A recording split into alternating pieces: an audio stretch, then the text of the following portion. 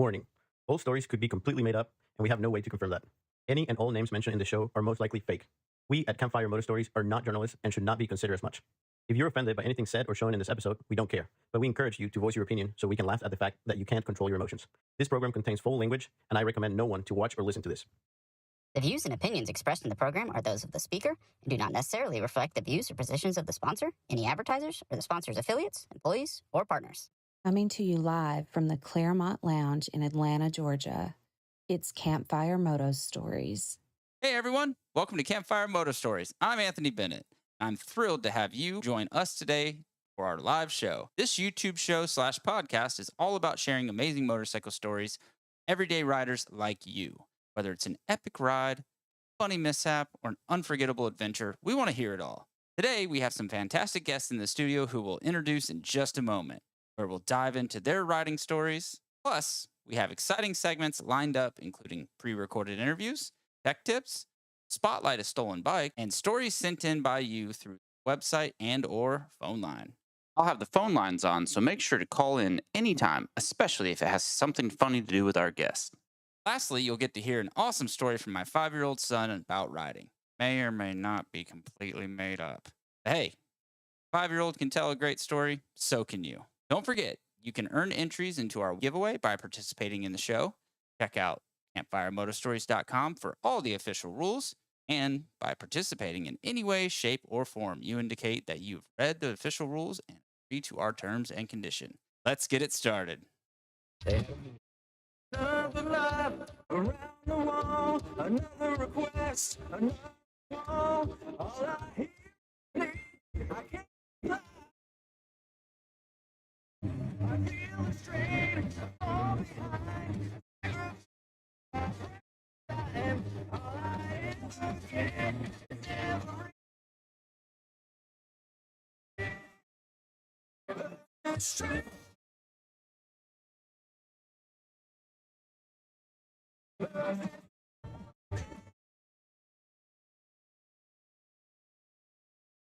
Hey, welcome to Campfire Moto Stories. I'm your host, Anthony Bennett, and I have got a great Valentine's time. I say times. T-I-M. episode lined up for you guys. Since the inception of this show, I've bugged my wife that I wanted to do this episode, and she didn't want to, but she's here. So before we get started, I do want to thank the people that make this possible. So MX201 Tracks Designs, not builders. I said that wrong one time, and I apparently wasn't getting funding from the last show. Innovative Mechanical LLC and Hard Knocks Racing. And now our guests for this evening. We've got Matt and Teri Lynn and my wife, Megan. Hey guys. How's it going? So Matt and Teri are an awesome motorcycle couple that motorcycles brought them together, and I thought, who better than to have them on for this show? And I didn't even know you guys were in Georgia until Billy and April bailed on me, and I told my wife I didn't know who I was going to get on, and she's like, well, you know, Teri and Matt are in Georgia, right? And I was like, no. So she sent a text, and here we are. So And thank look at you guys that. for coming in. Matt didn't have to take me out for Valentine's Day night on the town. Thank you. I got to avoid that. Yeah, you're welcome. Here we are. All worked out. So it sounded like you guys watched a few or listened to a few episodes, so you knew what you're getting into. So you probably know that I like to start with an icebreaker.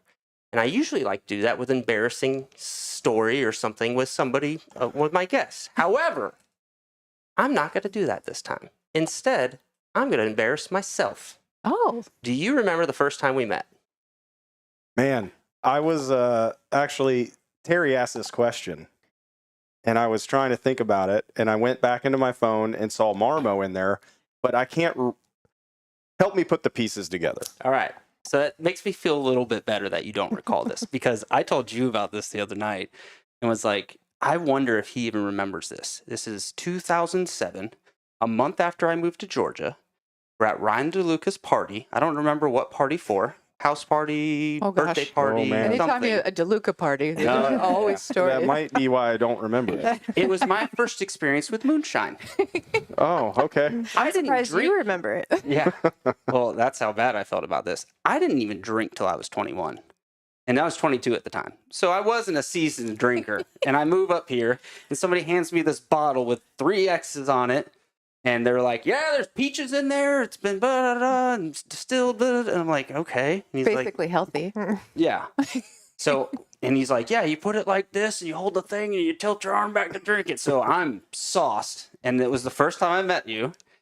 And I don't know how, but I knew I was a good dirt bike rider. I knew you were a good road racer. I somehow got to talking shit to you and was like, you know what? You think you're so good? How about we'll do like a time? We'll figure out the so I've never been on a track day, so you'll go, we'll race each other, then we'll figure out the difference, then I'll go on the dirt bike track and we'll figure out the difference, and we're gonna see who's the better motorcycle rider out of the two of us.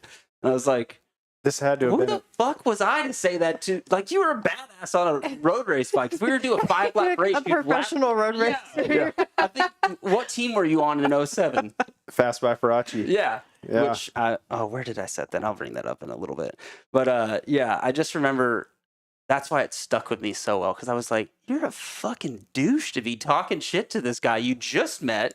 He's a pro road racer. You're barely a pro dirt bike rider, and local pro at best. Man, so actually, Terry and I were having this conversation, and she was like, "Hey, didn't you and Anthony start off with some sort of beef or something?" I feel like that is every relationship that he has starts off. And I was Rocky. like, "Yeah." This was me though. I was like, "Yeah, it might have been some petty shit that I started." That's where my head went. I was like, "It was probably something stupid." Yeah, honestly, ever since then, I was like, almost somewhat, if we run into each other, I was a little embarrassed by that.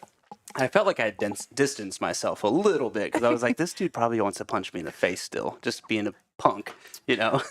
No. But you were probably sauced up on the moonshine I was probably too, and probably don't really remember. That had to have been like, DeLuca used to have some good bonfires. Yes, there was a bonfire. Yeah, oh yeah. We were around the bonfire bullshitting when this whole thing came up. Yeah. Good times. Racers. Oh Yeah. man. For sure. One of the first times I came out to Georgia to visit Matt, we went to one of those parties, and at probably 11:30 at night, they were out there doing weird things. And I'm like, what are you guys doing? That was probably one of Brandon's parties. Yeah. Nonetheless. Yeah. Well, Oh, either man. way, I wanted to clear the air and say that I'm sorry. That was 90%. I'm certain that was my fault. That maybe 10%, like you said, you might have started it over something. I don't. I don't. You know I'm what? sorry, sir. Well, thank you for that. I don't remember it, but it, so I'm glad we're clearing the air. Yeah. It's good. Yes, Megan's been told by many people at times that I'm Complicated? oh, I thought it was gonna be cocky or Well, Confident. that too. But yeah. thank you. Racer, right? You gotta be confident in your shit, okay? There's a fine line between cocky and And I confident. walk on the confident side mostly. Okay. We'll go with that today. 'cause I'm it's not a good Valentine's enough Day. racer to be on the cocky side. I agree. We agree on something. Finally, we agreed on something. 14 years together? Yeah, 15? something like that. How long you guys been together? Let's get into that story. There was how you met and meeting at the racetrack and connections that led to that meeting. Let's talk about that. Let's dive into our Valentine's. Yeah. And she hates when I You say want to go times. first? Sure. I mean, we've been together about the same amount of years as you guys. I think we're Yeah, rolling on. We started. Well, this year will be 15 years married. Yeah. Started dating in 2008. 2 years before us. Yeah. We were 2010. So yeah. Yep, just a couple years. But There were some funny incidences leading up to actually meeting for the first time. But the first time that I Were ever you guys like on MySpace together, friends at that time? no. There is a funny MySpace story, but we'll get to that later. All right. Where's my pen so I don't forget that one? Yeah, for sure. I remember walking through the paddock somewhere, I want to say VIR, and I saw this guy in leathers and a helmet with bright blue eyes, and I was like, oh, he's pretty cute, but he's way too young for me. Yeah. Was that what year was that? Oh, 2007, I think. 2007 or Yeah. 2006? Whenever I was racing with KWS, Yeah, maybe so. and then let's see. The first time we met, officially, Melissa Paris Hayes introduced us in May of 2008. Tooele, Utah. Mm-hmm. It was a bad weekend. Was not going well. It was a joint World Superbike weekend. For me, it wasn't going too well, but there, you came by, had Yeah. a red Mohawk. You had a red Mohawk. Yep. I rolled up on my little electric skateboard, had it in my hand. I scooted up thinking I was super cool. Melissa was there and she introduced me around. And of course, the guy that I thought was super cute, but way too young for me, had a red Mohawk. And I was working for a helmet company at the time. So I wanted to break the ice with a helmet question. I was like, hey, does that affect your helmet size? He's like, no. I'm like, okay. But I just scooted away, super embarrassed. Scooted off. Zero game. I mean, evidently it worked, but No, it didn't. It didn't. Oh. It took a minute. Took a minute. There's some twists and turns in there, and then let's see. Well, I don't. What happened next? Sounds closer to our story than we Yeah. probably well, at Yeah. least they remember a story. Well, we had to put our heads together to get the timelines on a couple of things. But at the time, again, working for a helmet company, so I was traveling a lot to all the AMA races. And simultaneously, I was also recovering from a road racing crash. So I had a surgery in June of that year. So then the next time we had the opportunity to run into one another, I was hobbling along in the paddock of This was Laguna in Seca. July now. Yeah. We fast forward to July. Yeah. There was 2 rounds that year at Laguna Seca. They had one in September and one in July. And yeah, she was hobbling along in her boot. And I wheeled up on my scooter and said, hey. 70 miles to the gallon on this hog. I said, hey, do you need a ride? And she's like, yeah, that would be great. And so I gave her a ride. She had this fedora hat on. She was looking super cute. And I was like, gave her a ride to the bathroom or wherever it was she was going. And then she was like, okay, you're good. And so I left, and I just remember thinking to myself, she was dating somebody else at the time. And I was like, or I thought she was. And I was like, God, what is, I don't see that matchup or whatever. And so then later that weekend, Josh and Melissa, I was staying out in California with them, doing some training and stuff. And I was riding that year. I was racing for Corona Extra Honda, and started. Yeah, what happened? How'd They that wanted go to down? go. Yeah, how did that go down? I'm trying to think. I'm trying to put those pieces together. I got to rub those brain cells. So we finished the weekend and we started going home, and I was riding in the truck with them, and I had at the time BT. I would say before Teri. That's the way we reference it. Yeah. BT or BM Yeah. before Matt. And or bowel movement. Yeah. I just gotten out of, I was like, I swore off women. I was like, I'm done. I'm just going to be single. I'm going to be a single guy. Just going to focus. I'm not going to do. Just gonna go after the track snacks, right? Yeah. That's what he was thinking. Yeah. I was just like, no, I'm done. And then we were cruising back down to Oceanside, and Teri lived in Oceanside at the time. And Melissa and Teri were talking, and her birthday was coming up. And they're like, hey, we're going to go out to dinner for Teri's birthday or something like that. It was a couple days before her birthday. And I just remember thinking, I'm like, is Teri's going to be there? I was like, oh, okay, awesome. This is going to be good. And so then we ended up meeting at this Mexican restaurant with, it was Josh and Melissa Hayes and Teri and I. Which and was technically like our first date, I suppose. that was kind of like Well, our did you first date. pay for her? I can't remember how it all worked out. I can't remember either, but Josh might have paid for all of it. it's possible. That's fair. I mean, Yeah. he can't afford it, probably. Josh was pretty nice. He might have been like, "Oh, just take care of it." I Yeah. can't remember. What I do remember though is Were they purposely trying to set you guys up, or not really? no, we No, just not at all. You know, All right. we lived 7 miles from each other, and Melissa and I have been friends for quite some time, and our travel schedule never worked out that we got to spend time together. And so we were either texting or we had talked, and she said, hey, we're going to go to dinner. Do you want to join us? And I'm like, yeah, we're finally in town at the same time. And she's like, hey, I hope you don't mind. Matt's going to be there. And I'm like, oh, that guy. Great. The red Mohawk dude. Yeah. So we go to Fidel's, I think was the place that we went to. And Yeah. They were grumpy about something. I don't know if they were grumpy about the race weekend or whatever, but when I get in uncomfortable situations, I turn into a comedian and I'm doing the shuck and jive and trying to make everyone happy, just like keep the peace. And I don't know, I made Matt laugh a few times. So Yeah, and then we ended up going to the movies. yeah, shared some Skittles, watched Batman. I was gonna Oh, say, yeah. Well, no. I was gonna say that wouldn't be Dark Knight. Yeah, What it year was was one of the first. It was the first one that Christian Bale did. So okay, so just Begins. Yeah, Yeah. whatever. Yeah, Yeah, I was gonna say because Dark Knight was like 08. and we shared a bag of Skittles, and Yeah. that was basically it. it. The next day, he said he was going to head back to Georgia, and I wasn't sure that I was going to get to see him again, because like with travel stuff. So sorry guys, I called in sick to work that day so I could spend the morning with him. We went to It the was beach. your birthday was the next day, right? Yeah, it was my birthday. So wait, was were it- you seeing somebody else? No. Oh, okay. He just thought- assumed. I thought- I assumed. Yeah, okay. Yeah. And he was like, "That dude's wrong for her," which is a clear sign he's smitten. Yeah, yeah, exactly. Well, then he knew for sure the next morning. Yeah, so I didn't we- know this, but you told somebody. Yeah, else. so the next day, and I kind of get it fuzzy. We went to the beach, and all was good in the morning. Mhm. And then did I go moto in the afternoon? Yep. Okay, so we went to the beach in the morning, and had a great time. And I'd never been to the ocean with like somebody that actually wanted to get into the ocean. Most of them just want to like sip cocktails on the sand. Yeah. And she was like, "Hey, we're going out." The waves were breaking, and she jumped headfirst into a wave. And I'm like, I'm marrying her. It was like our second or third. It was like our second date or something. And I'm Yeah. like, From diving in the ocean. Yeah. That's dude, I gotta don't be know. bizarre. It just Was it the bikini or no, it was It just was the wave. it was just it was The adventure cool. It was, spirit. yeah, exactly.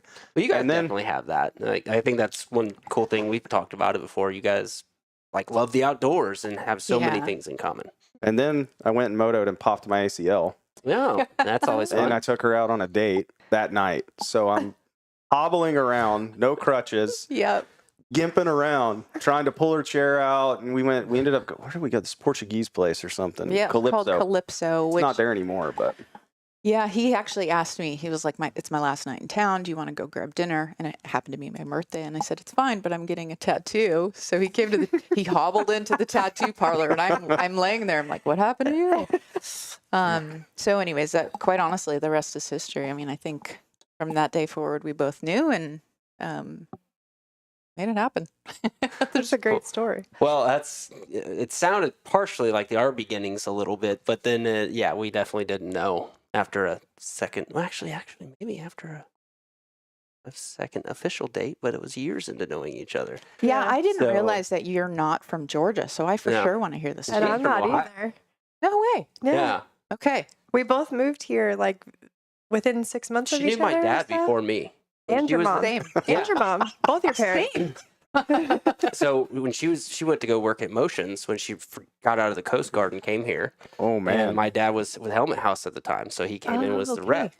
And then shortly after, you went to WOW. Yeah. So, and my mom was working there as the title clerk. Mm-hmm.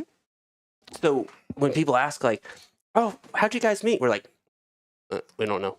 Yeah. Because it was either because she was renting a room for my buddy Scotty Kellum, did a few shows back. It was a good show, and he rented a room to her. So we either met then, or I would go into WOW all the time because I had a bunch of friends that worked there, and it was just like, "Oh hey," but she was dating a guy at the time, so. To me, any chick that's dating somebody is like, I don't even think about it like a possibility. They're off Right. limits. I know, Right. that's weird, right? Not a home wrecker. Now I am, but it's our home together. So. But yeah, so we don't remember meeting or whatever.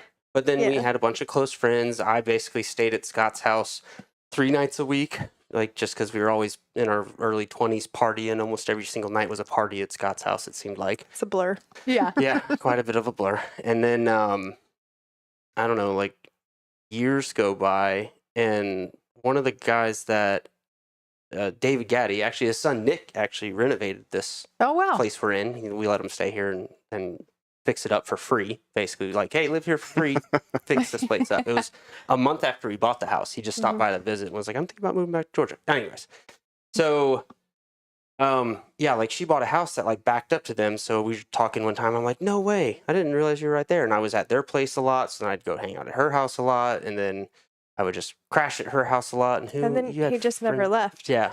Oh, I was living in my parents' basement at the time, going to college, you know? Like, yeah, I wanted to hang around a bunch of friends and stuff. I didn't want to drive all the way from Dallas to Canton Right. every Yeah. single night when I'm shit-faced. So I was being responsible and not getting a DUI. Okay. Well, That's my I mean, story. I got a few things out of the deal, so didn't have to pay for lawn care, Bike maintenance. handyman. Yep. nice. I installed all the hardwood floors at that house. That's right. Yeah. By the way, I guess you earned your keep. we were really, really close friends for almost 2 years. And then Memorial Day party, I think Cinco de Mayo. so. It was Is that within Memorial. May? I don't know. Yeah. Cinco de Mayo sounds some When's tequila. maybe or Memorial? something? Yeah, Day. it's in May. Memorial's- End of yeah. May. It Yeah. was, yeah, it was Memorial. Yeah. And she had a bunch of people over, had hunch punch. We did. Oh. We filled a cooler Oh gosh. of Yes. punch. I was eating the fruit out of it. Oh, that's bad. Talking to Nick's brother, who he was like, and I remember being like, oh man, he's like gonna think I'm an idiot, like trying to hold my shit together while having a conversation with him. He's like, you didn't seem that drunk. I was like, I was blacked out at that point. That we were The talking fruit pretty much. always Yeah. does it. Yeah. So we woke up naked next to each other that night. The next morning. And we had to take my best friend to the airport. Yeah. Oh gosh. That was an awkward drive for the There's three of us. I should have found the picture You put your of it. clothes on though, right? Yeah. for the yeah. drive? Yeah. Yeah. I think so. So yeah, we wake up and it was like one of those like, oh no, what happened? And then I was just like, Was it a no or no? well- Yes. Well, I was like, did I just get naked and fall asleep in the bed? Like I didn't know what. Yeah. Did I do We that? weren't quite sure what happened. And then, yeah, from 12:30 on, it was time travel. Is what I like to call Yep. it. You know, Yep. you just to the future. So, bring your friend Angie to the airport, hungover as can be, and then we stop at Zaxby's on Thornton Road on the way back. I don't even know how we drove. Like, we probably Probably still should not drunk. have been driving at that point. So we stop at the Zaxby's, and now Angie's out of the car. All right, now's the time to have a conversation about what happened. Are And we the cool? conversation went exactly like this. So about last night, because I'm still not sure what happened. She just says, yeah, that was your fault. Oh. 45-minute drive back. Just The trying radio to made- trying to hold it together. Yeah. Like, It was probably okay. more like Yeah. in a stick shift Subaru. It was rough. Oh, yeah. WRX. It was rough. Yeah, yeah. Yeah. So, yeah, and then the next week, I think I went to give you a back rub, and you're like, I don't want to ruin the friendship. And I was like, I think we're past that. And then it just, yeah, it just took off from there. So, true love story right there. Yeah, that's You did ruin Congratulations. You Yeah. made it out of the Yeah. friend zone. I said you Yeah. probably. Yeah, exactly. Exactly. Yeah. Yeah. Yep. There's something kind of similar in the middle of this story. So May we MySpace met. thing. No, this is like May we met. July we were an item. We were dating. In the middle of that, there was a race around at Road America, Mhm. and there was this is how she met my dad before she met me. Yeah. In a way, we were at Siebkens.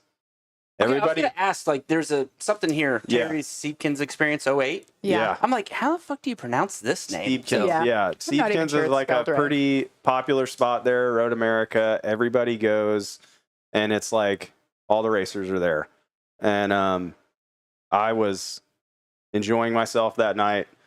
My dad was keeping tabs on me because he had came up to that round, and then I don't know. I wasn't a part of that conversation, you so don't I don't know. know. I was doing whatever I was doing, which probably wasn't good.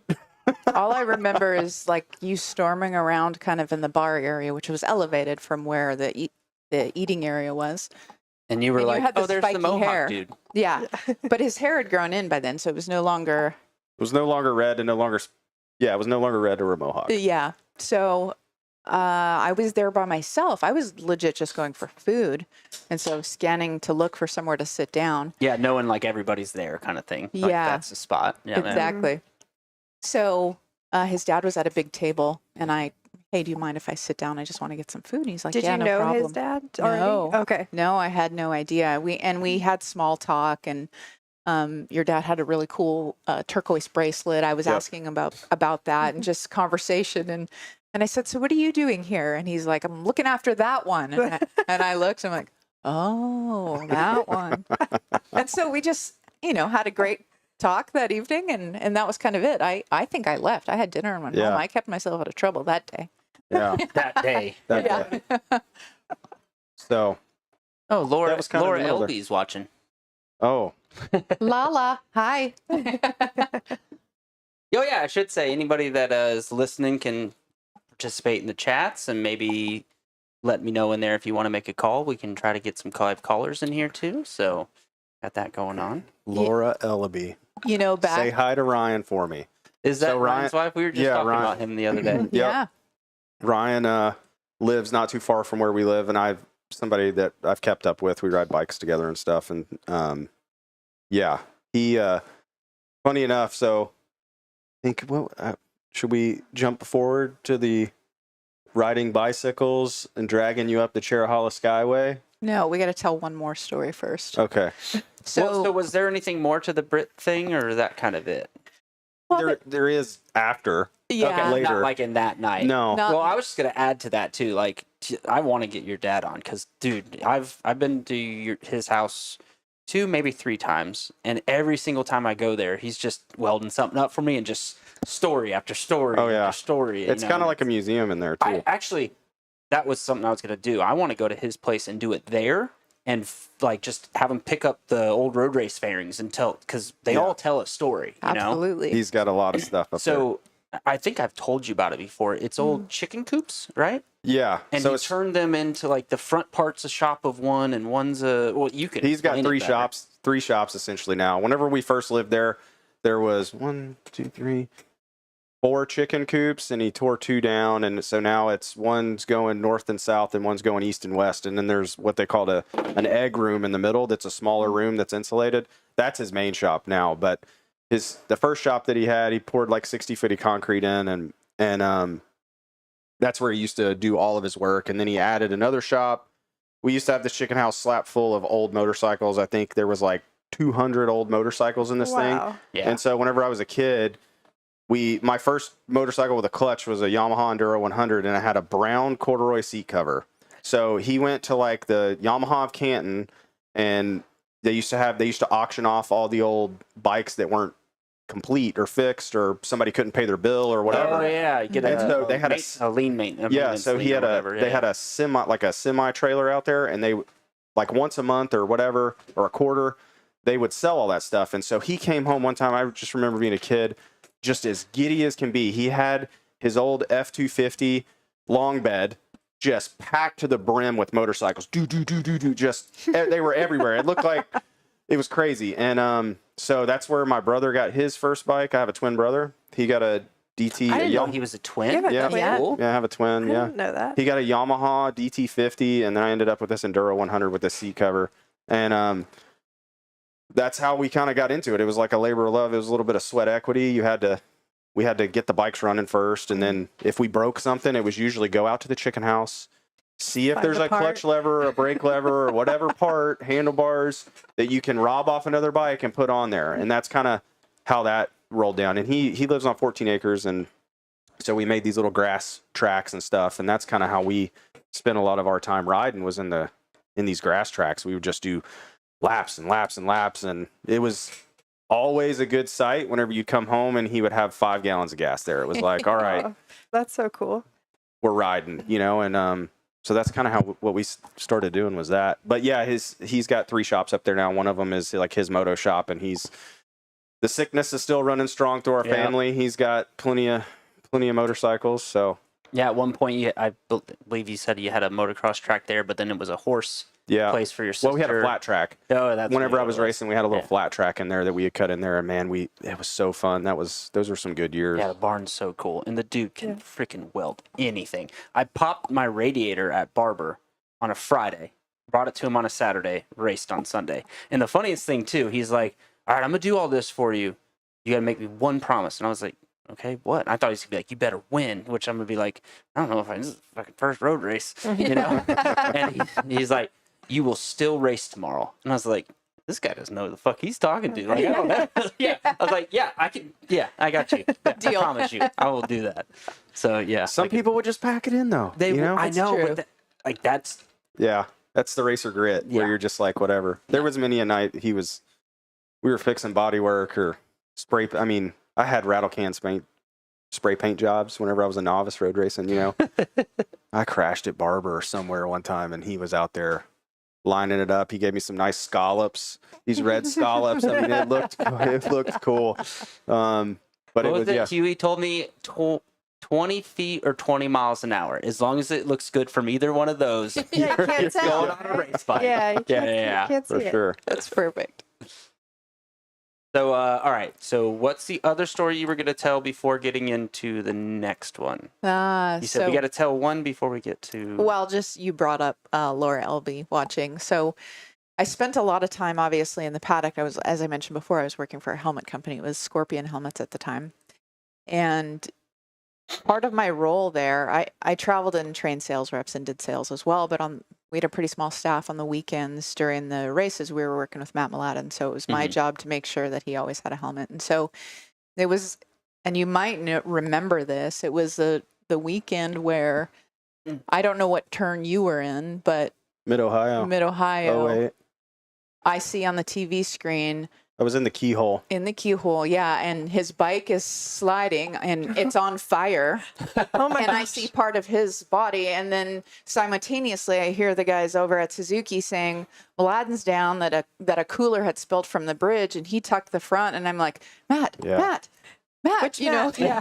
so it's kind of funny, but we often spent a lot of time with the Ellerbys, and so I think that was even before Ryan and Laura were married, and she's like, where are you going? I'm like, my job. I gotta go get Mladen's helmet ready. So that was kind of a funny weekend.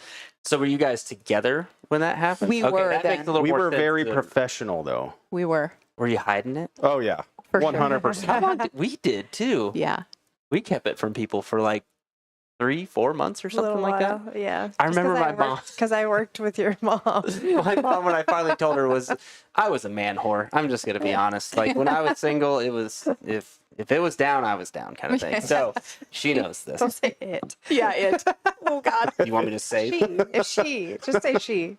That's a little better. But listen, we think we were hiding it, but Yeah, I mean, I was with the old crew of Scorpion people last weekend at AMA Expo, and they were giving me shit about it, and they were like, "You thought you were hiding, but Yeah. I guess it's okay because you ended up marrying the guy." And I'm Yeah. like, "Okay, fair True. enough." Well, yeah. So my mom's like, "Look, I know how you are, and I have to work with her. So can you maybe like keep that in mind?" I think she wanted it to like not happen. Honestly, my dad was all think for it. she He had likes her right to be way better concerned. than me. Yeah, that's fair. Totally fair. But all right, so that story to what? Wait. What story? you asked one about. I have a question though. Okay. Yeah. When you came to Georgia, were you Scorpion still? Oh man, here we go. This is a good one. This is a good one. Is that how we met? Uh-huh. Okay. Yeah. So super interesting, actually. During the transition of Scorpion to then going, Scorpion originally was independent sales reps, product direct. Then over a period of time, I went to WPS, and so I had been doing like media support, rider support, and then Matt was living in California over the winter. Oh yeah, I moved. so- I packed up a U-Haul, and I was going out there to. Josh and Melissa were at the time were out there, and I was like, "Yeah, we're gonna go train." And her and I were dating, obviously. Yeah, long distance. And I was like, "Hey, I'm coming out." And I packed up a U-Haul, put my dirt bike in there, my tools, had my Tacoma, and started driving. Yeah. And then I October. just pulled up. I pulled in, and she's like, Oh, you're staying here. "Oh, you're staying here." Right here, right here. And I'm like, she's like, "I cleaned out a space, called my closet for you." It was 12 inches long. And yeah, so I moved in with Teri. Yeah. I was living in Oceanside at the time. Yeah. For sure. And then kind of fast forward, stuff kind of went sideways. The global Yeah. financial crisis was happening. Yeah. All that stuff, all the road race teams started imploding. I was at the end of a contract, didn't really have anything on the hopper, and I was like, all right, I got to move back to Georgia because the race stuff's there, the trailer's there, there's a shop there, I can work out of that. And so I loaded up her whole garage, and at the time I don't know how the conversation totally went down, but somehow I wooed her back to Georgia with me. Yeah. We didn't have a place to live. We didn't have a place to live. Yeah. I think I called my buddy who I'd been living with, my buddy Brandon Stepp, and he always said I was the best roommate ever because I was always gone. Oh yeah, makes sense. Yeah, So fair. yeah, so we ended up staying with him for a little while until we could find a rental house, and then. Yep. But the funny part is the story. She was driving cross country with her mom in the car. Yeah. So I kind of worked my way to Phoenix, and then my mom flew from North Dakota to Phoenix, and then we drove another You're day and from a half. all over the place then. Okay. I Yeah. didn't realize that. Well, you had talked yourself into that new role with Scorpion. Yeah. So to go back to the Scorpion thing, everything was kind of going sideways with Scorpion, and you were like, Yeah, and I wouldn't say sideways. It still ended up successful. The situation of the company was changing. So basically, the rider support and media budget that I had was cut by like 93%. And they're kind of like, you probably don't have much of a role anymore, but we have a sales opportunity. So I am naturally in sales. I pitched them hey, I'm going to be on the road a lot. Atlanta's a hub for Delta. I can travel. I can even take less of a base salary. So I negotiated it so I could be remote. Oh yeah, because the cost of living here is way better than. Yeah, so it was welcomed, and it was a really solid plan. So driving across the country with my mom, I get to about Arkansas, and I'm like, I'm moving across the country for a dude.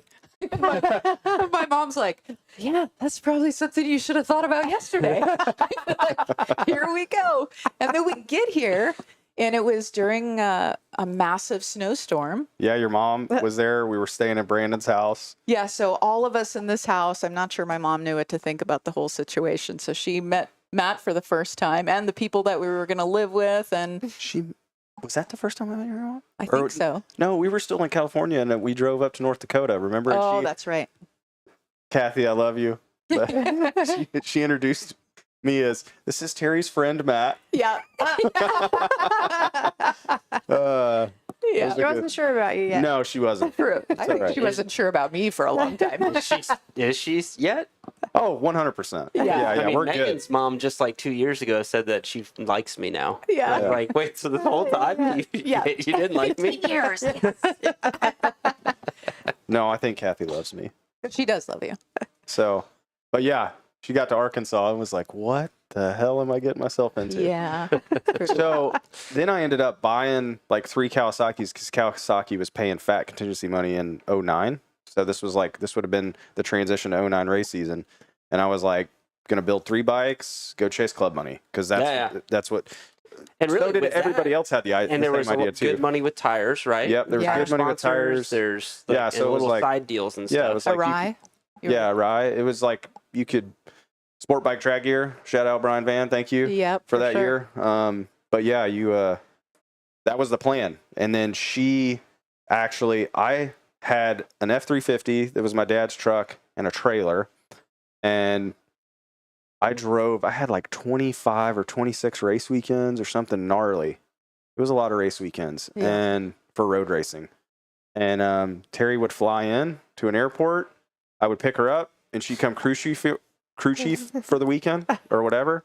There was a couple races I had to do by myself. That was interesting. Yeah. But yeah, we made that work. We did. It was, his race schedule he knew very specifically. And then I obviously knew my mission. I was selling products. And so I was working with independent sales reps. And so I just planned my travel accordingly. And it worked out fairly well. The best was whenever we met off the exit ramp. You were getting out of in Kansas. In Kansas or somewhere random. We met off of an exit ramp, and she got out of the vehicle and just jumped in with me. Yep. And had my bags, and then we ended up in Pueblo. Yeah, that's right.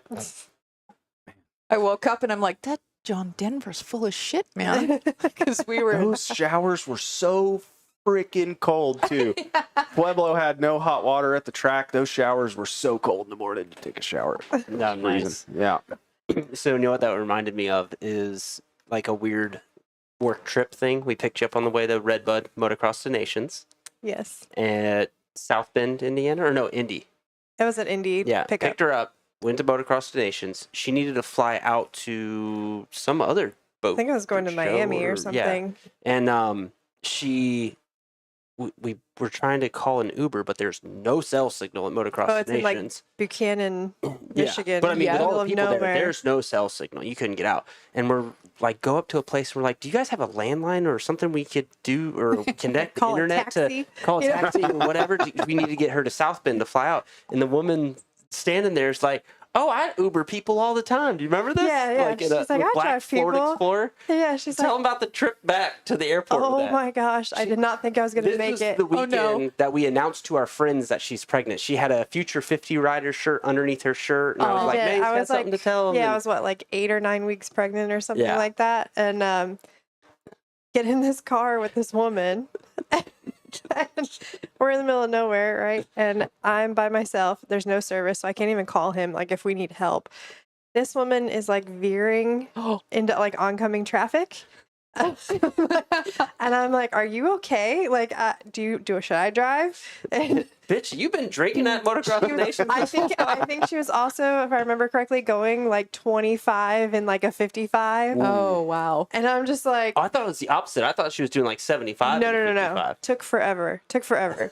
And I was like, I'm going to die on the way to the airport here, you know? And then, of course, because you're, first time pregnant, I'm like freaking out because I'm like, oh my gosh, like I'm going to be a mom. I can't die like this, Oh my gosh. And then the woman gave me, so she was asking me questions. She was very chatty, very nice lady. Asked me questions about myself. And I remember somehow it came up that I was like in the Coast Guard. She took that as she thought that I was a Marine. Oh, wow. And I was not in the point to correct her or anything. I was like, just get me there safely, like Just nod and smile. you just go with it. That's Smile fine. away, boys. Smile away. So when we pull into the airport, finally, I am like, thank you, Jesus. Like, we're here. We made it. And just a little bit further. And she pulls in. She's got all this like stuff, little tchotchkes, like on her pinned like to the roof of her car and her mirrors and stuff. And she takes off this little gold one that's got like a purple heart with like a gem in it or something. And she takes it off and she gives it to me and she goes, I want you to have this. She's like, thank you so much for your service and protecting us. Oh, wow. Like, okay. Thank you for getting me here alive, And you know what? I still have that. Oh, really? I do. I don't remember any of that. I still have it because I really thought we were going to die that day. I was like, I mean, I've had many of instances of near-death experiences, and that one sticks out. Yeah. That's funny. Since we're on that leads a good segue into how Megan told me she loved me. Oh, dun, dun, dun. Or how you tricked me. That is for the jury to decide. Okay. So I found the video of this, and people. Oh no. Yes. Oh. People watching, you're going to need to turn the volume up when she is talking because it's like the phone is over by me and she's a little bit quiet. So when you hear her talking, we'll pause and we'll talk about it a little bit. So this is Little Talladega, Megan's first track day. And Can they see it on there or no? yeah, I'm working on it. Woman, this is my show. I know what the fuck I'm doing. Okay. Are you sure? I don't know what I'm doing. No, Okay. I don't. Okay. Megan's first track day, and we talked about this a little bit because Danielle was there.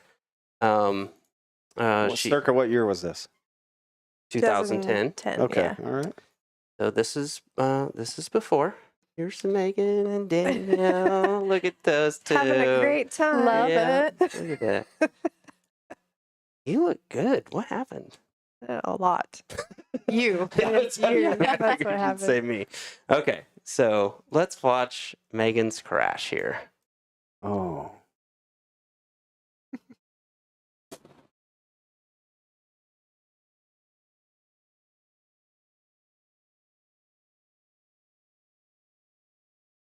Aww. So it's like a low side that then high sided her right off. I'm on her Supermoto, by the way.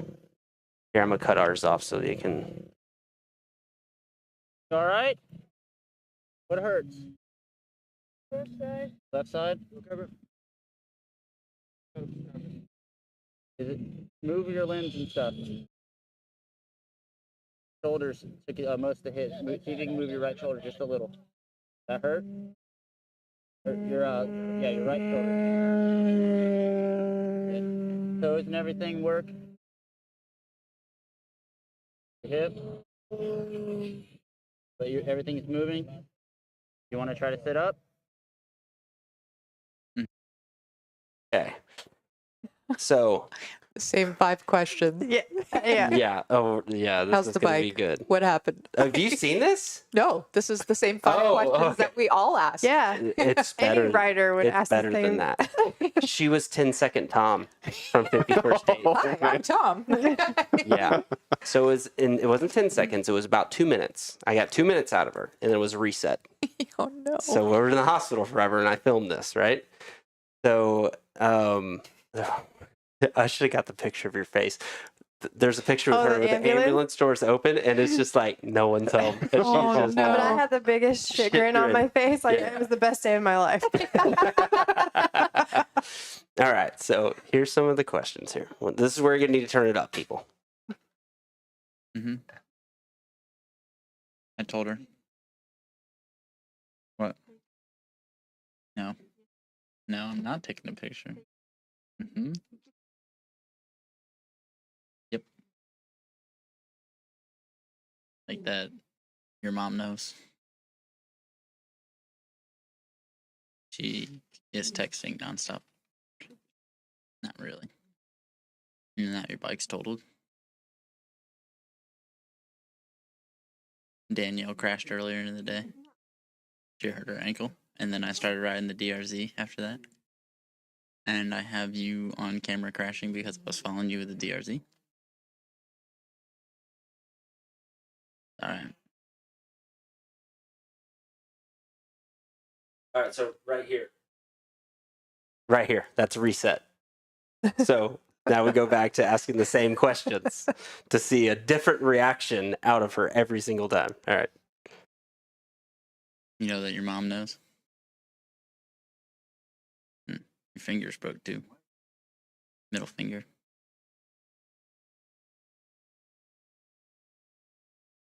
And your bike's totaled. Yes. Yep. You can make into a track bike, that's about it.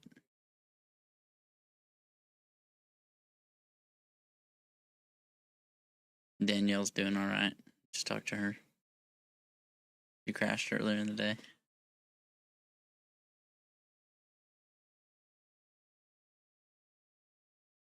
You need to know how bad you were.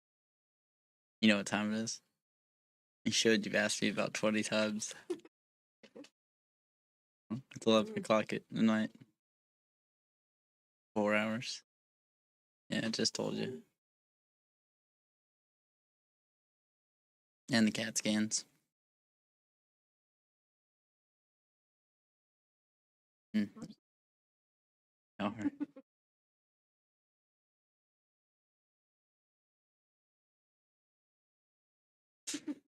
Yeah, it's totaled.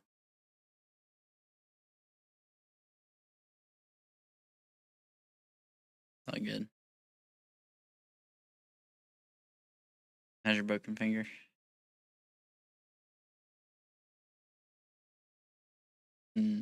Danielle's ankle's not broke.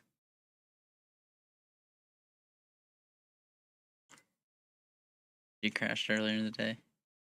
Uh-huh. And I rode your DR the rest of the day. I got your crash on helmet cam. Uh-huh. I know.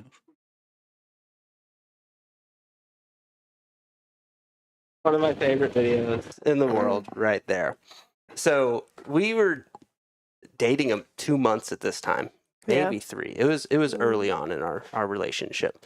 And I'm having fun with it at this point. I'm stuck in the hospital. I got 10-second Tom on my hands. I told her, I was like, you probably don't remember our anniversary dinner I just took you to. She's like, what? I was like, yeah, we went to Ruth Chris. I spent like $300. It was our 4-year anniversary. She's like, what? Oh no. Oh, wait, it gets worse. It does. I told her that her mom's like, it's okay. Your mom's got the kids. And Oh she's my like, gosh. kids? And I was like, yeah, our son and daughter, made up names. And she's like, I was like, you don't remember our children? Oh my God. Yeah, this is like this, so bad. this is the day of. Like we're on the way home from the hospital, or was it in the hospital? And we were in the hospital, and there's so Yeah. much. I'm just having fun with it Yeah, at yeah. this point. So he's in my lap on the way home, and then I go, you probably don't remember telling me you love me either, do you? Like, said that? I'm like, yeah, you said that. And she's like, I did? Yeah. Well, I do. And then I was like, you said it first, gotcha, bitch. Because we're stubborn. We might have finally said it to each other at this point, being together. Baby. But yeah, because she said that, I was like, you said it first, so now we're all good. Oh, Oh man. ruthless, Stuff right? You could have. I know, for Oh, sure. Man. I always You could've knew when played some Matt was big concussed pranks. because he'd look at me and he'd say, I'm golden.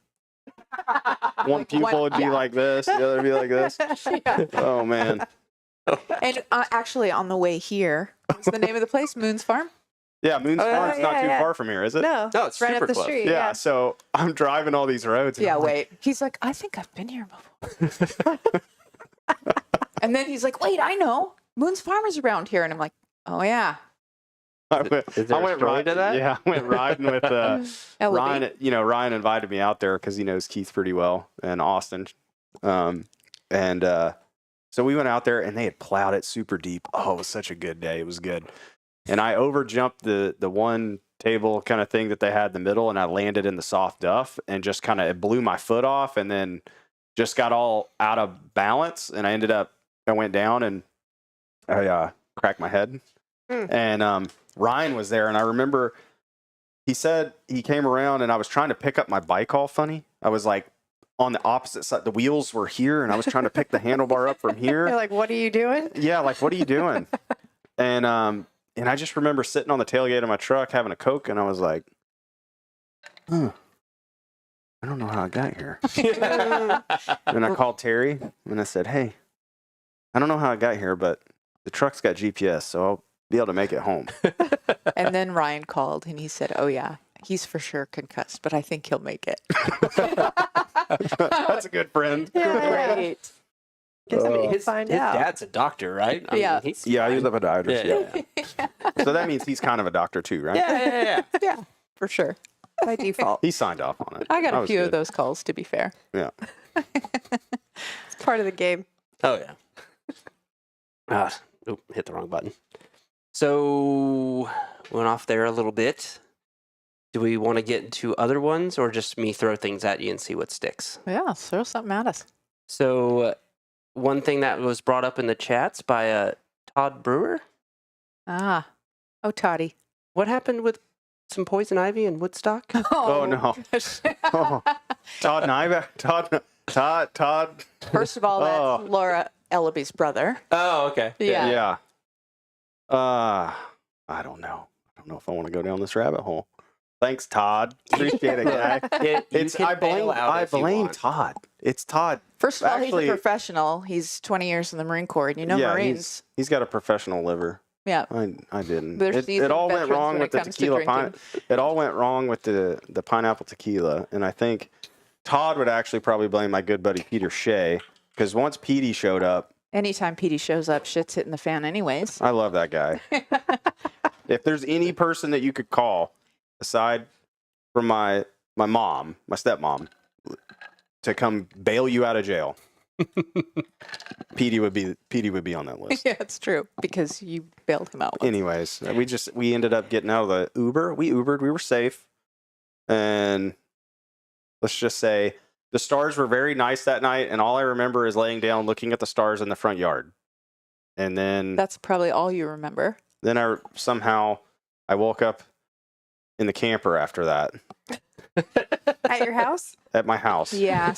I was in the camper and actually prepared the camper for Todd. Yeah, let 'cause I me was go like, ahead and pick it up from here. So, first of all, Terry, what happened? yeah, See, what had happened was exactly.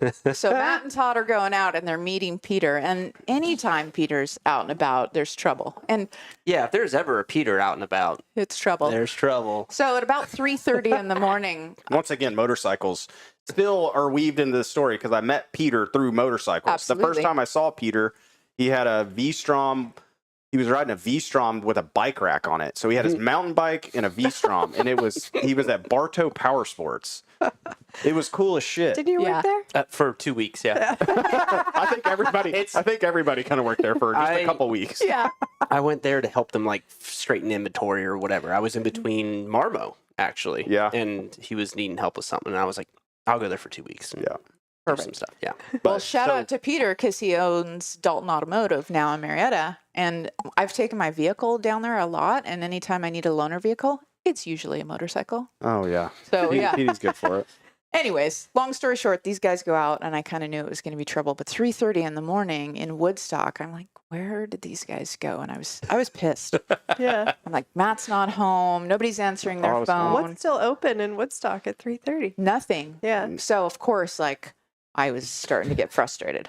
Well, then the next The morning, police department. the next morning it dawned on me, oh, they're probably in the camper.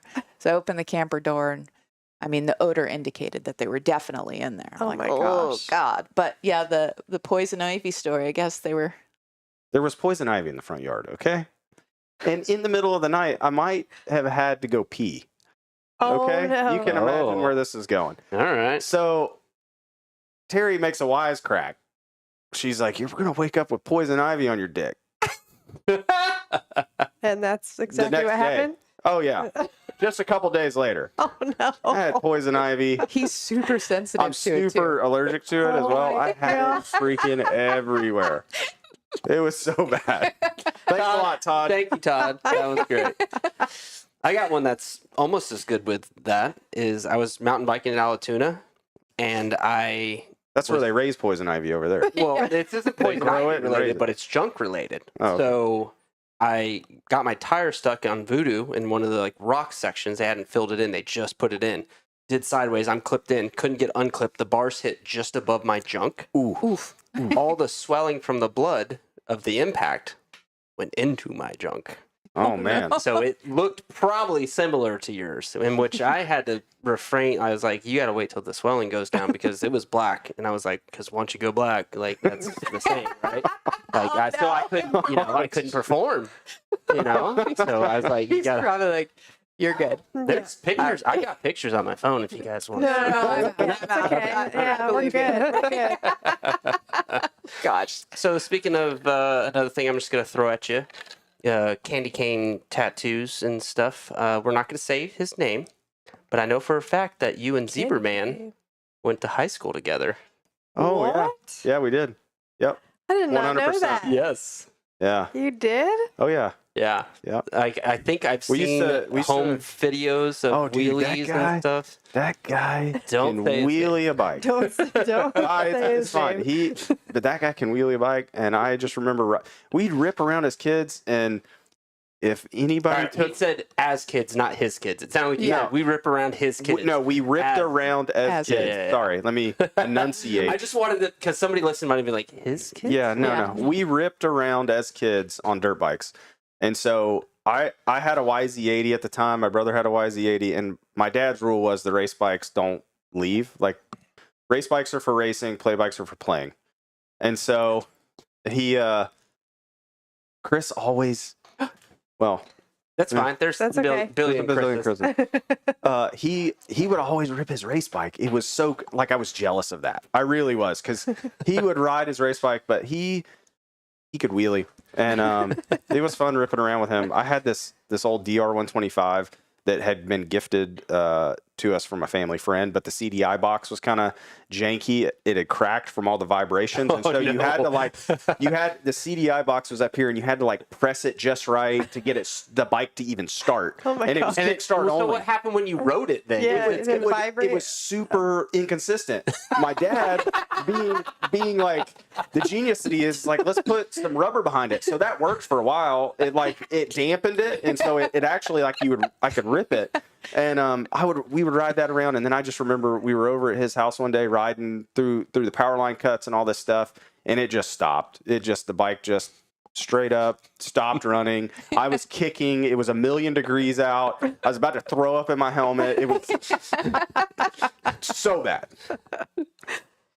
That's funny. But yeah, we went to school together, rode a lot. And we actually went out to Calhoun back in the day. Yeah. Took him to Calhoun.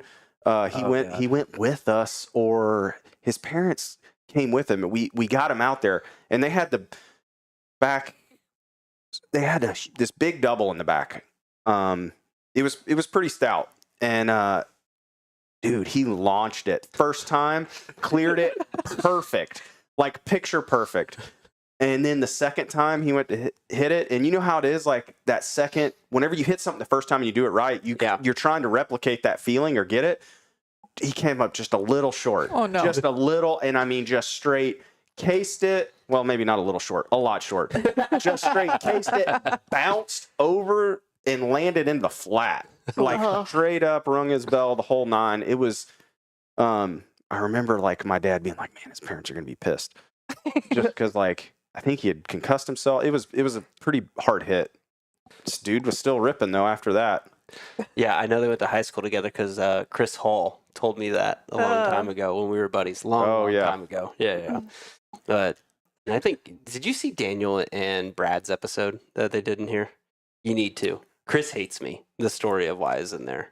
Oh, okay. So it's way worse than our Chris situation. Yeah. Chris probably doesn't like me in high school. He didn't. Yeah, he wasn't too fond of me. And so You want to know He's why? blocked on social media. oh, You want to know why he hated you? Same reason he hated me. You were actually a good rider. well, True. Is that come on? yeah. The first time it happened was there was a qualifier at Lazy River or something. First time I'd ever been to Lazy River. It came a North Georgia frog choker freaking rain, right? Like just down. And I've honestly never heard that expression. I don't think I have frog either. choker. a frog choker, Okay. yeah. Sometimes he says a turd floater, but Yeah. So, but it was dumping. And at that time, Dylan and my dad would just take us to practice days. Riverview was still open. I don't know if you remember I never that got place. to ride there. Yeah, Riverview was open, and we would just go.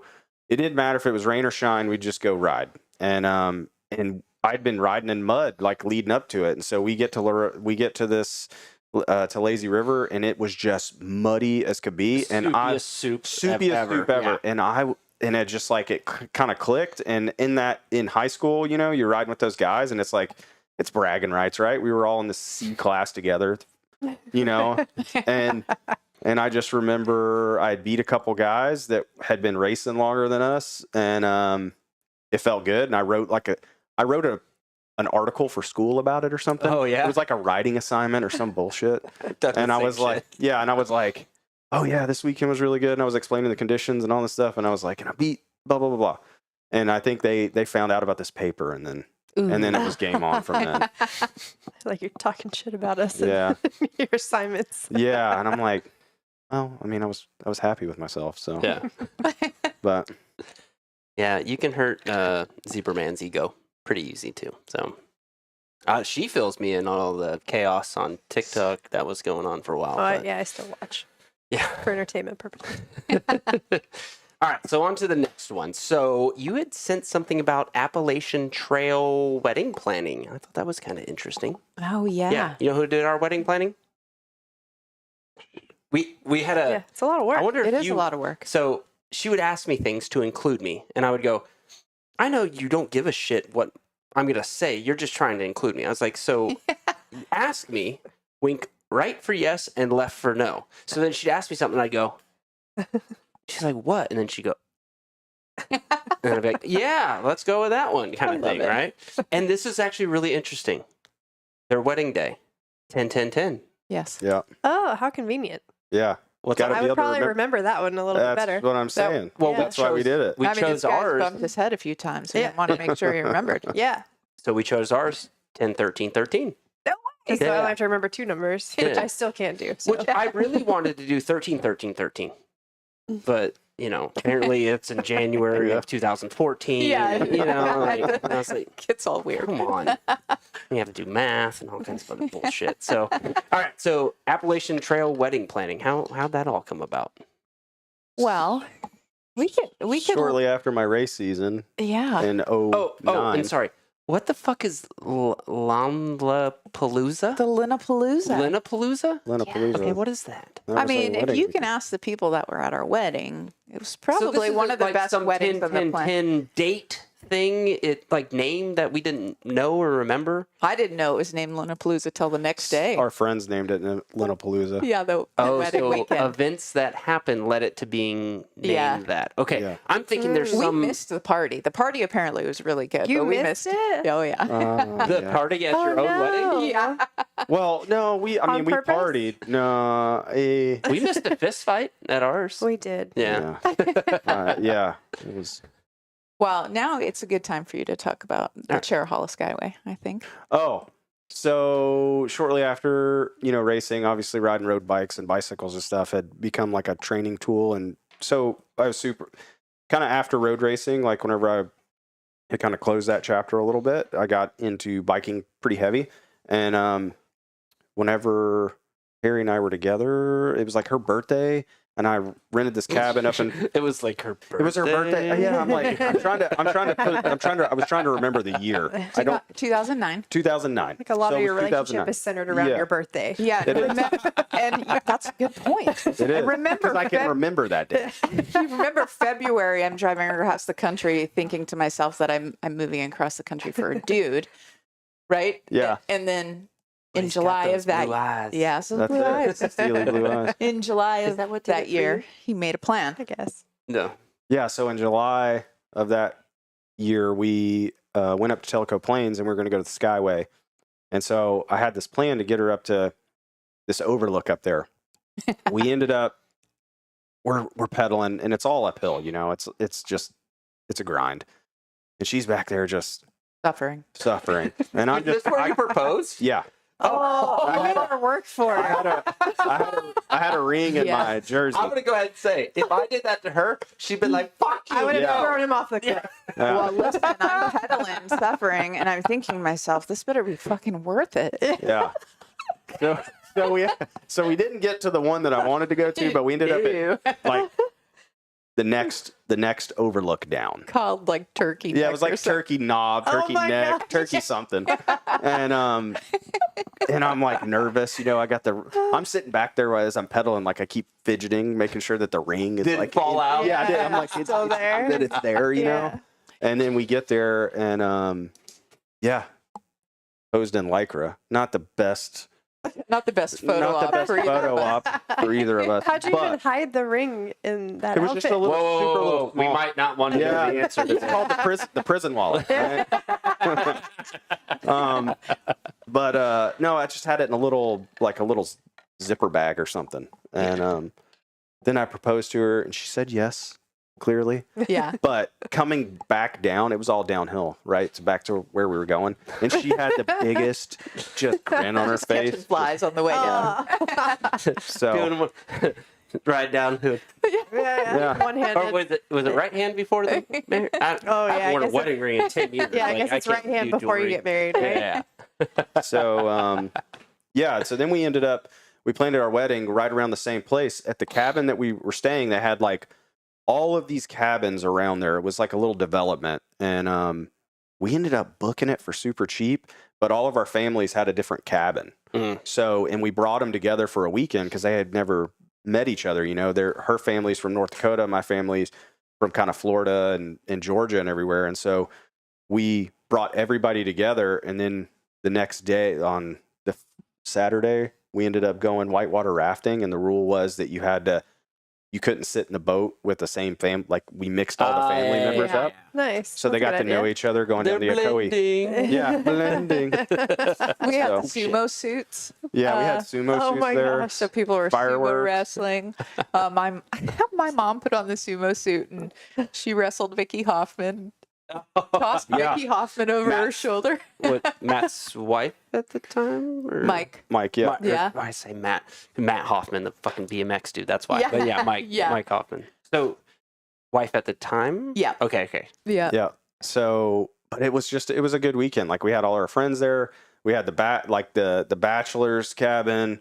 Teri had her cabin with her friends. We just had it was just like this function, and we had a nice field area with a tent in the like a common area, and so we just met there and had barbecue, and it was fun. Yeah. It was And Wait, a so that fun was weekend. the engagement weekend? No, that or was the wedding. That was It the was the wedding. actual The wedding. engagement okay. weekend was the same place. Like we stayed at the same Oh, cool. little place there, and so we were looking at all these wedding places to have venues to have our Mhm. wedding, and it was like the amount of money they wanted and all Oh, this stuff, yeah. and to get That's all the people crazy. there, Yeah. it was ridiculous. And so we Yeah. contacted the same place there, and they had all the cabins open for that weekend, and we ended up booking the whole place for super cheap. I thought it was really reasonable. Yeah. And then everybody had their cabin, all the families were there, we all had fun and games, and Nice. yeah. The planning aspect of it. This is what Yeah. you were asking about. So,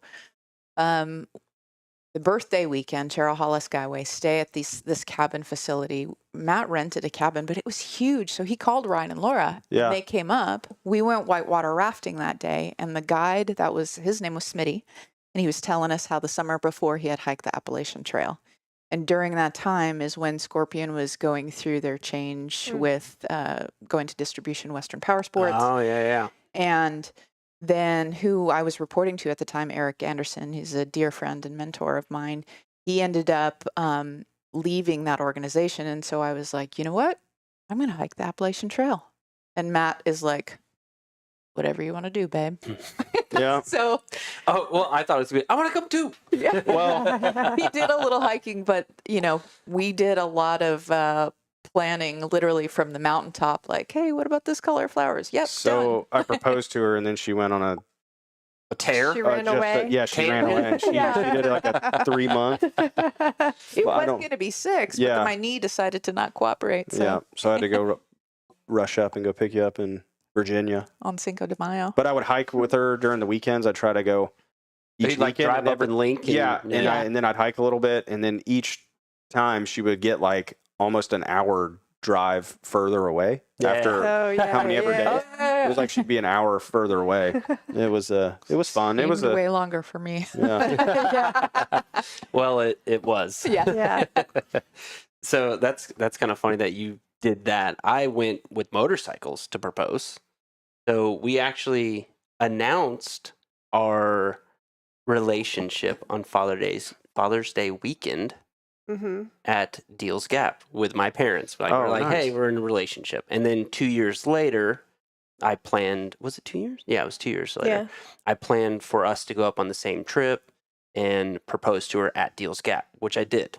Yeah. And my dad was like a giddy little schoolgirl, but we were like rushing to get up there. And by the time we finally got, the power line overlook Yeah. at Deals Gap, Mhm.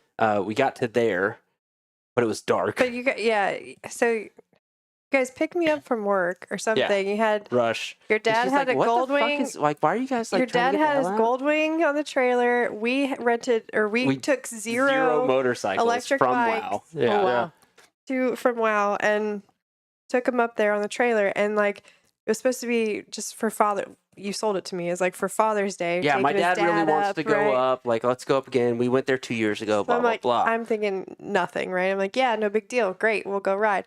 So they're like, we got to go up there. We got to get there before at sunset and go. We want to see sunset on the overlook. Well, I was making my dad tell it. Like, he's the one Yeah, that yeah. wants this idea. So, and to as keep we're you driving up there, it's unsuspect. like it's like 3 hours, whatever, to Yeah, it's drive up about there. 3 hours from there. And like, we're hitting traffic. You know what I mean? Like, there's no way. I'm like, there's no way we're gonna make it. And I'm like, the whole way. I'm like, guys, it's no big deal. Like, let's just do it tomorrow. It's not a big deal. Like, we don't need to do it tonight.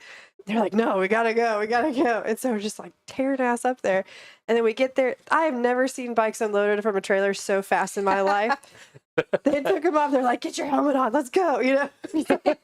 I'm like, guys, We were trying to get some sunlight. I was like, literally, the sun is halfway down right now. Like we're at the bottom. Actually, the sun was already down. We I just think had it was- remnants of Yeah. the sun. So I was like, I don't know what I said, fine. Like, I'm just going to go with it, whatever.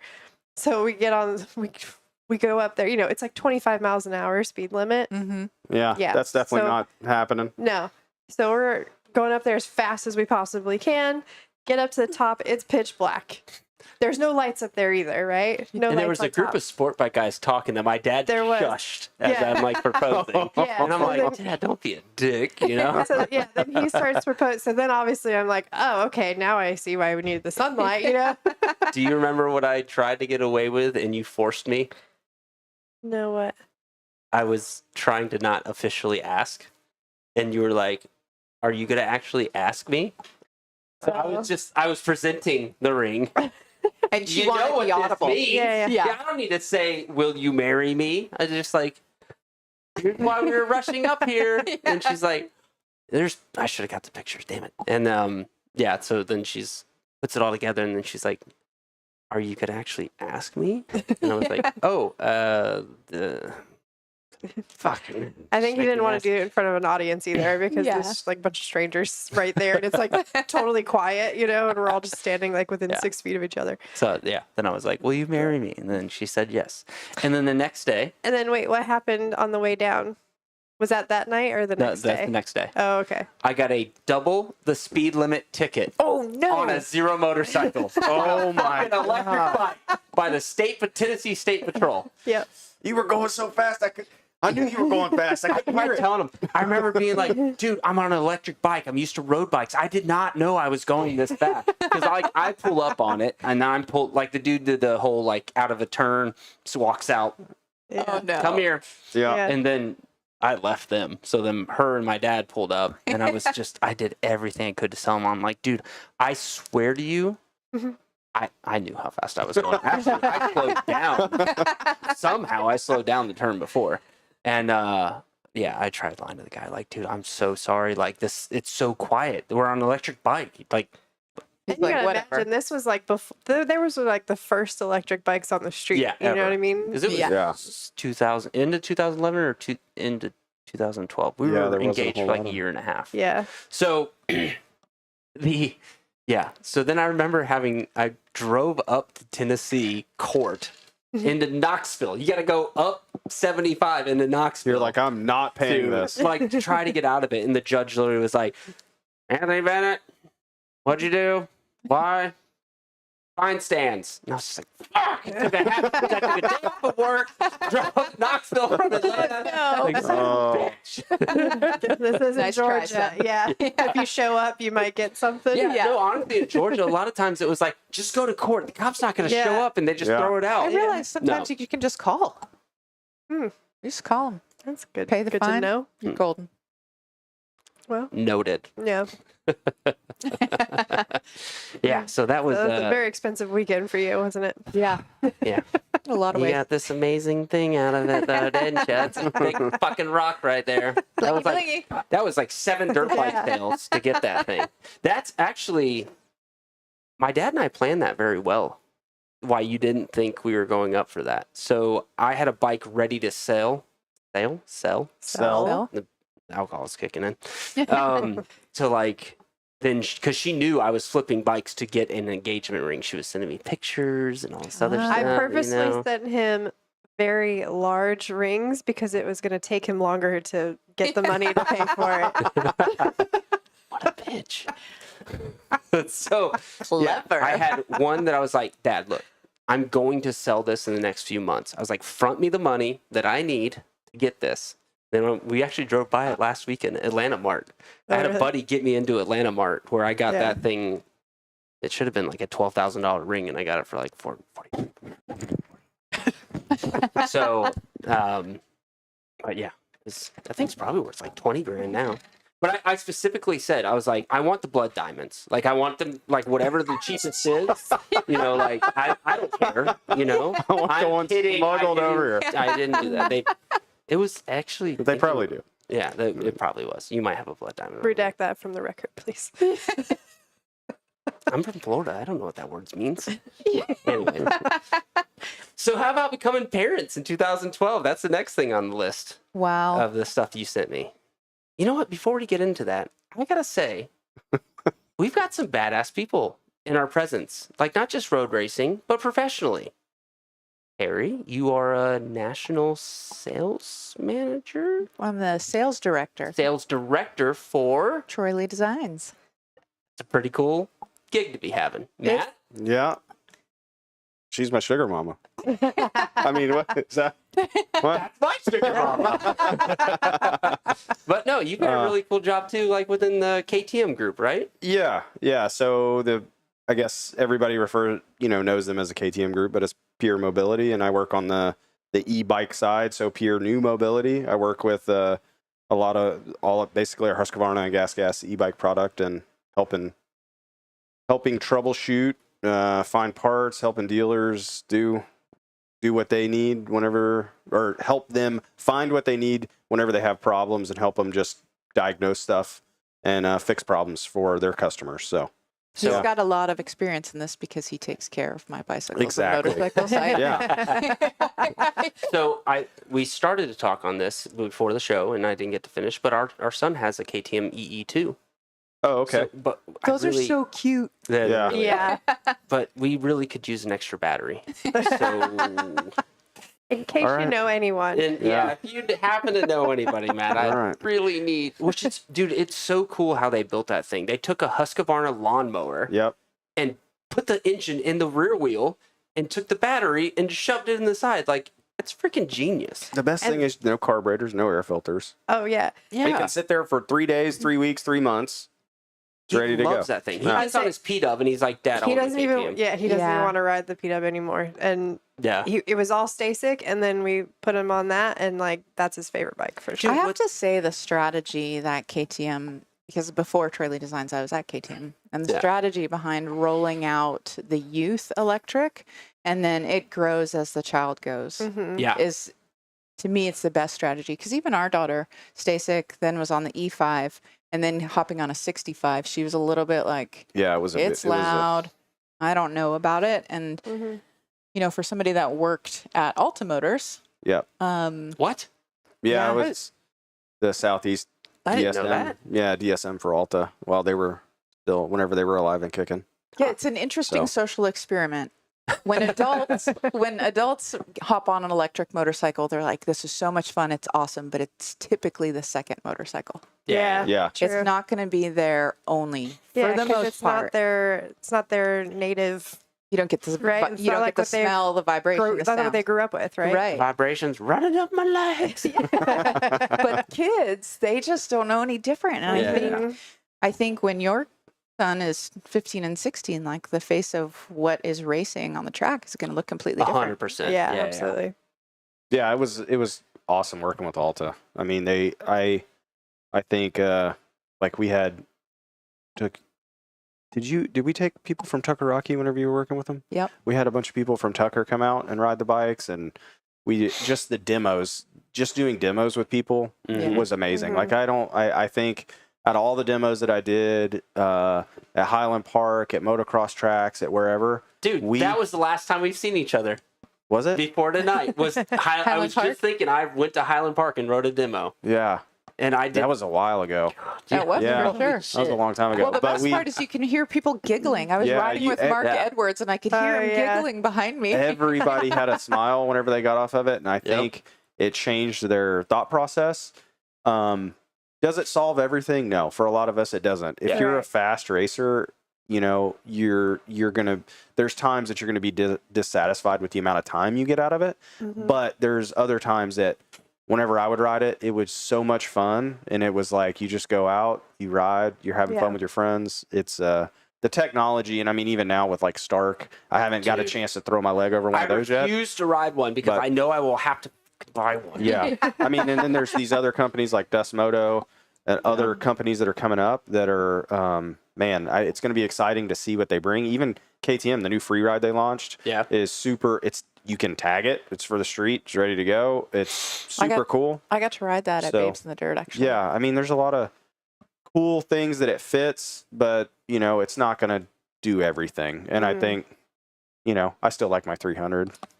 So yeah, I think you have to have 2. Yeah. That's the answer. Yeah. I mean, N +1. Yeah. Whatever you have with our +1. chicks, but we can do that with our bike. Yeah. Exactly. So it's a There you safe go. zone. The problem is at our house, neither one of us will say no. It's like, I think I should get a 690. Matt's like, yeah, I think you should. Sounds good. Yeah.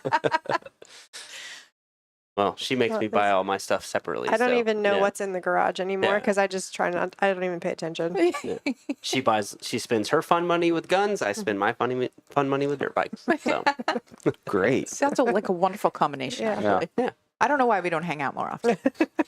Because I thought your husband hated me. That's because I cleared Yeah, up. no, No, we're clear that up. Yeah. Yeah. Did we just become best friends? I think so. I brought you a peace offering. That's Dude, right. Yeah, where that is thing? it? I'm gonna get. It was so like he showed me this. I was like, blown away. I couldn't remember if I was a dick or not. This was your way to make up for it. So when I started to tell that story, we were going to be like, remember when you were a dick to me the first time we met? Is that what we thought? Yeah. So explain this shirt because this thing's awesome. Anybody who knows anything about racing in the 2000s era knows Fast by Faraci. Yeah, so I watched a couple of your videos and I was like, man, he's got a cool studio going on. Maybe it'd be cool to have something road racing inspired. So that's a pit shirt from 2007 whenever I raced for Fast by Faraci in Via Augusta. So I'm not gonna lie, I'm pretty jealous that you got to race in Via Augusta. I always wanted to try out when they made the, oh, that was Aprilia. Never mind. Oh. I was gonna say the V4, like 450. Oh yeah, that was cool. yeah, that was a cool bike. Easy to get them mixed up. Yeah, I gotta put this up too. I won this when I was saying that TLD Oh, yeah. thing. Hell yeah. Yeah, they working with TLD. I got a Pierce Brown signed jersey I won. Heel up, He Brown. literally waits so Cool little the Venom shirt. we get that's Oh, nice. Yeah. Yeah, got the shirt on. the one time a year through my work we get a big discount at TLD. So he waits to place a big order. Yeah. I still got a helmet I haven't worn. That's not happened because usually I'm like I order extra ones because they're gonna look like that. So. I love it. All right. So what was the next topic? You asked about parents. Parents. Yeah, you asked about Look, a kiddo. this show is about ADD and just going Yeah. with the flow. Good. So It's Friday night. We can talk about all. You the know what's things. crazy is like for me, there's a lot of times that I'm riding my bicycle or just motorcycle, and I look back at all the things that motorcycles have brought into my life, like my wife, my daughter, my relationships with my dad and my parents and my brother and everybody.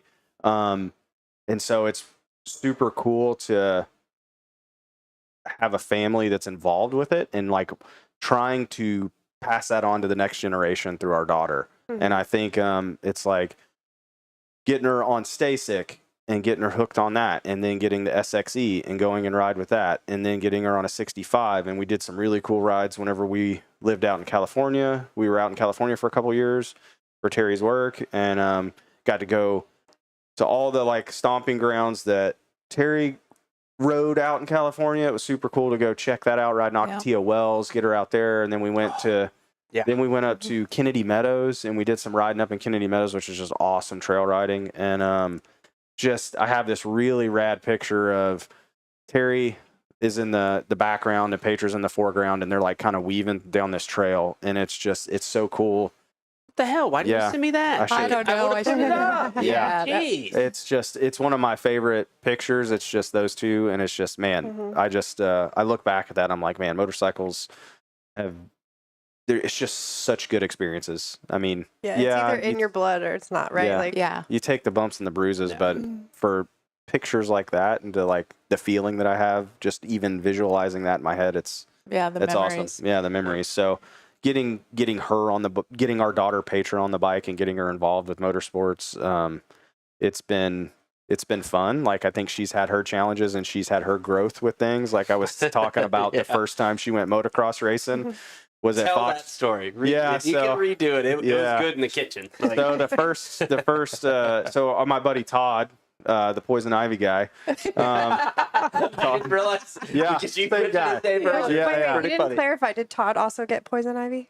I don't think he did. He's not allergic to it. Oh, okay. So I got the brunt of all Just wanted that. to clear that up. But so Todd lives in Temecula. He's my buddy Ryan.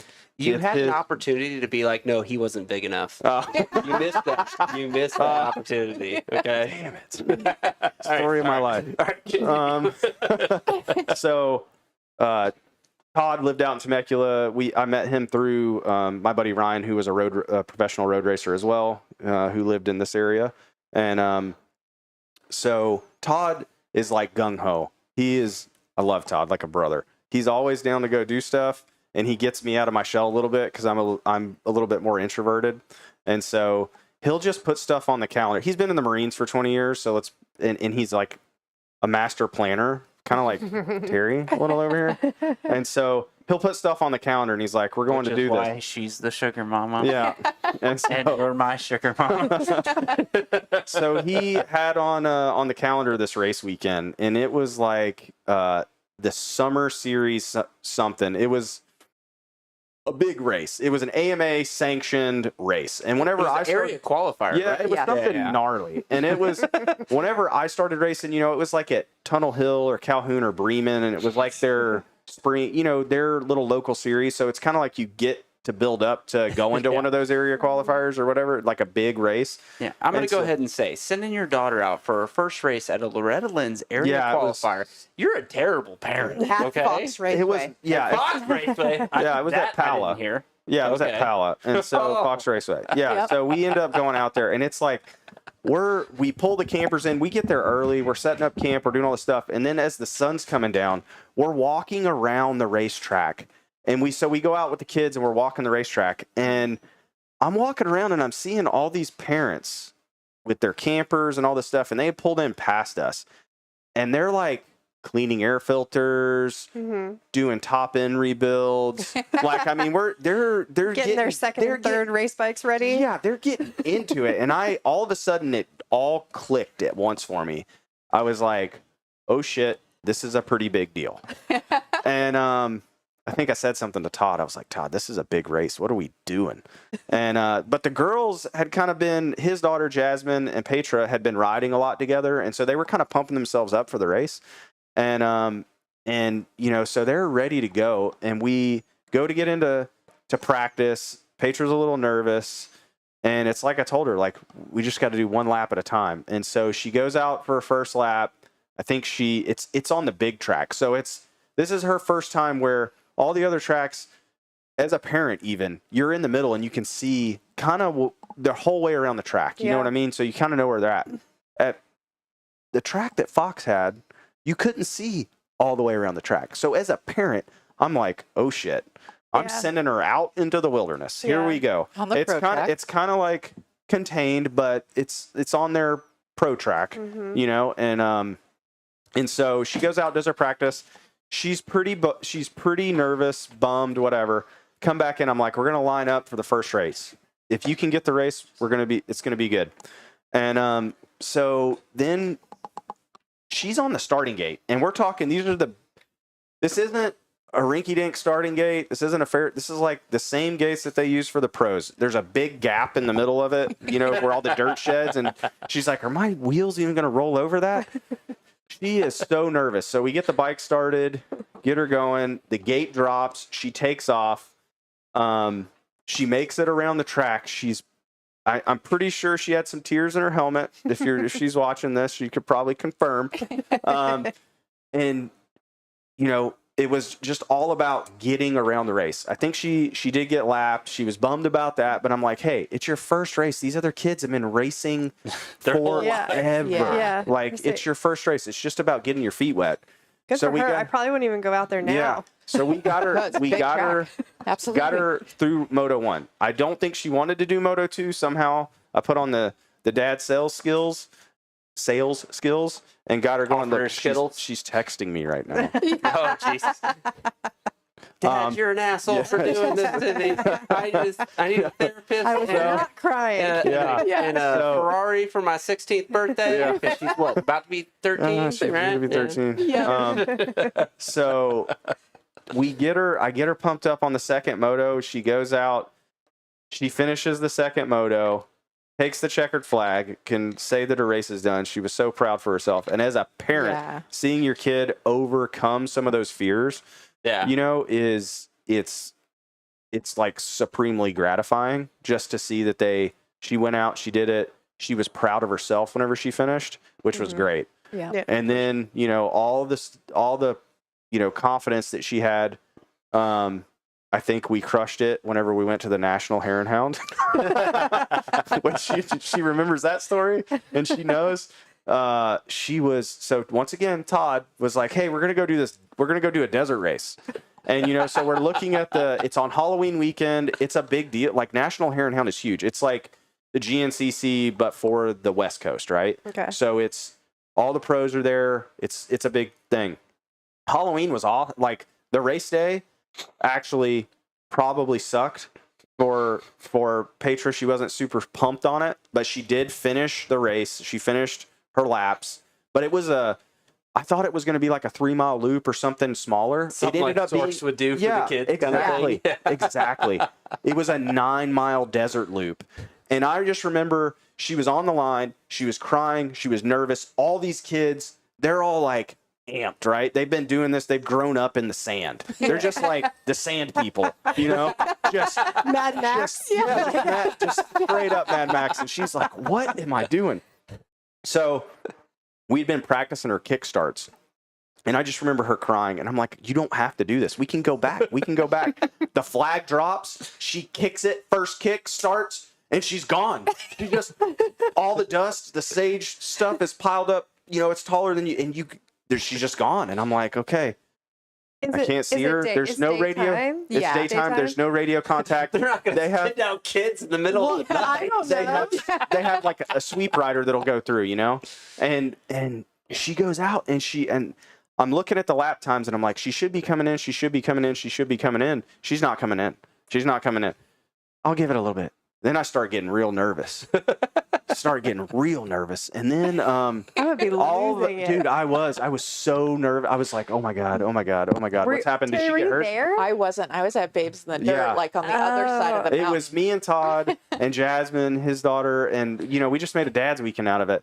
And then she finally comes around and she's just like, she's so worn out, she's exhausted. She'd gotten stuck in the sand, in the sand wash, was kicking till she made herself basically sick. Yeah. And she was standing on top of her motorcycle, she said, waving her arms in distress. And somebody came over and helped her, and they got the bike started, and she finished the race. She finished Wow. her lap, and it was just, I just remember her, she was so just like exhausted. And I was like, oh my God. So then we fast forward to trick-or-treating and all that stuff. It totally made up for it. They had haunted houses in the pits, all the stuff kids like. The next day, I had to do my race. I'm lined up, and part of the course that they took us out on for our second lap, I think, was part of the course she raced. And I remember riding down What did I do to my dog? Oh, that's exactly it. I was riding Like, the she same was on course, this? and I was like, what an asshole I am. I just let her out on this? Like this? What Karma was it? got you during Yeah, Oh it my did. Then I gosh. had to...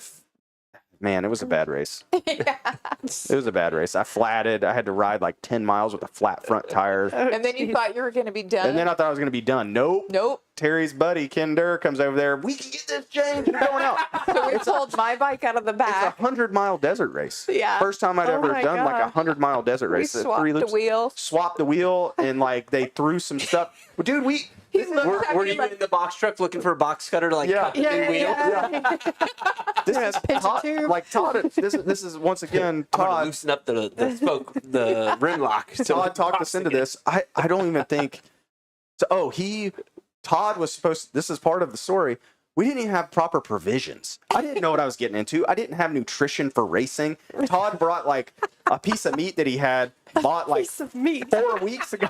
He bought like 4 weeks ago, and he thought it was still good. We put it in the thing.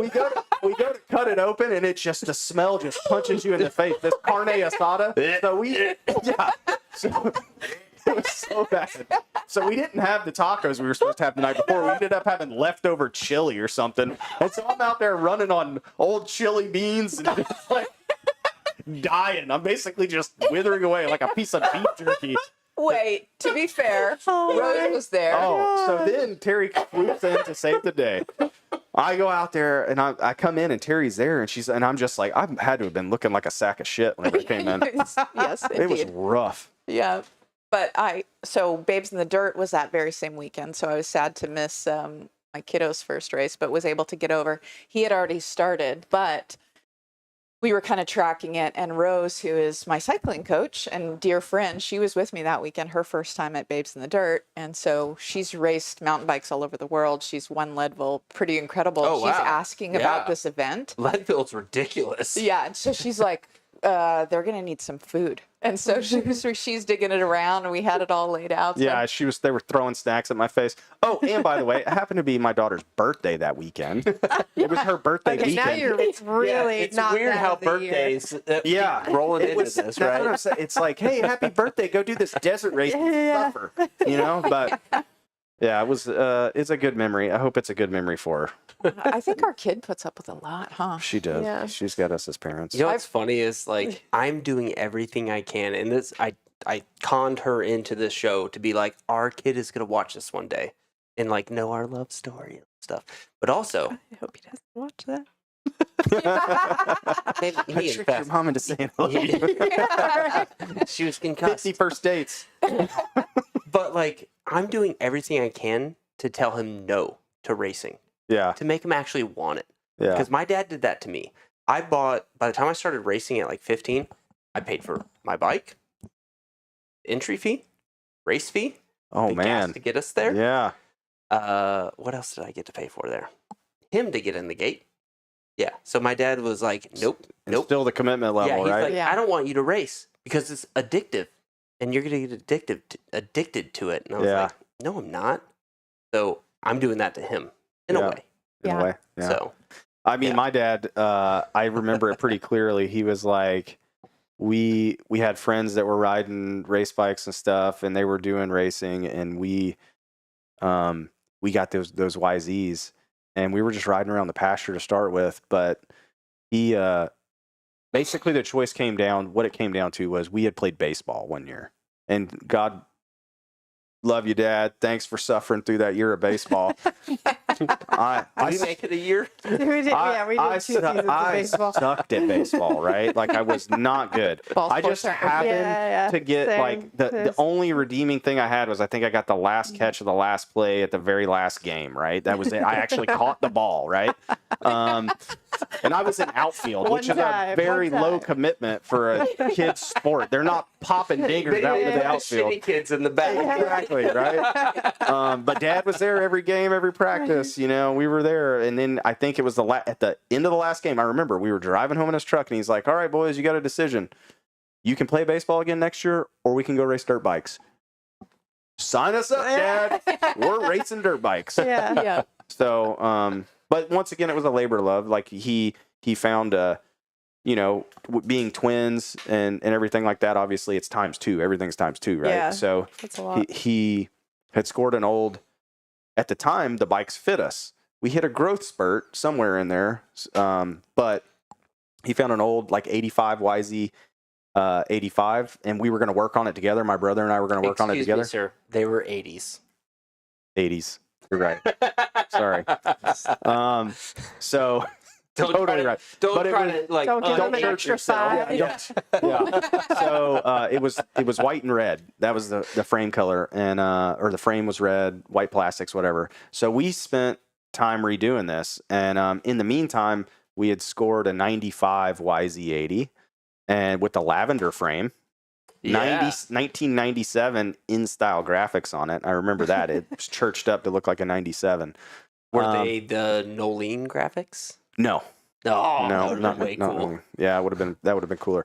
So I had this lavender purple frame bike with these navy blue graphics. Whatever, I was fine with it. Dylan was working on this custom bike, and he wanted this starburst or like this fade frame from yellow to red. Right? It was going to be cool. He had this in his head. We just so happened to have a second frame. And I think he's probably still cringing about this. But my dad decided to play a prank on him. And so he took both frames to his friend who painted. And he said, I want to get one frame painted, yellow to red fade, like a sunburst fade or whatever. Yeah. And the other frame, I want you to paint pink. Pepto-Bismol. Oh, no. I don't know this story. And so he had this frame painted pink. And whenever he wrapped it, he did the whole thing, showed it. My brother opened it up. The look on my brother's face was just like, it went from the highest of high to the lowest of low, just like that. And my dad was like, look, you guys can be Pink Floyd and Purple Haze now. Dylan was so pissed, he turned around and walked away. Like, he was so mad. And then, he gave him the right frame. But it was such a prank. It feels like I prank great. our son all the time, and Yeah. he just mean mugs me. He's like, not funny, Dad. Yeah. Like, it just walks away. So, man. And it was, that was great. That's a good story. Yeah. Oh, man. Growing up with a twin and doing the racing together, were you guys super competitive with one another? We wanted to get trophies. We wanted to place whatever. Like, I remember getting a trophy, and there's a picture of, I had a trophy and Dylan didn't, right? And looking at that picture is kind of like, he had this face like, but then he totally made up for it. Like, years later, we were at Calhoun, and there was a lady with the Atlanta Journal of Constitution. Sorry, Dad, I'm telling a crash story here. You're going to like this one. So we had just gotten brand new RM125s. Dad, sold his kidney to get them for us or something. And so the whole premise was she wanted to do family and sports. And so she wanted a picture of both of us doing the jump together to put in this article, right? Yeah. Well, What year was this? Do you remember? Had to have been 2000-ish. I'm not too clear. 2000-ish, because we had take a few. Yeah. Were we gonna survive? The transition into Microsoft 2000. Oh, I don't know. I can't remember that. But we can't. So I just remember it was like our first time kind of riding at the track on these new bikes, right? And before, we had been doubling the triple in the front, knew what speed to hit it, knew everything. And I was always overconfident a little bit, would just roll out, like it just, always like I was jacked up on Mountain Dew. That's kind of how good way to describe it. And Dad told us before we left, he's like, look, go out there, take a couple laps, feel it out. Don't try to send it to on the the moon, first try. right? Sure as shit. Matt strikes. I come around the front straightaway in front of the bleachers, God and everybody. And I went to hit the jump like I thought that I should hit it, Dylan was long gone behind me. He was not even in the frame. Please tell me you ended up in the AJC. I jumped this thing, faced the back of the triple the landing. I landed it, smacked my head so hard against, just collapsed like a rag doll, right? I was up on top of that triple, just spinning circles, they got me off of it. No. Meanwhile, she got a super sick picture of Dylan. And I'm over there in the cheap sheets, and my dad's kind of wearing me out a little bit, as I probably deserved it. But I'm like, Dad, how did we get here? I was like, last thing I remember is going to sleep in my bed, and I thought I was dreaming. And you woke up at Moon's Farm. Yeah. exactly. 10 years later. Exactly. I'm married. Yeah. So I'm just like, and he's like, he thought that I was kind of jacking around. This is the first time I'd ever had a concussion. He thought I was kind of jacking around with him, trying not to get in trouble because he gave us clear instructions. And I'm just like, in every 5 seconds on repeat, I'm like, there's a lady here, right? And she's taking pictures for the newspaper, right? And he just keeps like getting madder and madder. And then I think he finally realizes, it clicks, like, I'm jacked up. A week goes by, the Atlanta Journal-Constitution shows up, and guess who's got a color spread in the AJC? Not Matt. My brother. It's great. So he totally got me back for getting the first trophy. He got a nice color spread, whole story about sports and family and all this stuff. It was, That's fantastic. yeah, it was great. Oh man, I honestly, when I set this up, I did not think I was getting this good of stories. This is amazing. Yeah. It's so good. So, but then, we were pretty competitive, and then Dylan, we were at Monster Mountain, like we did a couple races, and he got banged up, and he was super into guitar at the time, or at least this is the way I remember it. Your dad told me the story. Yeah. When he's fixing my radiator. About the thing, well, at Etchicone or at No, Monster? just like him coming to him, like, Yeah, "Dad, yeah. we gotta talk." Yeah, he just enjoyed playing guitar. He's a great musician. Yeah. And Yeah, I believe we got to talk about I hate shark tablets. I hate what? I hate shark tablets. Shark Tank. Lead I singer. ate, I hate I hate shaky tables. Shaky. tables. Oh my god. Oh yeah, I hate shaky That's- tables. Where did that's that come from? Yeah. That had to have come it's from 'cause Alicia. I hate shaky tables. Yeah. That came from. Look, this wasn't beer. This was whiskey. Oh, yeah. Okay? Yeah. That was that much whiskey. Okay. Apparently. Shaky tables. Yeah, I don't know.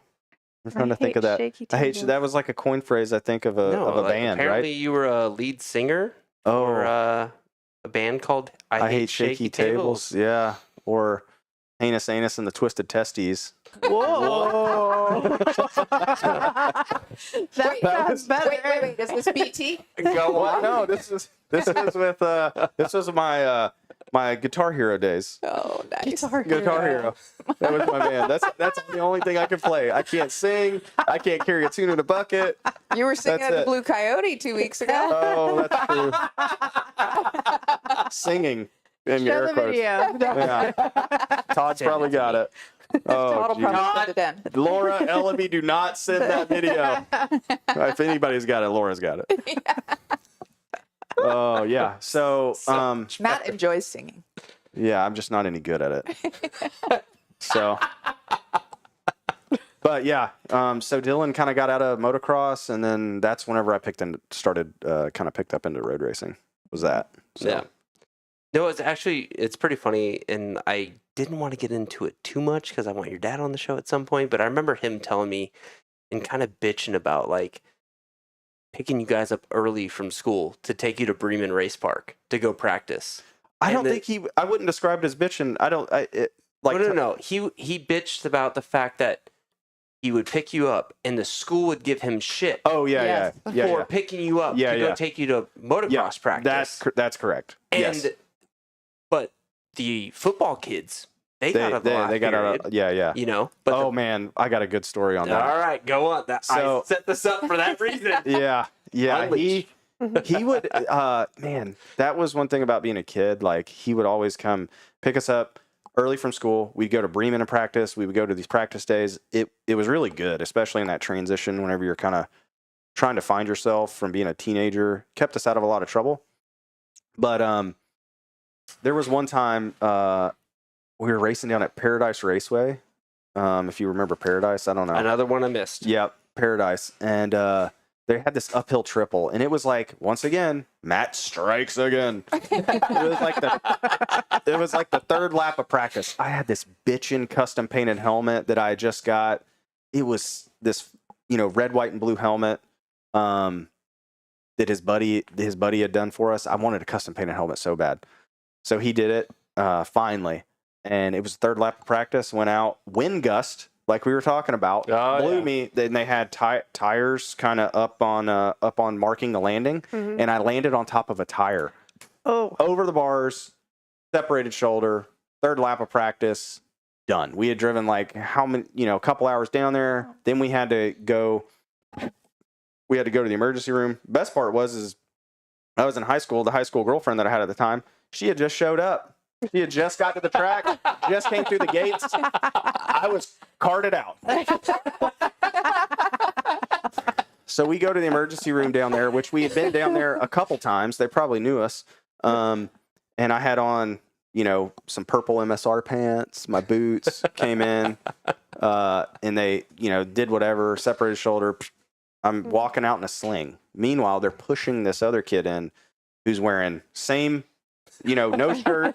He's wearing football pants, football pads, cleats, and he's in a neck collar. And Dad comes out, and I just, I'm like kind of bummed, but he looks at me, he looks at that kid, and he goes, "You see, Matthew, that's why I'll never let you play football ever, because you'll end up wearing one of those." Just like that. Deadpan, just straight up as loud, so the nurses, the parents, everybody could hear it. It was great. Holy shit, I can't believe you just did that. Because he just got tired of every time you walk into the emergency room wearing motocross boots and whatever. They're like, motorcycles are dangerous. Two-wheel tools of destruction, donor cycles, all the stuff. He's like, was done with it. And he's like, judgy eyes. Yeah, the judgy eyes, totally. He was like, I remember Chris Hall telling me one of his buddies broke his arm, went to like Northside Hospital in Jasper, and like the Child Protective Services showed up. Wow. Because he crashed and broke his arm on his dirt bike. Oh, wow. One of the nurses like called them on him. You know what I mean? Yeah, like, that's crazy. Because there's he a weird let stigma. his kid ride a dirt bike and he broke his arm. I'm going to call DDS. That's insane. That's ridiculous. All this motorcycles. Mm-hmm. I got left. Motorcycles are Dangerous. I got left in a hallway at Kern County Medical for 9 hours because I was a motorcycle rider. Really? They just left How do me you there. know? How do you know that was why? It's just kind of the stigma around there. Yeah. So it's by Willow Springs Raceway in California. Mm. And the EMT that brought me there in the ambulance, he came back on a couple of rotations and checked in on me. And I'm like, I can't believe I'm still sitting here. And he's like, "Do you need anything?" Yes, man. I'm kind of in pain. And so, but that's just the stigma that hospital has. They're, I don't know, probably 30 miles from the racetrack. And yeah, motorcycle racers You would were think not a that, fan. like, I would think that they would. First of all, it shouldn't matter, right? Like, Agreed. what happened, why you're there, right? You're there to support the people that are coming in. They're your customers, right? Like, Yeah. And shouldn't you want to help people and get them better so they can go out, do the things that they need to do, possibly re-hurt themselves and come back? Well, get right, paid they're again. customers, right? I've never understood a doctor that shamed somebody for crashing a motorcycle. Yeah. Huey told me a story about that with Ann one time. And it was like, all right, you're telling somebody to stop doing something that's giving you a lot of money. Yeah, it doesn't make any Yeah. sense. No, that doesn't make sense. By nature, motorcycles want to crash themselves. That's what I say. But also, if you pull them off the kickstand and you just set them up, they want to fall over. yeah. But it's always the people that have never been exposed to them, right? Yeah. That have the or judgment. or they just have like a bad that one bad experience. We all have that first experience, and it's like, do you want to get back on it? Sorry. there it is. For this to play right now. Here it goes. I was just trying to open it to see what it was. Here it is. Thanks a lot, Laura. Yo, Oasis, 'cause Hi. I've got friends. Garth Brooks. Low place. There we go. Amazing. I was like, what is this he sent me? Because he's this messaging Todd? in the chats, and I was like, send it to that's this email. definitely Todd. So I was just trying to open it. I didn't think it would start. Thanks a lot, Todd. That's Love you, hilarious. Stamps tonight. What were we talking about? Yeah. I don't know. Motorcycles. Motorcycles dangerous. But Motorcycles the thing is, I think some people they have a bad experience with it. Like on their first time, maybe they burn their leg on the muffler. Something happens, right? And we all know those people that we've met, and they're like, "Oh, I rode a motorcycle one time and almost died, or I crashed, or whatever," right? With They have throttle. they have a bad experience, and so that stigma sticks in their mind. But what they don't get is all the fun that it gives you, whatever it is, whether it's, you know, you like to ride street bikes, you like to ride motocross, you like to ride trails. There's still that same feeling that we're all chasing, you know, through all those genres, which is that freedom to kind of just go the direction you want. And you're controlling everything in your own hands. Like it's all there. You're in charge of yourself. Yeah. And I don't want to say you're making your own fate in a way, because things happen, but it's just that feeling, that exhilaration that you get from it. That's something that can't be replicated by almost anything. I mean, the only thing I could imagine is flying a jet. Like, like if you could fly a jet, that'd be like a fighter jet. You could parallel it to something else, though, because it's fresh in my mind. We went snowboarding this year. If you've ever tried to learn how to snowboard, it's hard. Like, you fall on your butt for the first 2 or 3 days. She gave up. Right. Well, I grew up skiing. Well, so it's hard to switch to snowboarding. Yeah. But she's like captain of the You're like, I could be ski on skis just ripping this right now. But motorcycling is the same way. You got to get to the skill level to enjoy it. And if you stop that first time, or you don't have the correct learning environment, you're going to have a bad experience. But But so I have to ask you, so because you ride, do you ever ride on the back? Nope. Yeah, so same. Like She's ridden on the back one time. I refuse. That was at our wedding on a Zuma 50. Yeah. Oh yeah, you got the picture. Yeah.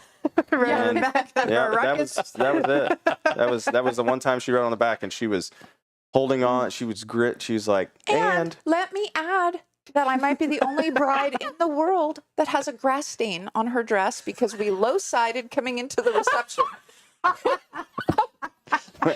I don't remember it that way. All right, Matt, I'm just going to say, as a professional badass road racer, if you low-sided, I did not listen. On a scooter on your wedding day and got a grass stain on your wife's dress. Let's think about this. Okay, what constitutes a low side? Is this the front or the rear that goes out? Look, don't try to sell it. Don't try to sell it. Maybe it was a two-wheel okay? I had the rear handbrake, and I thought I was going to be cool and like slide it in like Dumb and Dumber or something. You know, like, you trying to drift it in? I was trying to drift it in, and it was wet grass, and I got to the point of no return. It just zoop. Oh my God! Well, we'll never. Well, we had Anthony rode in on our wedding on my Ruckus, my little Ruckus 50. That's awesome. So I rode up to You rode down the aisle. Yeah, I rode down the aisle. Yeah, she rode down the aisle on a Zuma. This is a fun little story, and we should probably mention Pastor Tim. Oh yeah, rest in peace, Pastor Tim. Yeah, he was the chaplain at all the weir races, and so he married us. I heard the name. Tim Burleson. Yeah, he married us, and they had us a bright idea to get Melissa's Zuma. Correct. Yep. And you guys put stickers on it too. Didn't you have stickers made? We had stickers made, and Teri Lynn or something. Music was playing, and everyone was seated, and then the music went quiet, and it was like, okay, I was gonna wait uncomfortably long. Mm-hmm. And apparently, I wasn't there, but Matt's like looking around, like, yeah, what's going on? Where is she? And then I kicked that sucker. And come down, and my brothers were there, and they walked me down the aisle, and did the whole thing. But we got the green flag from Tim, which was awesome. Oh yeah, there's the one time you were on the back. The two-wheel death machine right there. Yeah, there it is. They look so cute with those little round headlights, but let me tell you, that was a fun memory. Yeah, for sure. Well, I feel like this would be a good time to take a little pee break. All right. Pay some bills. Perfect. So we're going to do that right now. We're going to run through 2 of them or so. So if you need a potty break, refill of a drink. Yeah. Let's do that. All right. Sounds good. Our next segment is brought to you by Hard Knocks Racing. They're a group of dedicated motorcycle enthusiasts since 1998. They're your go-to for Campfire Moto official gear. Soon launch an apparel line of their own. They excel in crafting all kinds of custom decals, like this badass sign behind me. From custom signs to full bus wraps and office customization. In fact, check out this work Anthony did at one of the well-known Japanese manufacturer's office who will remain nameless. They also crafted awards for prestigious events such as the Perry Mountain 24-hour race, Mill Creek Spring Classic, Deka Hair Scramble Series, and many more for local racetracks in the Southeast. Check out hardknocksracing.com or give Anthony D'Amico a call at 404-717-2480. Now it's time for some awesome tech tips. Transform your comfort with Innovative Mechanical LLC, specializing in HVAC service for residential and commercial properties. They provide expert installation, maintenance, and repair. Their certified technicians ensure top-notch service, whether it's air conditioning, heating systems, or indoor air quality solutions. Serving Georgia since 1999, they prioritize customer satisfaction with prompt, reliable service at competitive rates. Routine maintenance to emergency repairs. Trust Innovative Mechanical LLC for all your HVAC needs. Give them a call at 770-726-7407 or visit innovativemechanical.llc.com to schedule service and experience unparalleled comfort today. All right, got a little quick tech tip for you. I was talking with a guy that bought my 450 the other day, and he was asking me if there was any seized bolts and stuff like that. And I was like, nope, went through everything. And he goes, okay, the last bike I bought, as soon as I went to adjust the chain, when I got it home from the guy, barely touched it and snapped. I told him a little trick that I had. And I was like, that should be this week's tech tip. So, a long time ago, especially Hondas are known for doing this. I don't know why, but on the bolt there, you'll get corrosion and stuff built up over time, and you'll get to where you go to move it and it only moves a little bit one way or the other and gets stiff. Now, what I like to do is remove the axle bolt so I can actually put a socket with an impact on it. Maybe just a socket at first, an impact once you get it finally freed up. So, with the impact with the socket on it, don't be ugga-duggin', Ben. The socket on it, I've actually got some stuff that my buddy Rick Lindell hooked me up a while ago called Alumobrite. I don't know the brand name. He just gets it from his work and he gives it to me. So, what I found to do is actually take one of these, get some of the stuff into it. You actually need to pour it into a bucket and then suck this out of it. Almost anybody with a kid, this is pretty common stuff around the house. If not, just get something that you kind of put it on there. And when the little bit of fluid on there, you'll just drip it right into there and kind of let it sit for just a little bit. So this stuff just eats corrosion. That's really what makes the Alumobrite look so good. And those are aluminum parts. So what you want to do, and it'll move it a little bit, you're just working that fluid into it. Very easy, very slow, back and forth, without an impact. Forget I said that. I can't believe I actually recommended that. So get it moving back and forth a good bit. Just keep applying this to it. Back and forth, back and forth. It'll eventually free up and not snap a bolt. Because if that bolt snaps in there, it is a pain in the ass to get out. So, anyways, also, before you do that, it might not be a bad idea to really good. So heat that sucker up really good. Apply the Alumobrite. I don't know the brand. Just Google it. There's a cool thing called the internet. Work it back and forth very easy, and it'll get off for you. All right, and we're back. We took a quick little break, little pee break, little refills. Yeah. Good times.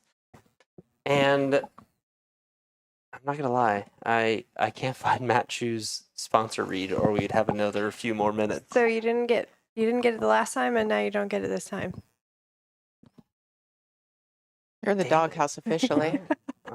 You gotta get it together. I'm gonna charge him. He's probably not gonna listen. Like, I'm gonna charge him either way. I'm sorry, I'll Matt. find it. Shoe. I feel like you might actually have some good Matt Shue stories at some point. Like, do you ever get to... Not so much. The only thing I remember is being a kid, and Matt was obviously racing pro at the time, or I just remember seeing him at some of the local tracks, and it was like, oh man, that's Matt Shue, and being a little enamored, kind of like, because he was fast and smooth and all that. Are you guys far apart in age? Well, Matt's almost to the day 10 years older than me. Really? Yeah. I guess I didn't realize he's that. definitely got to be. I'm the 4th. He's the 10th of November. Yeah, somewhere around there. I didn't realize there was that big of a gap. So where does that put him? Is it because he was so much faster than all the... Yeah, I mean, like, I was, you guys all right, so really keep speaking up. of that, like, when you're racing, would she give you advice and you're kind of like, bitch, you don't know what the fuck you're talking about? But she would give you good advice because... She was my crew chief, and she was really good at her job. And I think the only time that we ever had problems was at VIR in 2009. It was Weir Cycle Jam or something. It was Yeah, it was right. It was the what were you doing? Yeah, Oh. 1000%. Yeah. It was the weekend before the pro race there, so I had signed up for both weekends, and We were gonna go and win some money. we were gonna go mop VIR. Yeah. I was That like, plan. that was the plan. The plan was to mop up, and I had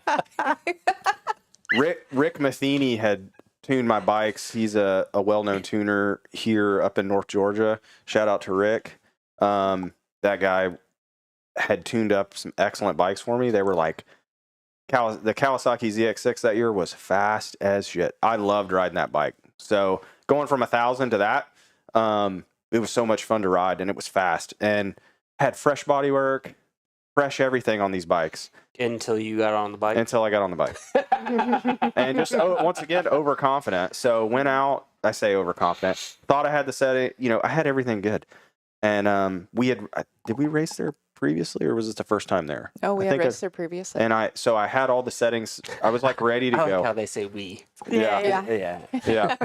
So went out, first race, went way too hot into off the start. I was coming from a little further back because I hadn't been competing in the series consistently to get like an up front grid spot. So I was coming from further back.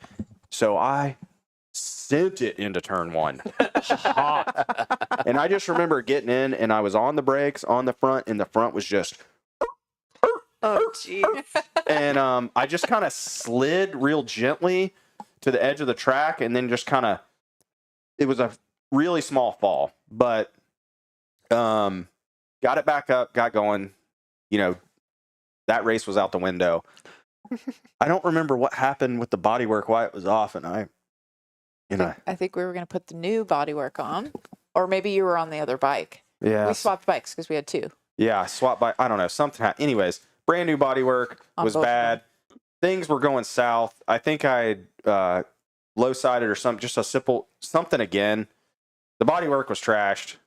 And I just remember, this is the only time she gets mad at me is whenever I throw things. And I picked up this bodywork, and I just came from up the top rope and just boom in the middle of the pits. I was so pissed. And then rarely does she get frustrated or mad, but she was like, well, now that's not going to fucking work. What he didn't know, though, is I had tried to cobble some shit together with zip ties and duct tape, so we had enough to get through the following weekend, right? Because there's, we were on a budget. It was trying to look good. Sure. Yeah. And we wanted to look good. And yeah, it was bad. It ended up, I think, both the money bikes that hit the I deck. thought that I was going to make, I ended up making a third of that. And then I was going into the AMA Pro race, which was obviously that's a level up because you're all the race fuel, the tire expenditures, all that is so I was kind of hoping to bank up a little bit in the bank account here to offset the race weekend here. Yeah. And it ended up being basically a negative. I was trying to hey, I'm going to win this money here to pay for this weekend, and then we're ahead, right? Yeah.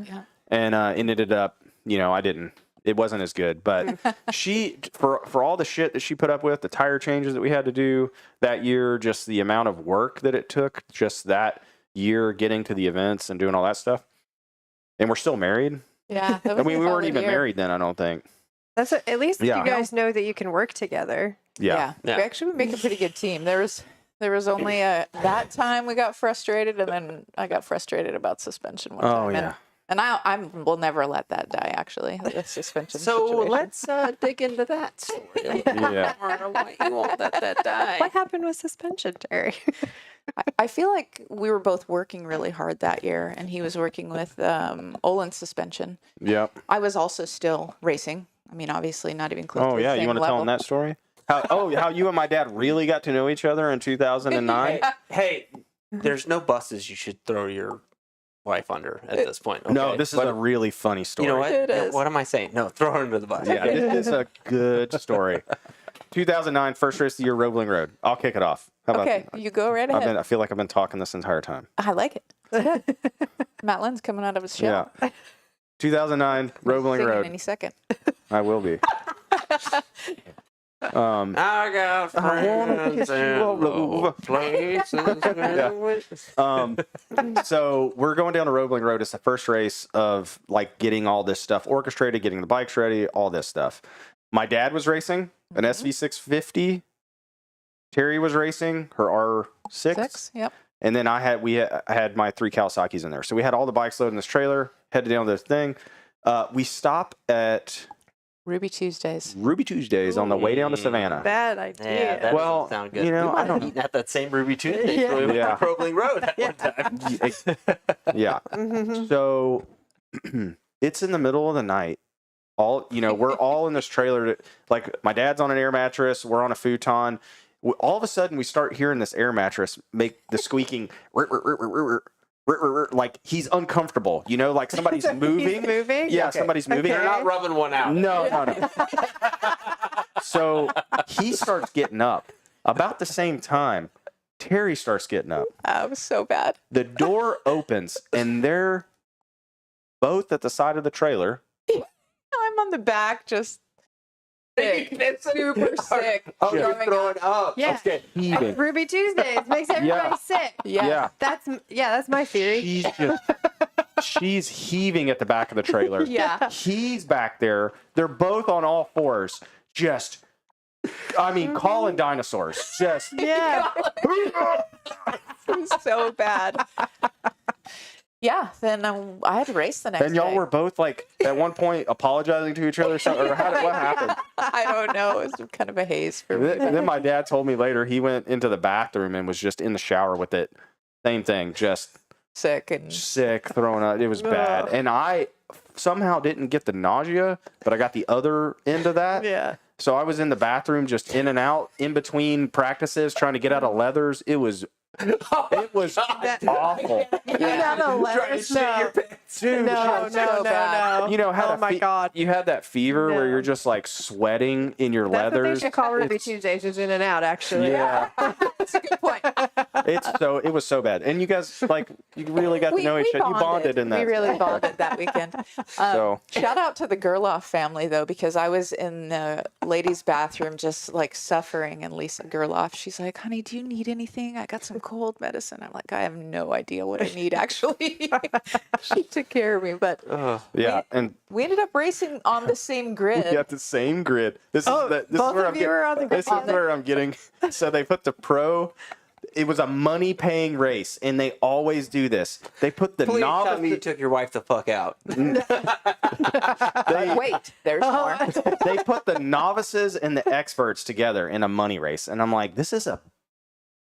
Good idea. I think Taylor Knapp might have been. There was like Taylor Knapp was racing, Corey West was racing. I know at one point there was a lot of us Yeah. chasing money because this year was just we were all out trying to get money, and we're sitting there getting ready to get on the grid, right? Yeah. And this And I is had- at Roebling, This is Yeah. a Roebling. I had my which visor is up. like balls to the wall. Yeah, it's just so fast. I had my visor up and go on. He peels by me and he looks at me with these piercing blue eyes and says, "Don't get in my way." Puts his visor down. And then we're on the grid. I'm like, I said it totally joking. I think. yeah, for sure, but it's still a good story. Sure you did. Yeah. So anyway, There's a truth to every joke. turn 3 Wait. got the best of me though. Yeah, turn 3. I'm coming around.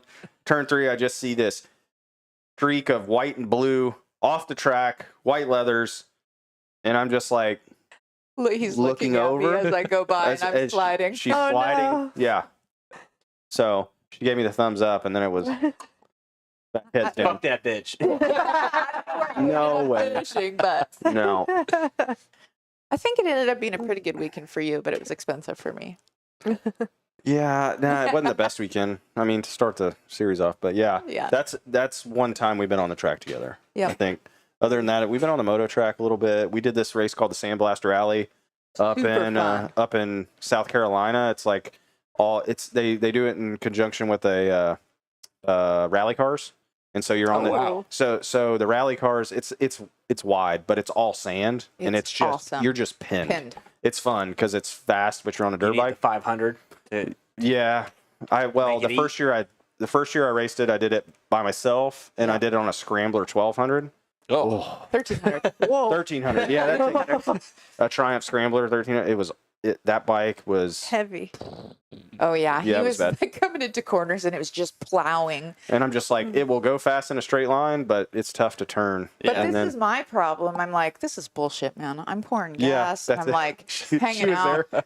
I hate this. And so we So- finished and I'm like, I'm doing it next year. So the next year we did it. Mm-hmm. I raced the Husqvarna 701, and she raced her 350, and that was super fun. It was kind of fun because, I take off, finish the stage, and then wait for her, Mhm. and then it was fun. She had a blast. I had a blast. It was a Yeah. good time.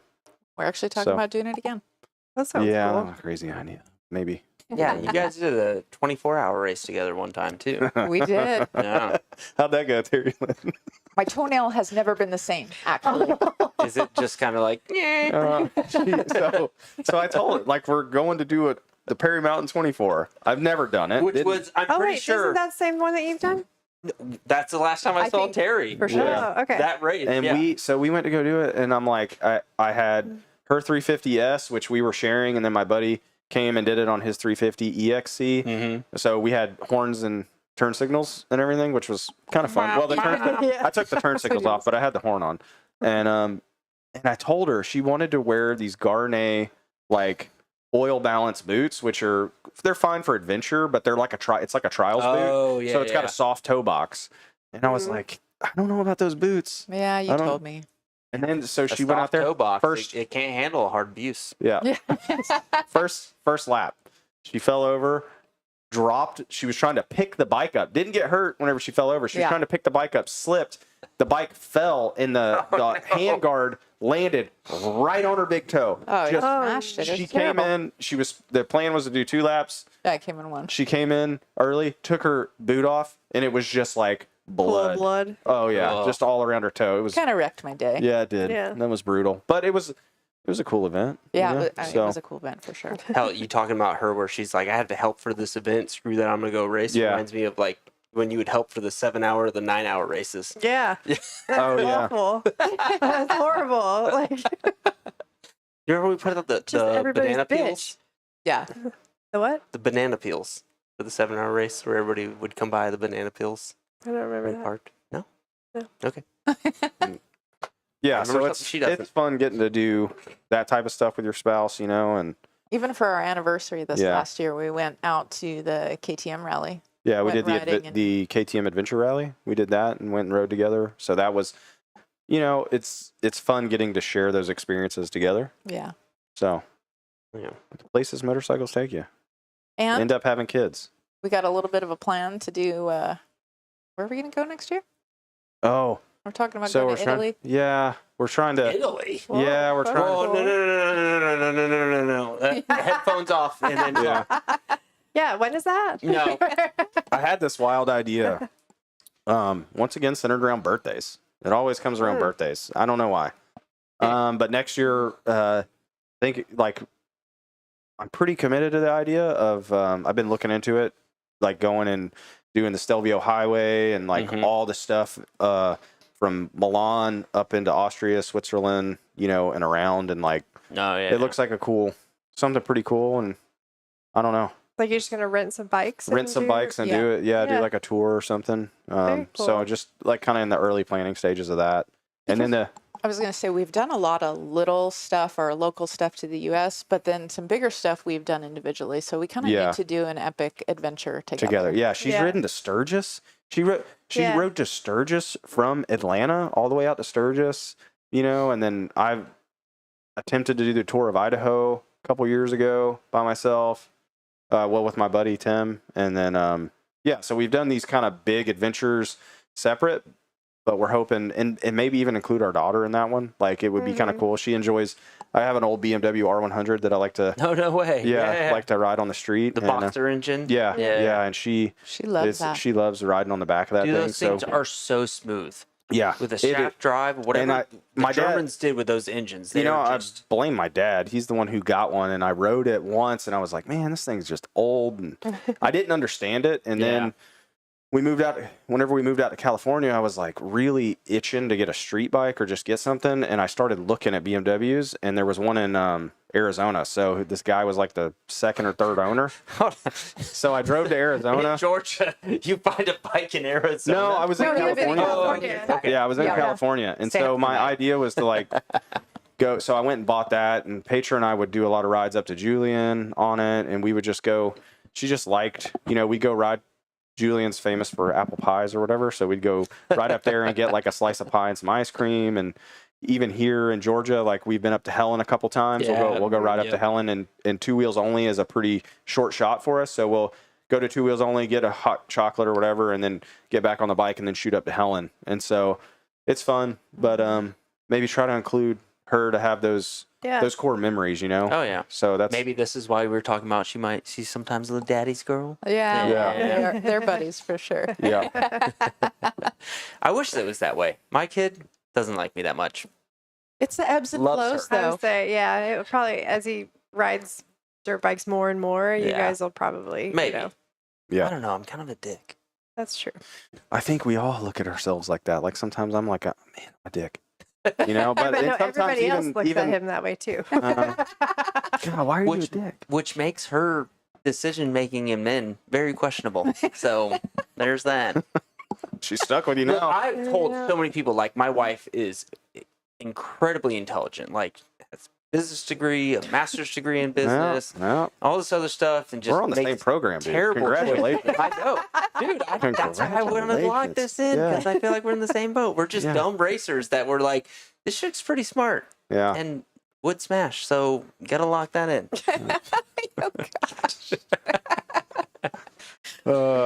Megan's like, Anyways, let's take a drink. Yeah. Cheers to that.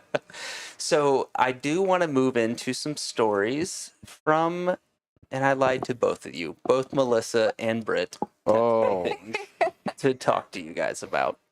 okay. Dun, Which dun, is funny dun. because Melissa did a good job of like giving me a little bit of information. Your dad, Oh, he's a texter. dude, yeah, I He was like, he wants to text all the time. Somebody, he's like, what is he What is turning? the He's deal turning, with that? Like, dude, he's like, he's my turning mom's the same way. 65 She's like, this year. She refuses to have a phone conversation. And just wants to text He's me a- like life stories. He's a texter, and I'm like the opposite. I have like, let's see, This is let's embarrassing, see, probably. But this is good, actually, to put it online. 349 unread text messages. it's like Amanda. So, That gives hey me guys, anxiety if looking you- at his phone. Dude, like, I have to get rid of notifications, No. right? Yeah. Like, I'm like a responder That's and like a, my to-do list. Yeah. Hey, so if anybody's waiting for a response from Matt, just 30 throw it in the You- chat. you That might makes be sense. number Matt, I texted 349. you 5 years ago about something. Yeah. 34 voicemails. I'm sorry, everybody. I really like Just keep buying cloud storage. Yeah. So that's to not get to kind of we'll get into the stories, but riding the BMW, that phone goes in the tank bag. I have a paper map.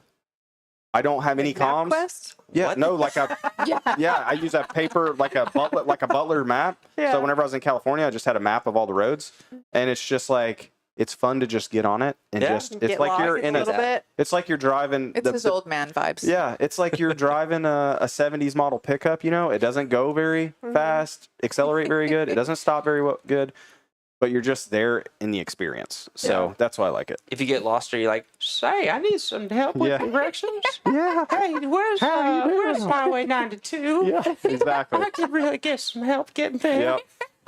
It takes me back to being 16 though. popsicles? Yeah. I got a whole freezer full of popsicles in my BMW bag. That's amazing. Oh, Okay. geez. So, things from your dad. The GNF 1000 Cup race in 2005. Yep. That was Matt good. and I were down on the flat track out. Do you want me to read this? Yes, Okay. actually. Yeah, here you go. We'll Alright. just give him a little bit to where might remember the story. Right, you're riding XR100s, and you were been there a few hours. We're taking a rest. You were in thought, and he asked what was going on in that head. Do you know what you said? No. You know I'm going to win in the Suzuki Cup, and there's not a fucking thing anyone can do to stop me. Huh. Man, that's a good core memory for him. I don't remember that. That weekend at Road Atlanta, you won the Suzuki Yeah. 1000. Yeah, I won the Suzuki Cup. That was a cool race. That was a big big deal for me. I wanted to win it, so went out and we won that one. I actually crashed on the cool down lap because I won the race. And he doesn't remember the core memory for his dad. I was pulling a wheelie coming out of 10B. All my friends were on the fence line, and I was like pulling a wheelie, looking over at them. Sick wheelie. But then my buddy Kale, meanwhile, he had slowed up just over the bridge, and whenever I set it down, I was going too fast, and I like grabbed a bunch of brakes, and I smacked into the back of him. Was sliding in. Down the hill, broke the rear set, thought I was going to get disqualified or something for crashing on the cool down lap. Can you get disqualified after? No. So my mechanic, Rick, at the time, Rick Matheny, he was over there. You had to go in and do a dyno run on the bike to make sure that it made, within power. Rear set and everything for shifting was broken. So he was over there with vice grips. The chain was going, and he's switching the gear to get it. And it passed tech inspection. I was on the podium. Passed tech inspection. Or it passed post race, because it made horsepower. I was over there celebrating on the podium, doing all this thing. Meanwhile, I'm shitting bricks inside, thinking like, "Oh my God, what's going to happen?" They had taken care of it. Everything was good. We were all good. The tail section I blew the tail section off the back. Oh, so the next race was the Formula One race, which I wanted to go out and win that one too. So I had no tail section on the back. My dad there was no time to fix the frame because it had broken some tabs off the frames. No. So he drilled straight into the frame of that bike, tapped it, and mounted the rear set directly to the frame. Like, drilled it, tapped it, mounted it to the frame. They got it working somehow. Oh, and, it was a little bit of a mad scramble, but thank goodness for him and his ingenuity of, just drilling and tapping the frame and getting it done. And I went out, and I think there's a picture in Road Racing World somewhere, of me leaned over in a corner, no tail section, on the bike in the F1 race. Yeah. Yeah. I was worried about that body work in 2000. Right, yeah. Little did you know. All right, what's another one? Okay. You called from Europe on your first WSB ride. Yeah. Oh, wow. I like that. Oh. Yeah. Do I need to give more? Yeah. What? Okay. The team wouldn't move any of the controls or change any settings to fit you. Yep. You said, "Dad, I feel like a bear hugging a redwood tree." Yeah. Yeah, that fucking bike. So that was a cool opportunity. That was a cool. So I carried around this thing in my wallet at the time that had goals on it. And one of the goals was to race World Superbike by the end of whatever date. And so my dad was like, I got the call, and I was like, all right, I got to do it. And it was at the time, I didn't know how good the team was. I knew that another guy that was riding for the team had some problems with him, and he called me and had advised me against it. But I always, in my mind, I was like, if I have the chance to go over and race, just I gotta do it. No? When am I gonna do that? So so our first race was over in Donington Park, and it rained, of course, in England, and it's super wet. And I used to think I was good at riding in the rain till I got over there. So yeah, the team would not change anything. I think I remember asking them for 3 changes. I wanted to change the front ride height, I wanted to change the spring rate, and I wanted to change, just kind of loosen the bike up a little bit because it just felt way too bound up. And it was, it was a bad weekend. I've never been so dejected. That was a bad, just dejected. Yeah, Florida. I don't know what that means. Yeah, just all the piss and vinegar was out of me that weekend. Just felt super deflated. They asked you back. Yeah, I went back, and Harry came with me. We went over there and raced in Italy, and pretty sure I broke my ankle. Yeah. It started raining again. I don't know why. I just had such shit luck with the weather. Started raining again. I hydroplaned, high-sided, kind of side-saddled it like I thought I was going to save it. I was full on, thought I was going to save it, but at the time I had planted my foot. And I hit one of the barriers, the curbing, and anyways, went to the physio there. They have a really cool setup, or had a really cool setup. It's probably even better now, but you can go in. They have doctor. They do all the stuff. Went over there. They gave me some Tylenol. They were doing some sort of electric thing to get the blood moving. They taped my ankle. But it's bad whenever the doctor looks at your pit shirt, like I was wearing the team shirt, and he looks down and he goes, Auto Evolution, team is shit. Exactly what he said. Exactly what Terry was there, and I was just like, I knew I was in for it. But they just, the guys just would not. They wouldn't change the settings that weekend. They wouldn't change the settings. They would look at the data act and be like, oh, you should be wide open here. Everybody's wide open here, and I'm like, yeah, I could be wide open if I could ride the freaking bike. Like, it's not doing what I want it to do. Yeah. I'm definitely not scared to hold it wide open, but I can't get it to work. So then we ended up, the only other time we've been to Italy, I was a bonehead and I always plan stuff around racing. It was like flying on a Thursday, fly out on a Monday, So it was Sunday night, 3 a.m. We're like, I'm hobbling around Rome. Yeah. We went to the Coliseum. We went and saw all this cool stuff. Hindsight, I should have booked an extra day to stay on, but I was just Your limping ankle around probably would everywhere. have hurt worse on Please Monday, though. tell me, when you were around Rome in the Coliseum, you looked at her dead in the eyes and asked, are you not entertained? Really? No, not at all. I'm not that quick on my feet. I'll make dad jokes like that all the time. And she'll go, ha! And my kid will just be like, Yeah. Deadpan. Not funny. Yeah. Yeah. I'm like, dude, if I'm making your mom laugh, which is a very difficult job for me to do, you should be laughing too. Yeah. Love it. So that was a good memory. Yeah, I just spent some time over there racing.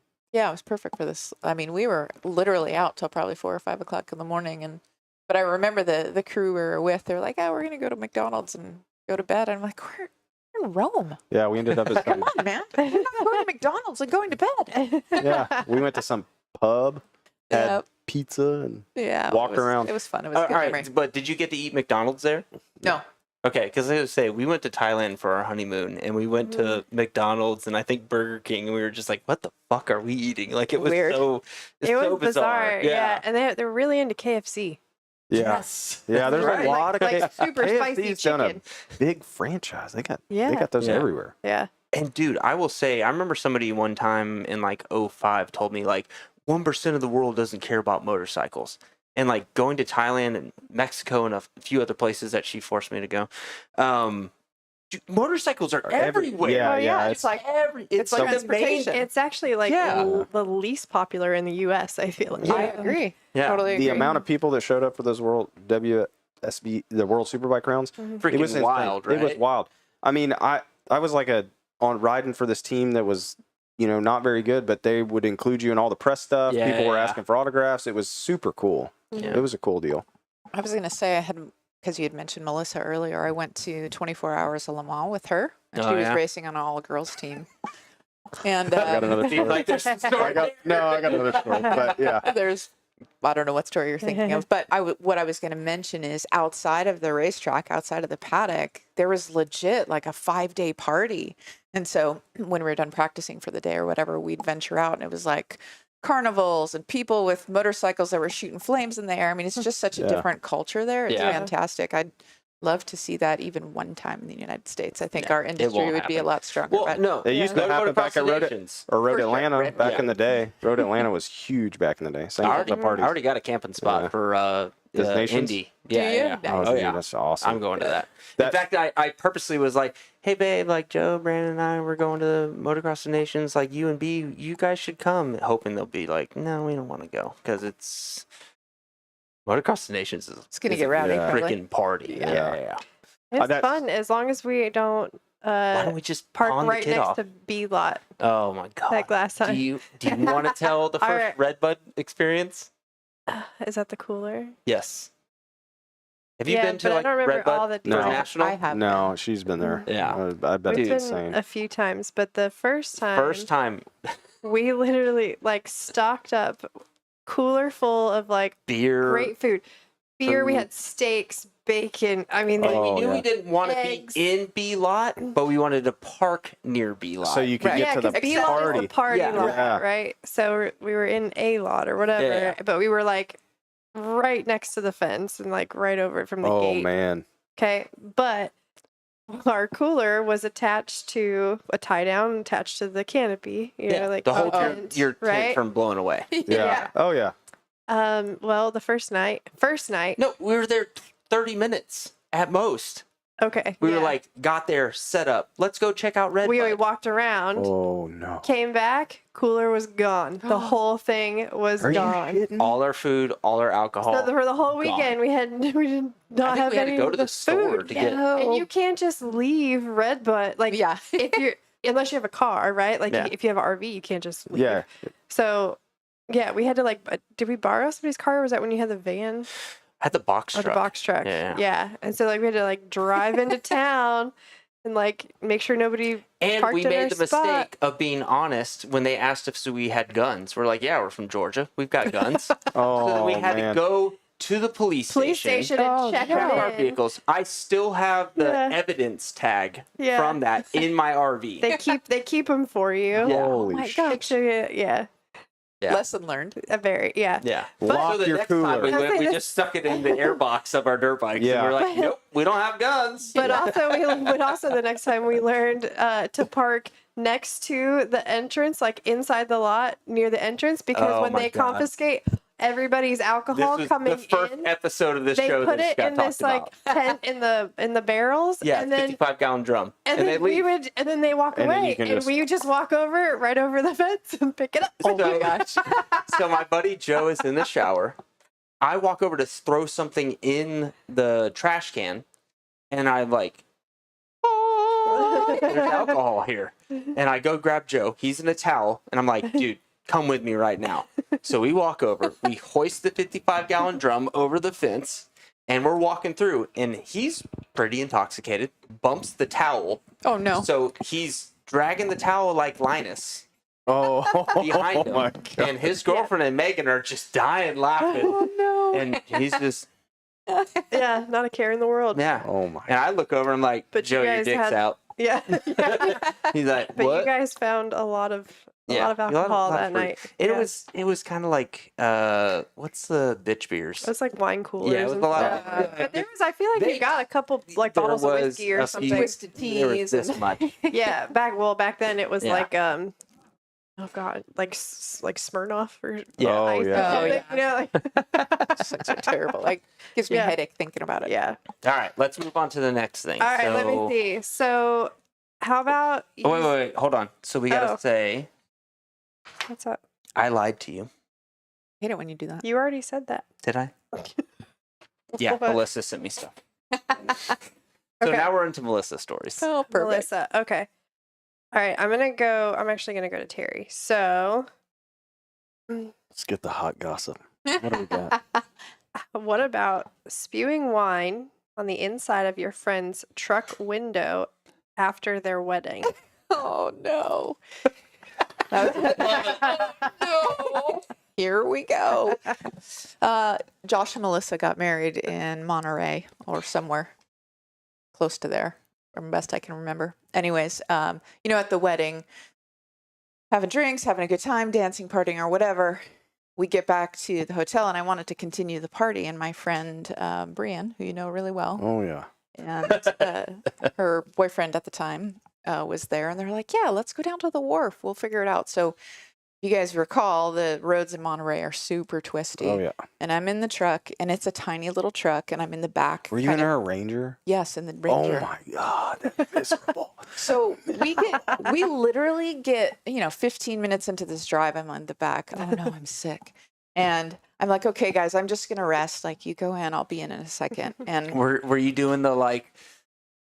yes, Deep breath. exactly. And then and it's an older, really cool Ranger. You have to like roll. And I'm Break like, the window. oh my God, I gotta get it open. I need air. I need air. I threw up. And but I didn't get the window down far enough. Half in, half out. Well, Huh? then I'm like laying there, and then I hear Brian walking up. She's like, "What's what's that on my truck? Oh, and her truck was yellow, my so you could. God. So it was like red wine on the outside, red wine on the inside. Not my best showing, anyways. Oh, So yeah, Well, thanks, Mel. Thanks, Mel. yeah. Sounds like Deanie's. All right. Well, I don't know if you threw up on this one either, but you got peer pressure into getting. No. Melissa. You peer pressured Melissa. Uh-oh. Me? That doesn't Okay. sound like me at all. Getting on a roller coaster while intoxicated in Vegas after riding all day Oh, on a yeah. women's track day. Was that must have been a Fem A Moto. Moto event. Oh, Yeah, exactly. Yeah, so Melissa texted me that, you peer pressured her after drinking all day, after a track day. why do I see a So- theme from like Sandlot coming on? Oh, yeah. Yeah. How do I- Tequila. Well, to be fair, like drinking for Melissa is like this much because she doesn't drink very often. So yes, riding at the track all day long, probably dehydrated, probably didn't eat enough, then have a beverage, and then I think it was Circus that we went to, and yeah, it didn't turn out so amazing, but it was absolutely good time. But yeah, Melissa and I have been in and around kind of riding and racing, and I remember when she, back at the very beginning before she was even racing up Palomar Mountain, her backpack had her license plate zip tied on the back of it, and just a little street hooligan. And now she's made a pretty amazing career out of it. Owns a race Yeah. team. I mean, it's pretty rad. So That's No, I cool. remember, I don't remember the year, but I remember there was like a big thing when her and Josh raced Daytona the same year, right? yeah, Wasn't there a big thing about that? Yeah, that was pretty cool. I mean, it's been amazing to watch. Both of their careers are incredibly fantastic, Mhm. but also the work that she's done in her own right. Because I think for a while it was like, that's Josh Hayes' wife. Yeah. And so now it's like, Yeah. and she has always been a tremendous human, incredibly smart, but now this nurturing racers to get into this community. And I think you mentioned it in a little bit of my bio of, having this industry be encompassing to everyone. Yeah. And she's created a business out of it, and she works her butt off. And now she's a mom. So she's, got 2 little ones at home and a race team. And arguably the race team has kids on it too. So she's kind of mothering them on the Yeah. weekends. Or at least it Well, looks and like. let's be honest, you got a mother racers. I was Yeah. gonna And then say, do they're- racers ever really grow up? I don't think so. Nope. Exactly. So, anyways, she's such a true friend, but just watching what she's done with her career has been fantastic. Well, she also had something a little mushy for you as well. Aw. So, Yeah. basically, you are her fucking hero in this industry. Her words. Yeah. I would never use that kind of language. She says that seeing how you made your way and achieved so much has been amazing. And you have always been the one person she knows that you can count on and give her the right advice or tell her when she just needs to suck it up. I love it. Oh, I love you, Mel. All right. She also had some things for Matt too. oh. Dun, dun, dun. Be prepared. Using the word cognizant during a run. Oh. Run-in with Miguel Duhamel at Barber. Oh. Yeah. Yeah. So And I'm going to go ahead and say, I was like, did he use this word right? Like, I Googled it to make sure that it was used. Why? Yeah, I don't understand Correctly. why this is so. Why is this funny? so It's a real word. yeah. Oh yeah. Where I I'll was be like, more I don't feel like cognizant I'd of where ever I am use on that pit word. road. That's what I said. I think Miguel was struggling a little bit that year, and I was kind of like I was like a little bit on the upswing, and Honda. We were both racing Hondas, and that weekend I was feeling pretty good, I guess. I don't know, but I came down pit road pretty fast, and he was putting, and I cut up the inside of him, and I think I startled him, and so he promptly came down from the HRC pits on the other side of the fence, though. So the way the pits You are, couldn't get him. or yeah, probably on purpose. Was he And looking he's- for the red mohawk? I didn't have the red mohawk, but my dad was there. He said, "Don't take any shit from him." And he came down there and started saying something, and I'm like, "Oh, okay, yeah. I'll be more cognizant of where I am on pit road." And I think Melissa was there, Josh was there. Like it was a little dust up, little squabbling back and forth. Mm. But little peacocks like yeah, flying. yeah, you know how it is. Yeah. Kind of like like a bunch of drunk people Ruffling drinking feathers. moonshine. yeah, ruffling feathers. So, and I think Miguel was taken back by the fact that I even knew what the word cognizant was and used it correctly. Like he probably thought I was just some dumb hick from Georgia or something. Yeah. Well, he's Maybe not he didn't wrong. know. He's not wrong. Let's be real. But go ahead and explain what that word means, because More aware of where I'm at. aware of your surroundings. That's right. Yeah, that's right. Which I was like, I think that means this. And then I Googled it. I was like, I was right. Oh, my God. Yeah. It's a miracle. Way to go, Florida. Yeah. It's a miracle from Florida. Thank you. Yes. I always have that a, compliment. whenever something happens and I'm like Florida education. Nothing Florida against man Florida, strikes again. sorry. Mhm. Yeah, exactly.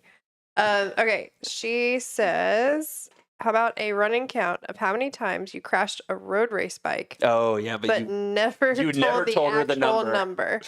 apparently I you don't bragged to her that you I don't have know a the running number. count. No, my dad has a running count. Had a running count.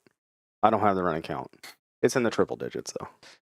Triple digits. Listen, Yeah. but we always say, you're not crashing, you're not trying hard enough. Pretty much. Thank you. I know. Yeah. Yeah, you do say that. Yeah. There's a, I don't know if my dad put this story in there or not, but I had a pretty steep learning curve because I went from a 600 straight to 1,000. So, in 2000, after 2003, I won some championships on a 600, and Mike Embry gave me my first kind of shot but he only had he wanted to race thousands, wanted to go into Superbike, and so it was like, all right, first year expert 1,000. What could possibly go wrong? So the transition was like, we're gonna do 1 year expert, race Wira National Series, 600. At one point, I had like 5 bikes out of 600, thousands, all this stuff.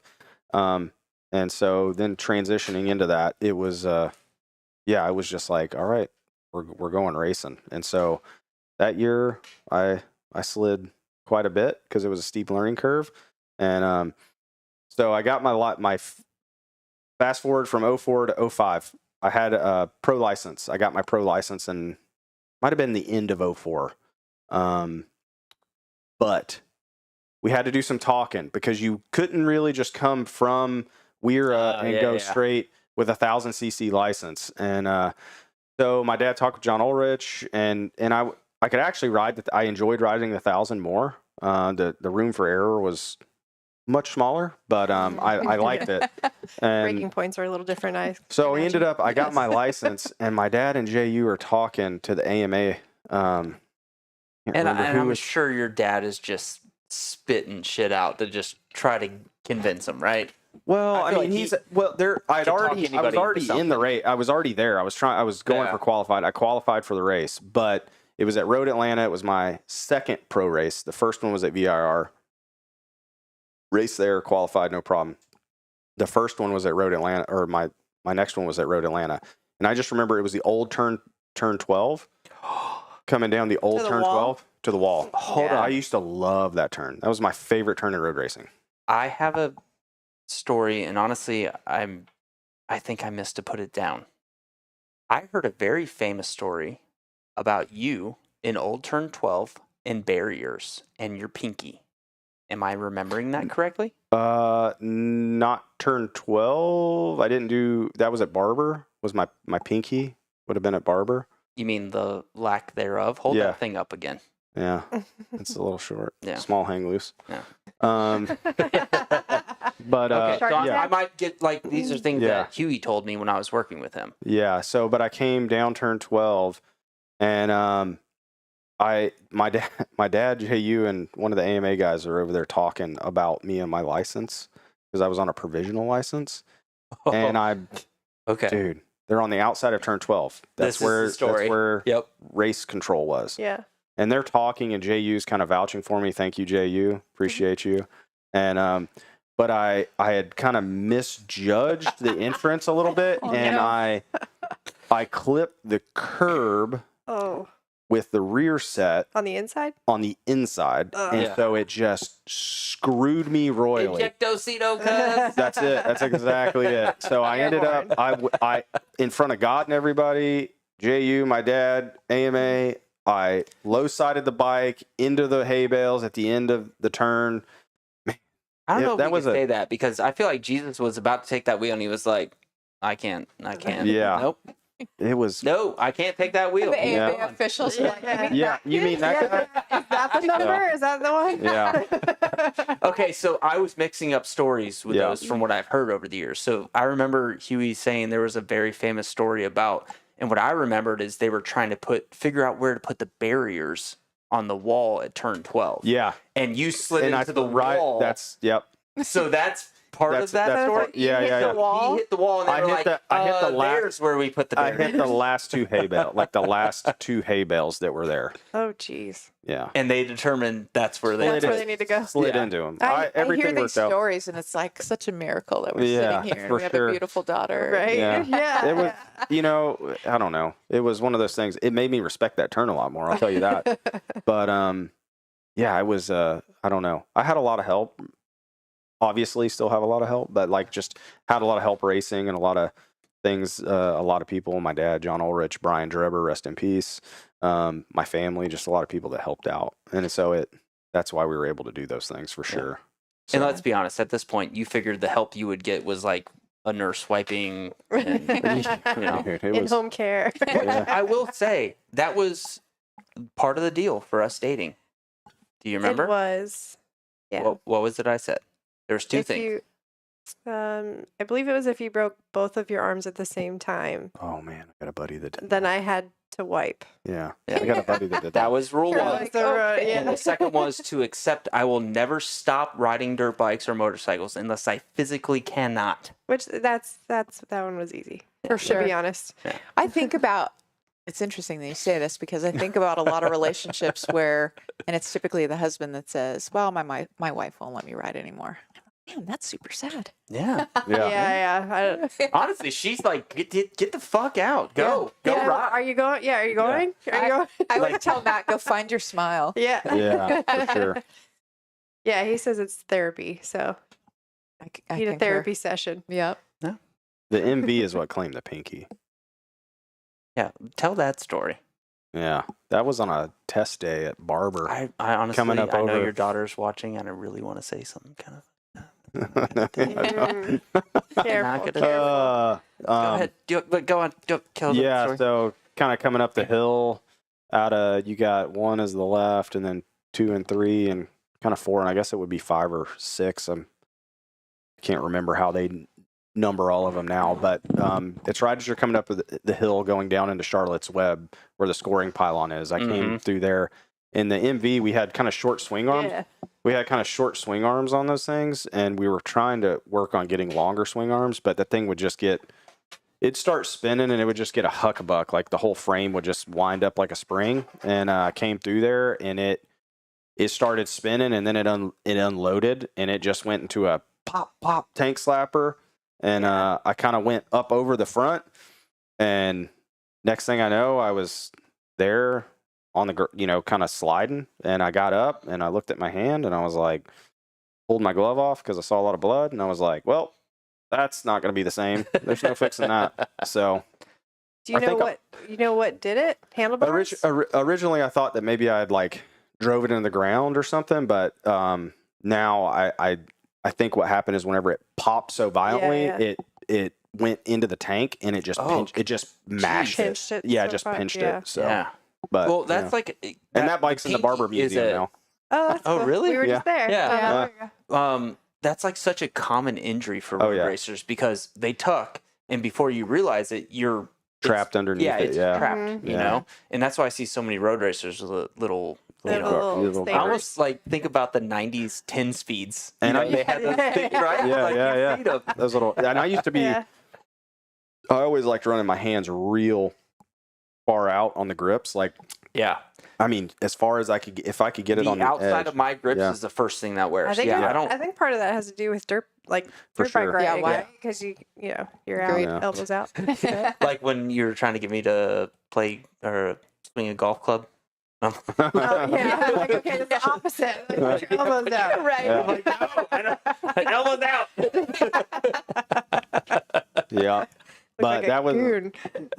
that was a steep learning curve. I mean, going from a 600 to 1,000. We did it. It was fun. I have a lot of good memories, good stories. Yeah. Well, I will say that I do have a few videos to play. We'll do a little break.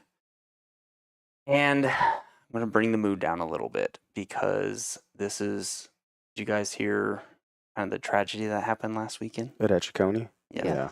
Yep. So I saw Mason Cole was at Dalton Hill's funeral, and I reached out to him to say, hey, I would kind of want to touch on this for the show, to honor this kid, because I was extremely saddened to hear about it. I mean, you even told me it made it on like national news and all this stuff. And Yeah.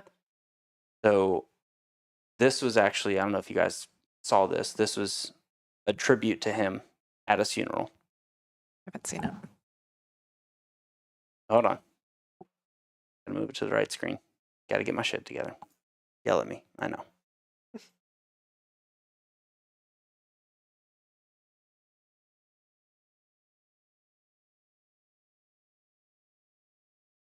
What? Oh.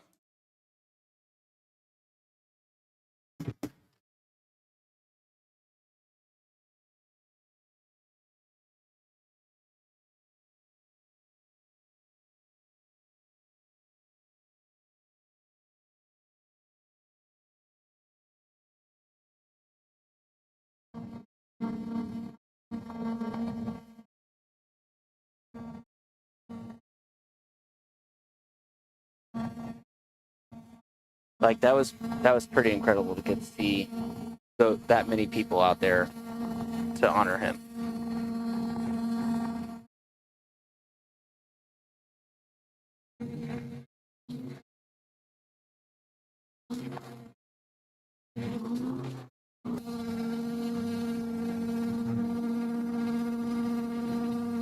I do kind of wonder how many bikes blew up doing that. You know what I mean? But yeah, It's a horrible situation. yeah, and we both have young kids, but it's good to see, even in that situation, the community come together. Yes. Yeah, absolutely.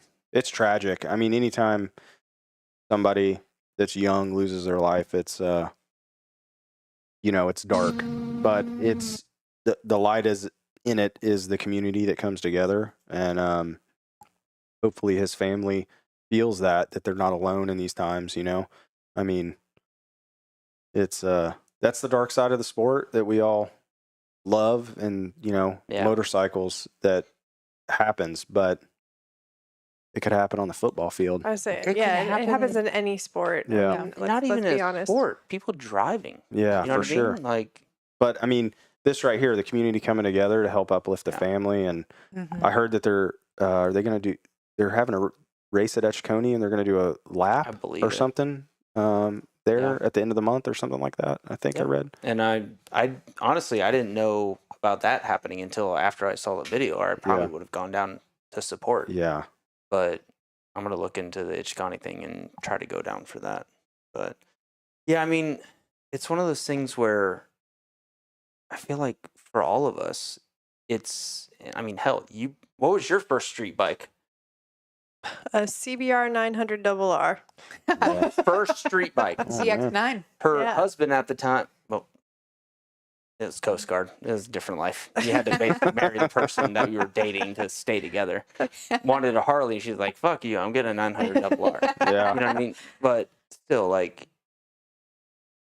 that's kind of part of our blood, is like to push that limit, you know, and to get there. But I think we do all the things that we think are the best possible safety precautions that we can, right? Yeah. You get the right the best gear, you get the braces, you get the pads, you get the you get everything that you can.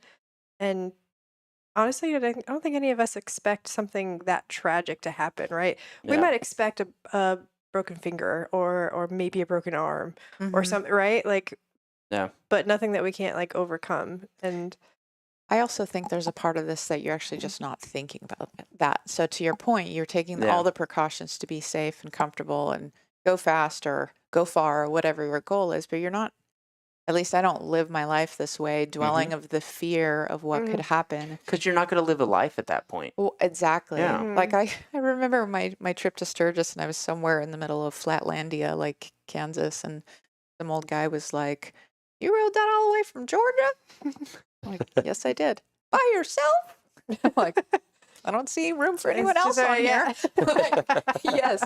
So like you don't think about those things, but even when it comes to putting our daughter on the motorcycle, like we teach her about safety. We talk to her about riding within her limits, and I mean, at a certain point, there's a risk at whatever you're doing, and there's some things that are out of your control.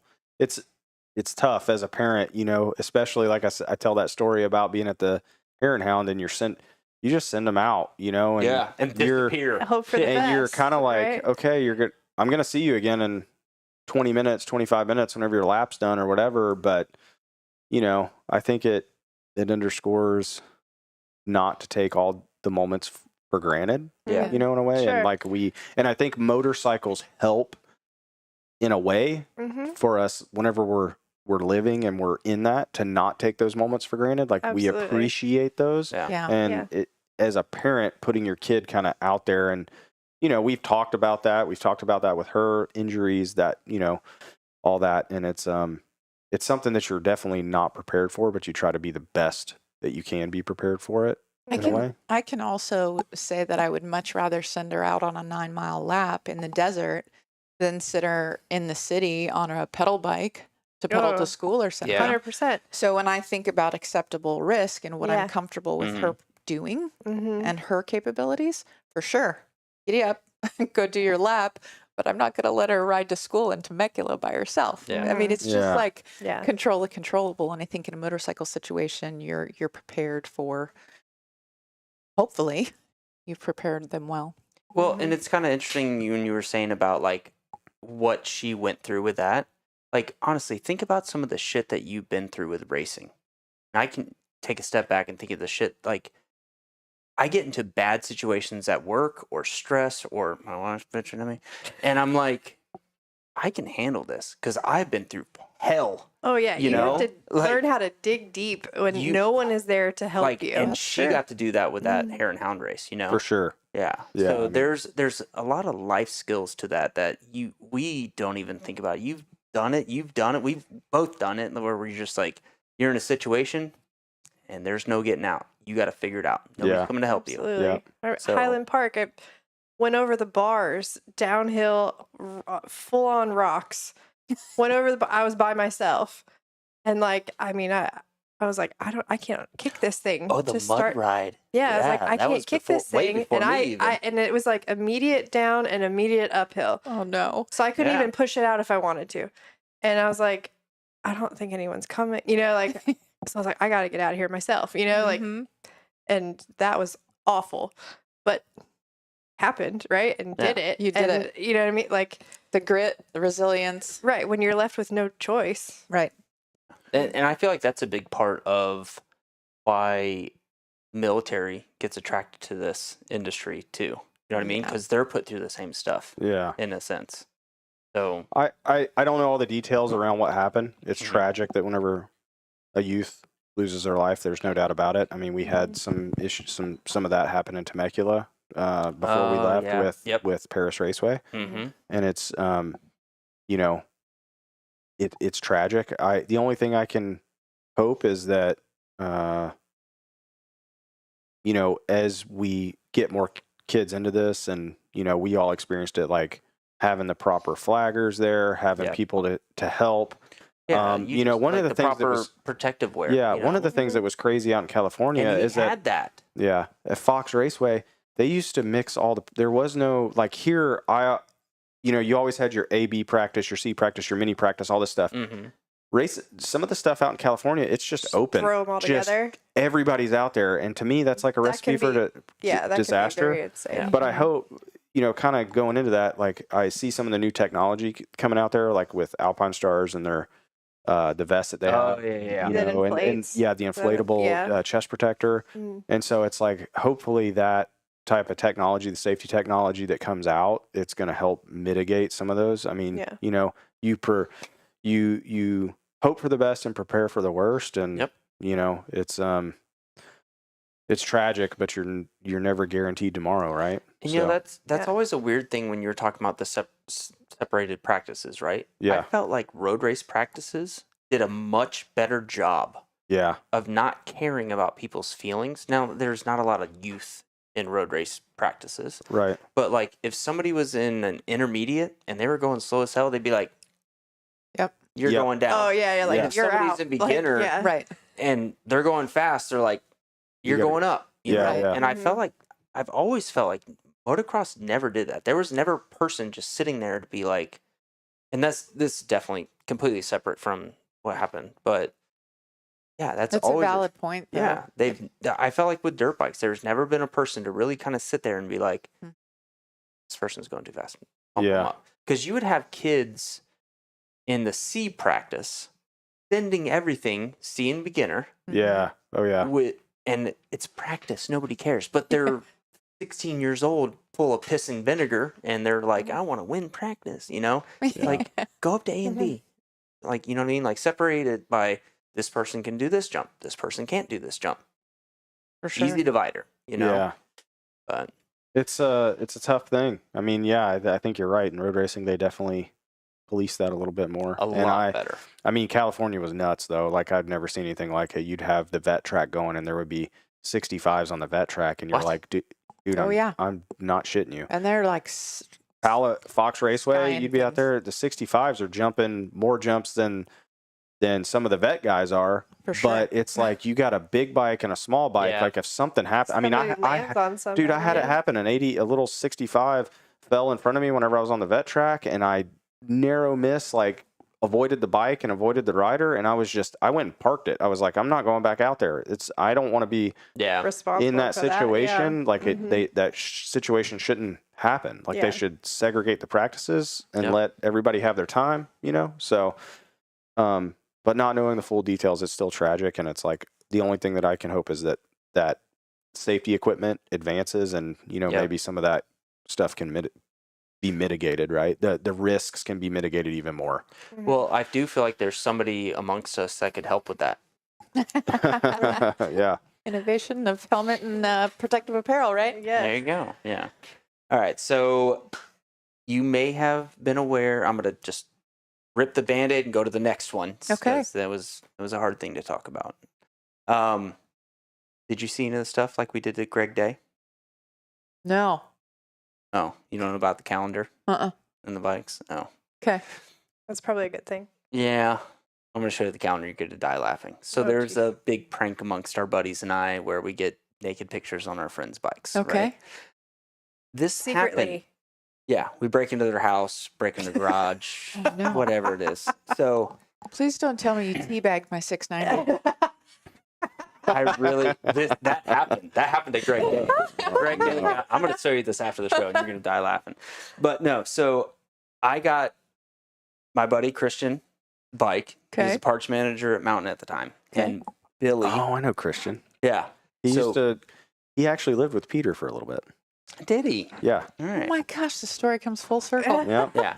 So Peter. Christian, I got his bike, and because it was at Billy Eisen. So Billy Eisenacher plotted for me to go to his house and get picture on April's bikes. And the funny thing is, separately, April plotted for me to come over to their house and get pictures on Billy's bikes, right? So while I'm there to get pictures on April's bikes, I see that Christian's bike's there, and Billy is fixing it. So Billy does this to him.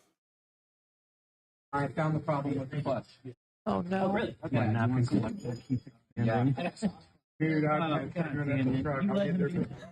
I'll get signs of it. I'll never let you find them in my drawer.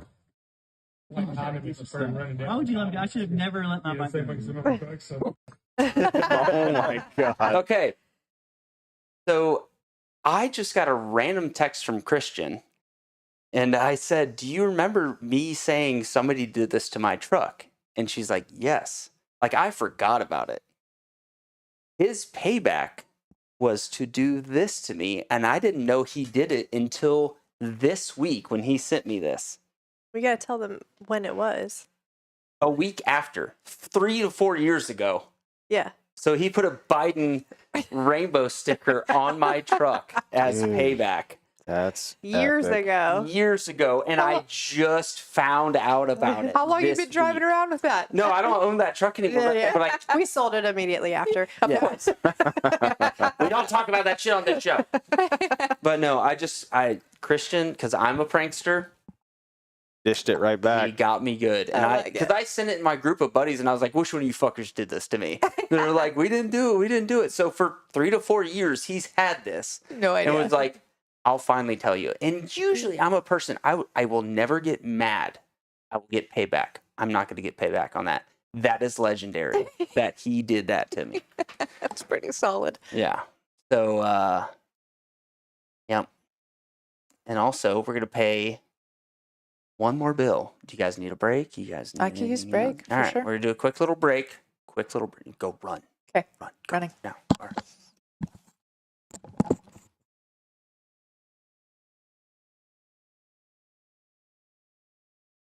This show is brought to you by MX201 Track Designs, founded by Matt Shue, a former pro supercross and motocross racer who made a name for himself in the 90s and early 2000s. There is two, the local favorite from LJ, Georgia, is in third. He goes down in the corner. He's no longer in third place. MX201 Track Designs brings decades of hands-on expertise to the motocross world. Matt's racing career took him across the globe, competing at the highest level and learning firsthand what makes a track not only fun, but challenging and safe. Since stepping away from racing, Matt has used his extensive knowledge to help design, build, and manage a variety of tracks in the Southeast. Locations like AMPMX, Highland Park Resort, and Synergy Cycle Park trust MX201 as he's earned a reputation for creating top-notch riding experiences.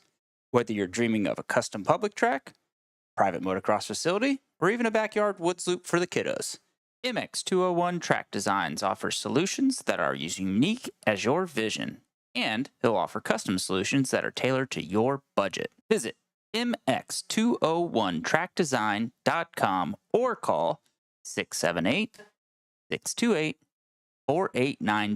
to get started on designing your perfect track today. And when you do, be sure to mention Campfire Moto Stories to Matt. And we're back, kind of. All right, so we got a few short little clips that people were sent to me, and I wanted to play them. And then we'll kind of do a few more things and wrap up the show. Anybody else has any funny things to bring up? Which I got to say, this has been a pretty damn good show. Which I also got to say is my wife was extremely pissed at me about 4:30 today when I told her that I was planning on her to come in for the show. Yeah, that's because. Yeah. Because she was like, I don't want to do it. I don't want to do it. I don't want to do it. And I was like, it's going to be so good. So I knew it would turn out great. All right. So it is. Yeah. No, everybody's off. Oh, All right. okay. They're coming back. I was waiting All for right. everybody to come back. All right. It sounds terrible to do this. All right. So did you guys see the cameraman at Tampa this last Yes, weekend? I did. So No. I reached out to this dude and he gave me permission to play this video. Did he? The cameraman? Yeah. Not the cameraman, the guy that made the video. Oh, that fell. Yeah, yeah. Oh, I saw that. Dude, What's your take? that's why I wanted to bring it up, right? What, like, did you do it on purpose? No. He definitely did do it on Ken's take. Yeah. What would you or I do in that situation, right? Like you just made a terrible choice to split two lappers. It did not work out well. Yeah. Your chain came He's off. hot. He's hot. Like, He's pissed. He just kept walking though. Dude, like did. put yourself in. Like try to think of the most pissed off you've been. Yeah, I would have Would kept you walking. help Did that he just guy? walk? Did he Absolutely just not. walk? Yeah, he just kept walking. Well, this is one thing I noticed. It looks like he stopped for a second. Yeah, Yeah, just then he kind of kept stopped walking. and Okay. looked. somebody and- else like he Because and he somebody probably else stopped and looked and was like, he's gonna be okay. Somebody else is gonna help this guy. I'm Yeah, I'm going back. I gotta I get my don't mind fault right. Ken at all No, I for don't that either. kind of thing. But the fact of like you combine all the shit that went wrong Yeah. to bring that together is pretty wild. And I will say, like, I grew up in Tampa. I had a lot of people message me to go to this race and I almost went to it. I'm so pissed that I did not go to this race. What an There's epic weekend. a lot that happened. Oh my god, I couldn't imagine. I'd probably been blackout for 3 days. Like if I went, I would have been blackout. Who was for it? 3 days. Whose Instagram is that? Um, Is that you, Getty? yeah, 191. Cole, you Getty? Cole? Is it? Do you know him? Yeah. Yeah. Are you kidding me? No. All right. Kind of. Cole. I worked with Cole at Liat. No Who way, would they hold not on. know It in the is Cole. motorcycle industry? Cole, you Getty. Yes. Shout out Cole. What's up, bro? Thanks for the IG. Holy shit, that's video. funny. Yeah. Small Cole, you world, get it. man. Holy Funny story. hell. I think I have a video very similar to that where I'm videoing my kid in a CrossFit gym walking backwards and I tripped over a box. My kid's like, "What's wrong with you?" I putting myself in Kenny's shoes, like I could understand that. Just he's probably like, are you kidding me? You Yeah. know? Honestly, Can't I've been believe like, you did but that. what a fucking idiot. Yeah. Yeah. I'm out. As- I'm out. As somebody who's older and cooled off, whenever I watched the video, I was like, dude, you could have Could have done something. you could have looked at, but then you have- putting you have myself as being, 100,000 people looking at you. yeah, putting Yeah. myself in his position as hot as he was at that point, it was just like, No, it's mindset, right? Like Yeah. I know you when you have like your race face on. yeah, It's You tunnel wouldn't vision. have stopped and Yeah. walked Yeah. and But, talked Total there. tunnel vision. you know, armchair Which quarterbacking it. honestly, it's one of those things like 10 minutes later, you'd have been like, oh. When you snap out of it, Yeah. right? Yeah, yeah. Yeah. So I wouldn't fault Kenny to that. I would honestly fault Kenny having the crash more than that incident, you know? Yeah. But Mm. so we had said earlier, like the last time we met, but no, I actually think the last time we saw each other was a Sorks race. I told you this a few days ago. I remember I was like, Were you looking- blowing by me? No, but we were in the same race, and I just remember like looking at the score, and you were like, "Where's 30B?" And I was like, "It's right here. What's your name? I'll look at what place you got." And you said, "Matt Lynn." And I was like, Yeah. "The guy hates me." Yeah. I did beat you that race. Yeah, I'm that's pretty sure. Sorks, man. I like doing that stuff, but it's always like the last lap. I'm like, why am I out here? The last lap. Yeah, the last lap. I'm just the first lap. oh, I'm just like the last lap. I'm always like, why am I out here? But it's I enjoy doing it. I want to get out and I kind of had the idea to maybe get some gate drops this year. Maybe go do a moto race. I haven't done a moto race in years, but just to do What about something. Day in the Dirt? I don't know. I'd like to if they have the Yeah, isn't it like next weekend or something? No, it's 2 first weekends? weekend of March. Yeah. first weekend I'm of March? going. Oh, that would be that's fun. pretty- That's like That would 2 be a weeks, big deal. right? Girl math. That's like a light. That's like a year away. Yeah. We're good. Okay. Yeah, I gotta. We already have plans that day. Sorry. Oh, okay. Oh, there you go. Do you need to check your calendar? Yeah, Got your it's plans, got your plans made. But yeah, I'd like to go out and do some sort of something this year for sure. I need Well, to I'm put gonna go ahead and something on tell the you. calendar. I'm signed up for the Alligator so we're leaving Wednesday at noon, racing the Alligator on Thursday. We're doing Croom on Friday, Day in the Dirt on Saturday, and then if we're sober enough, we're going to drive back on Sunday. That's Dang, Man, Brandon. that sounds pretty that's an amazing. epic weekend. And Yeah. also this weekend we're going to go Durham Durham. Yeah. Yeah. Which I You didn't. guys are going to Croom? Wait, Durham Town's just this weekend. No. Durham Town's this weekend. Day. Day in the dirt. March. Croom Croom. weekend. Yeah. Yeah. Oh, okay, March all right, is yeah. No, that. I'm fast forwarding. this Croom's upcoming fun. weekend. I've been there once. I had a good time. I had a good time going. I've only been there once. I was about to say, yeah. Yeah.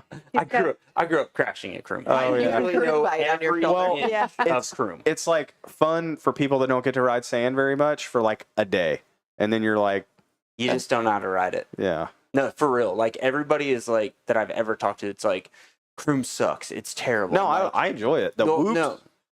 But that's why they end up hating it. And I'm like, you got to know how to ride it. You Yeah. just go, oh, there's a trail that way. It's smooth trail. Yeah, you know? yeah. And you Yeah, can for sure. connect We trail to trail. we found that out the second day we were Yeah. riding.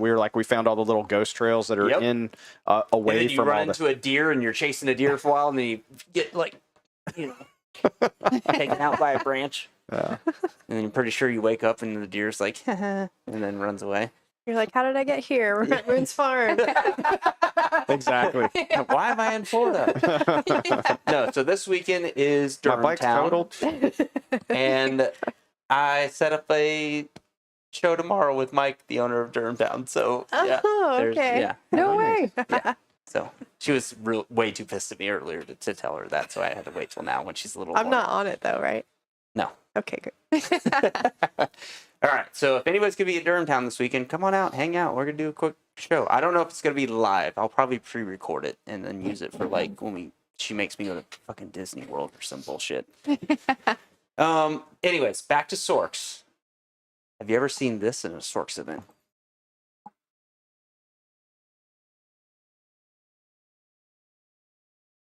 Oh no! Damn it! It'd be hard to see.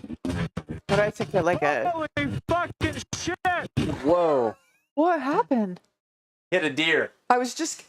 Holy So the dude in front of him smoked the deer. This is Fred. Oh, there it is. Yeah. Oh, Shit! there it goes. Oh my. I hear that's crazy. Was he all right? Yeah, he was good. You know what? Did it? You had Opie. You had Opie on the show. Oh, Road Atlanta. Yeah. We talked about that. He smoke checked a deer. Really? Like On his road split bike? it in half. Oh. Yeah. Coming down, was it coming into 10A or on the back straightaway or something? He smoke checked a deer. Yep. That's gnarly. Came into the pits covered. Covered in blood. Oh yeah. Oh, Straight wow. up. And Road A Atlanta. pulled the tapes, everything. Yes. They got rid of it. Wiped it under the rug, from what I heard. I never saw anything, but I Go back and watch Opie's That's show. amazing he didn't I'll have to go. crash. Yeah, it is. He didn't. He kept it So up. he was talking about doing one fast move, and the lead actor was like, just kept bringing that up. But you fucking destroyed a deer. Yeah. Like the director of the movie Oh, called yeah, yeah. in, and we talked for a good bit. And Well, yeah, that's that was one crazy. thing. It just kept getting brought up. So yeah, that's funny. I didn't even think about that when I wanted to show that. All right. So what other stuff do I have in the woodworks for this show? Winding down. Girls crashing. Oh, Alex Heckman. So I actually got his permission to show this video before the end of the year, and then we just got to drinking too much on the shows, and I kind of forgot it. But this dude's got some good sins. He's like a local pro dude. He might have a pro license out of Michigan. Check out these things.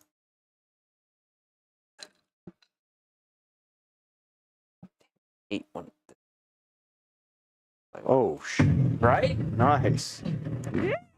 So these were his best sins of 2024. Letting her eat. Whoa. Oh. Whoops. Yikes. Go left.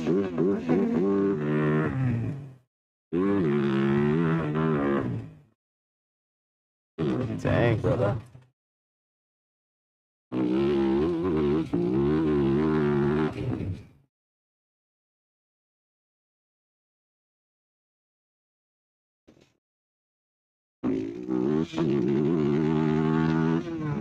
Oh, this Oh, one wow. is gnarly. Oh, That's the Rocco seat. dude, Wow. that is. How close to the edge did he get, right? There's no feeling like hitting something big. Yeah. That butterfly feeling you get. Yeah, it's been a long time for me since I've felt that way. Yeah. I hear you. Does she give you shit about how good you used to once be? Does she do that to you? No, Not so You're a much. I'm still that good. No. You didn't get to tell my Tunnel Hill story. Oh no, I didn't tell you the Tunnel Hill Hold on. story. Tunnel Hill? Yeah, Oh. yeah, Tunnel Hill. That's her first motocross track Oh she ever rode. yeah, rest in peace, Tunnel Hill. Yeah, That place that was a was good track. fun. Uh-huh. Yeah, whenever we were dating, we were trying to put together a timeline. I can't remember the whole thing, but we were out here, and I was on my Yamaha, and she had a borrowed bike. And I remember we were cruising around Tunnel Hill. This was like pretty early on in our relationship, and it was our first time out on the moto track together. And I'm like kind of slow rolling stuff to show her the track and whatever. And she like we were on the second lap or something, and she just full on ripped it. And I'm like down here, and she just sent it over this tabletop, and I was like, hell yeah, It's like that. I'm yeah. about to put a baby in that. Thank you, Keith Marshall, for the bike. Yeah, what was yours? An RM250 you rode at that with Matt? Me? Not an RM. What? No, it was a Burnett. CR250. Is it a CR250? Yeah. Two-stroke? Four-stroke. CRF 250. Okay. Sorry. I'm gonna say she would be a lot more badass if it was gonna be that. But, CRF you know. 250. All right, so I think that's all the content, the videos, the plugs, the yada yada yada. But we how often do you guys fight? Just curious about that. It's like a cool, chill moto couple. Suspension part. yeah, we fight about we fight about suspension. suspension and Setting the sag. That's Setting a the sure sag. fight. fucking set and I'm sag. like, he's like, I'm he like, do you wants know me how to read a tape measure? motherfucker. I know how to read a tape measure. Hey, but remember that one time, the superior measuring method? The metric system is by far superior. Yeah, as long as you don't mix it with the SAE system. You're fine. Oh, Yeah, how sag often are you every setting time. your sag? Not enough. Because I just You guys just I need to just buy get the frus- slacker tool thing. exactly Like, for sure. 1000%. I get frustrated. I don't believe what you. It's a trust issue. I think I don't know. Like I go the adjustments and I'm like, why did it should have went down, not up? Like why do I have less sag now? I just adjusted it. I should have more sag. Never fails. Oh my Never fails. god. And then we both get frustrated. And then you know, yeah. So we just But here's the other story. It's like I can't take my motorcycles or bicycles somewhere else to get Right. it worked on because then Yeah. he's pissed. Yeah. And it's like, That's worse. somebody else. Yeah. yeah. Yeah, I'm not gonna lie. If you brought a bike somewhere else to get fixed, I'd I'm gonna have She Billy did work that. on my shit. She did that to me. She did that to I've me. done that. Yeah. On her no, bicycle. I'm sorry, that's grounds for divorce. Yeah. Yeah. She did that on her bicycle. She's like, took it somewhere. And then I think I still ended up having to fix shit on it. Probably. It's all right. It's a trust issue for me because when I take it somewhere else and I'm like, can you look at it? I don't know. Yeah. What else do we fight about? We don't fight too much. We don't fight too much. The no. same with us. Like I remember her telling me about like people bitching about their significant other or whatever. Mhm. And she's like, Yeah. they'll ask like, how often do you fight? And she's like, not that often. I Yeah. don't know. It's something Like I'll serious. agitate her. Yeah. She'll agitate me. Hey, he's Me more than annoying as her. hell, but Yeah. Terrible dad jokes. Makes me go on his show. It's interesting though because I think just in like work and life, there's enough things that are challenging, and I'm really fortunate that we're pretty aligned when it comes to Mhm. everything. To Yeah. like what was going on during the COVID times, we camped out and spent time outdoors, and like Yeah. we just, I don't know. And You got to I have a feel good like- pit crew. Yeah, Yeah. yeah. that's it. I got the best pit crew. So I was gonna say, I feel like you gotta have somebody that's very well in common with like just what the core of what you is. You is. Yeah. What you is. Yeah. Yeah. what you is, boo? Florida education. No, the core of what you like want to be, what you Yeah. are. Core Like, values, I think, is Thank what you're. you. Yes. There you go. Yeah. Thank you. Yes. Yes. You know what's interesting though? Like when Petra was little, there was times where, man, I wanted to go ride and he'd go ride, and so it's getting into a cadence too because Mhm. we jokingly said like the two most selfish people in the world now have a small human. We're gonna have to try to Yeah. You figure have it to out. take turns, right? You have to figure it out. That's Yeah. whenever you have similar interest, right? It's like, It's my turn to Okay. go ride bikes. yeah, Yeah. trying to schedule that and then schedule time to do it together. You know, sometimes it can be a little challenging, but Yeah. yeah, we don't fight too much. Well, I will say my relief has always been motorcycles, and hers has kind of drifted away from that when we had the kid. And it wasn't Yeah, 'cause till I a had to year ago sell. I forced her to get another hobby, which she's been a badass at, and it's helped. Well, yeah. Well, I mean, when I got pregnant, so my last street bike I had The was Speed Triple. Triumph. Yeah, Speed Yeah. Triple, Great. which I motorcycle. loved. Was my Mhm. favorite. Like all time, I worked my way to that bike. Right. It was Yeah. like what I. From a 900 RR, she didn't work her way to it. She just, you know. Okay, but I had other things, right? And no, to I know. get there, right? I'm just And I- saying, like from a But that 900 was like double my R to dream a Speed bike. Triple. That Yeah. was my dream bike that I Yeah. wanted, and I finally got it. And it was like matte black, you know. It was like exactly what I wanted. And then I got pregnant, and I was like, okay, well, I'm not. It's gonna sit here for a We long didn't time. ride it. Like we rode it Yeah, twice a year. yeah, because Yeah. you I had your had the hypomotard. hypermotor, Yeah. And so anyway, got rid of it, and then riding on the street around here is just Yeah. like I don't trust anybody else. Like I For would sure. love Much to rather go to a ride. track day. Mm-hmm. Yeah, I'd love Yeah. to ride, but like I just I don't trust the traffic and all that. But then we got, obviously with our son, I can put him in the side by side Yeah. and go out and do that. And I get a similar feeling, right, that motorcycles give you. Yeah. So I'm okay with that. Yeah.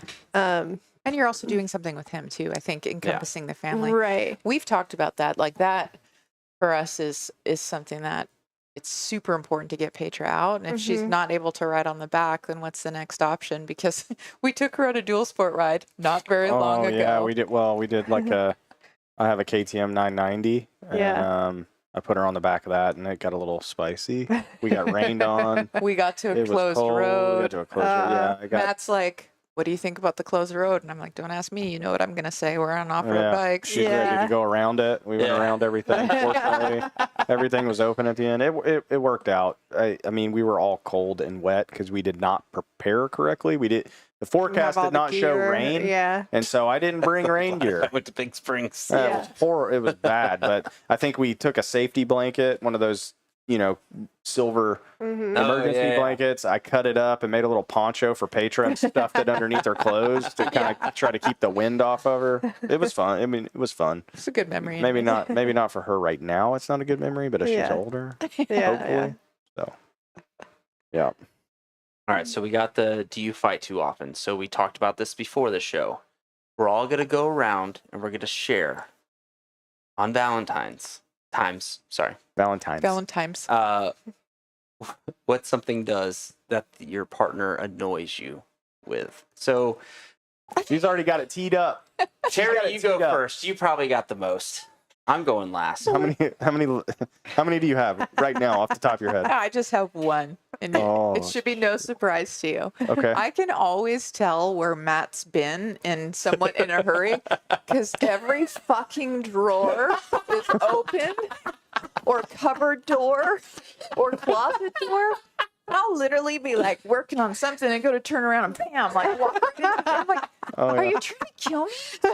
Yeah, that's Why? true. That's true.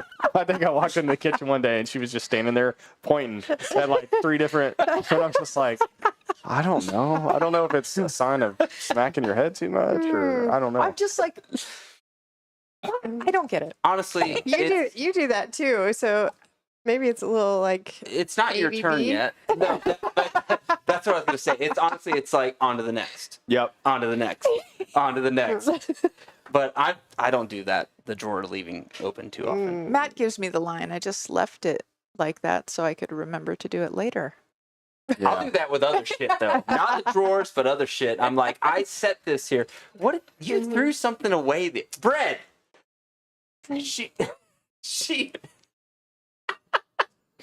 She's like, I told her, I was like, I made a sandwich, the bread's stale. And she's like, why is the bread still here? And I said, to remind me to buy new bread. And so Just get rid of the bread. so 2 days go by, I buy new bread. I swap it out. I make a sandwich. It looks the same amount of bread used She throws before. it away. So I go to make another sandwich and I go, Abso-fucking-lutely. I threw it away. Thought it was the same fucking bread. That was where did the in bread there. go? She goes, I threw it away because you wouldn't. And I was like, that was new bread I just bought. Oh my God. She's like, Yeah. well, you didn't tell me that. And I was like, because I told you to not mess with it. Well, It's kind of like when they move your tools, right? Well, I was going to say there could be like We're going to end up at like 3 obscure we gotta tone this screws or down. bolts sitting Oh there. yes, random screws, That came random out of my- bolts. For me, it's like, Yeah. it's a test. I'm just going to see how Yeah. long it can sit there. Uh-huh. And then finally It's a get tired of silent it. test. I give it 2 weeks. And then you leave it away. And then you're like, oh, I where throw did I that put shit away.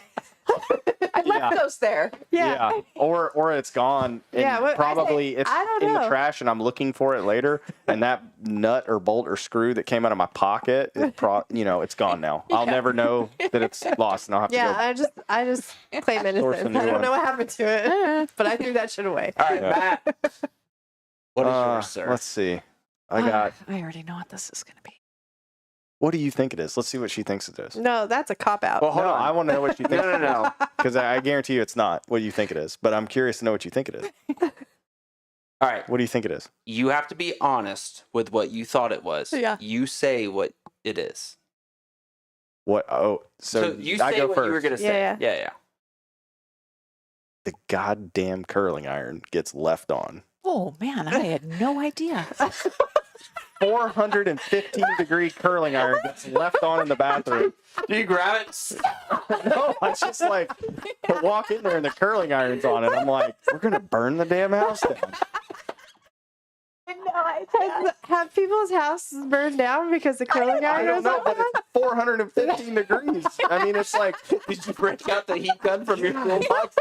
it's got a temperature thermometer thing on it. It says 415 degrees. I'm like, what are we singing our hair off?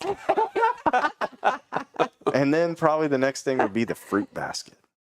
The basket The of fruit, death. the basket of death. The fruit just goes into the basket on the counter, And and until the dies. flies show up. Oh, yeah. then you- So is ours. I was growing potatoes in the drawer the other day. I was pretty proud of myself. The basket of death. Fruit goes in there and never comes. Listen, I'm trying to get. I'm gonna move it. I'm gonna buy it from the grocery store and move it over here to this death machine on the counter. We're just gonna. Hey, you know what? You guys lost. You don't eat the bananas. You guys lost the lottery. Eventually. You lost the lottery. You're moving on down the road. We're gonna put it in the basket. It's gonna die.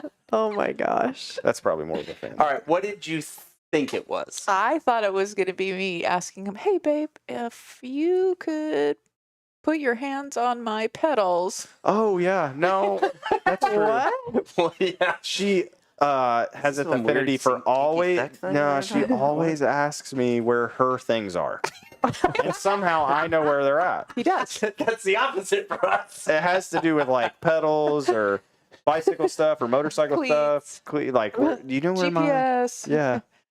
So Cardo. no, I mean, most of the time I know where it is. For sure, because he does this. He's like, I could put my hands on it. Yeah. What was it the other day you were looking for? And My look pedals. Oh yeah, I think I know where those are. I think they're upstairs in the bicycle bin, but I There you go. can't be 100% sure. They're And either there or one honestly, other place. As long as you women don't move our shit, we'll be able to find it. Okay. Like, Absolutely don't put it in the untrue. trash can after 2 weeks of it being on the counter. Totally untrue. You know. Sometimes I don't know what's a test and what's not, though. Sometimes there's a test going on, and I'm trying to see if it's a test, and I'm gonna leave You're it. trying to test I'm the trying to test? test if it's a test. You're a scientist at this So point. I'm You just gotta leaving it. I'm just you know. gonna stay the course. What's the Stay variable? the course. Is this a test for me or is this Listen, a test for? I'm not without faults because I'll come in from one activity and leave the bag from the dual sport ride, and then it's like, I'm gonna go ride bicycle tomorrow. I got a good one. So then after like 4 or 5 days of activities, I'm like, my shit is everywhere. Matt, you have the floor, sir. Go. How many? Oh, Uh-oh. Somehow I feel like I'm in trouble. the box of donations. Oh no. I mean, it's Do you have a box of donations We that sit there do. for No. 7 months? No, sir. We Okay. don't. We have a fucking entire room full of Facebook Marketplace shit that I'm responsible for because I work from home and she's too busy to deal with this shit. So I have to list all this shit on Facebook Marketplace. And the cheaper it is, the more fucking idiots you have to deal with. I know. $5 Yep. pair of shoes. You might as well just throw it in the trash. Throw it in the trash. I'll just Swear to donate God, it. the cheaper Tax it is, write-off. the dumber, the absolute dumbest That's the people only come thing I out. got is that box. It's I been mean, sitting there To be for fair, like, it's annoying me too. yeah. I think, how many times have you pulled it in and out of your truck? Twice. See? It's a big and it gets bigger because my kid keeps growing.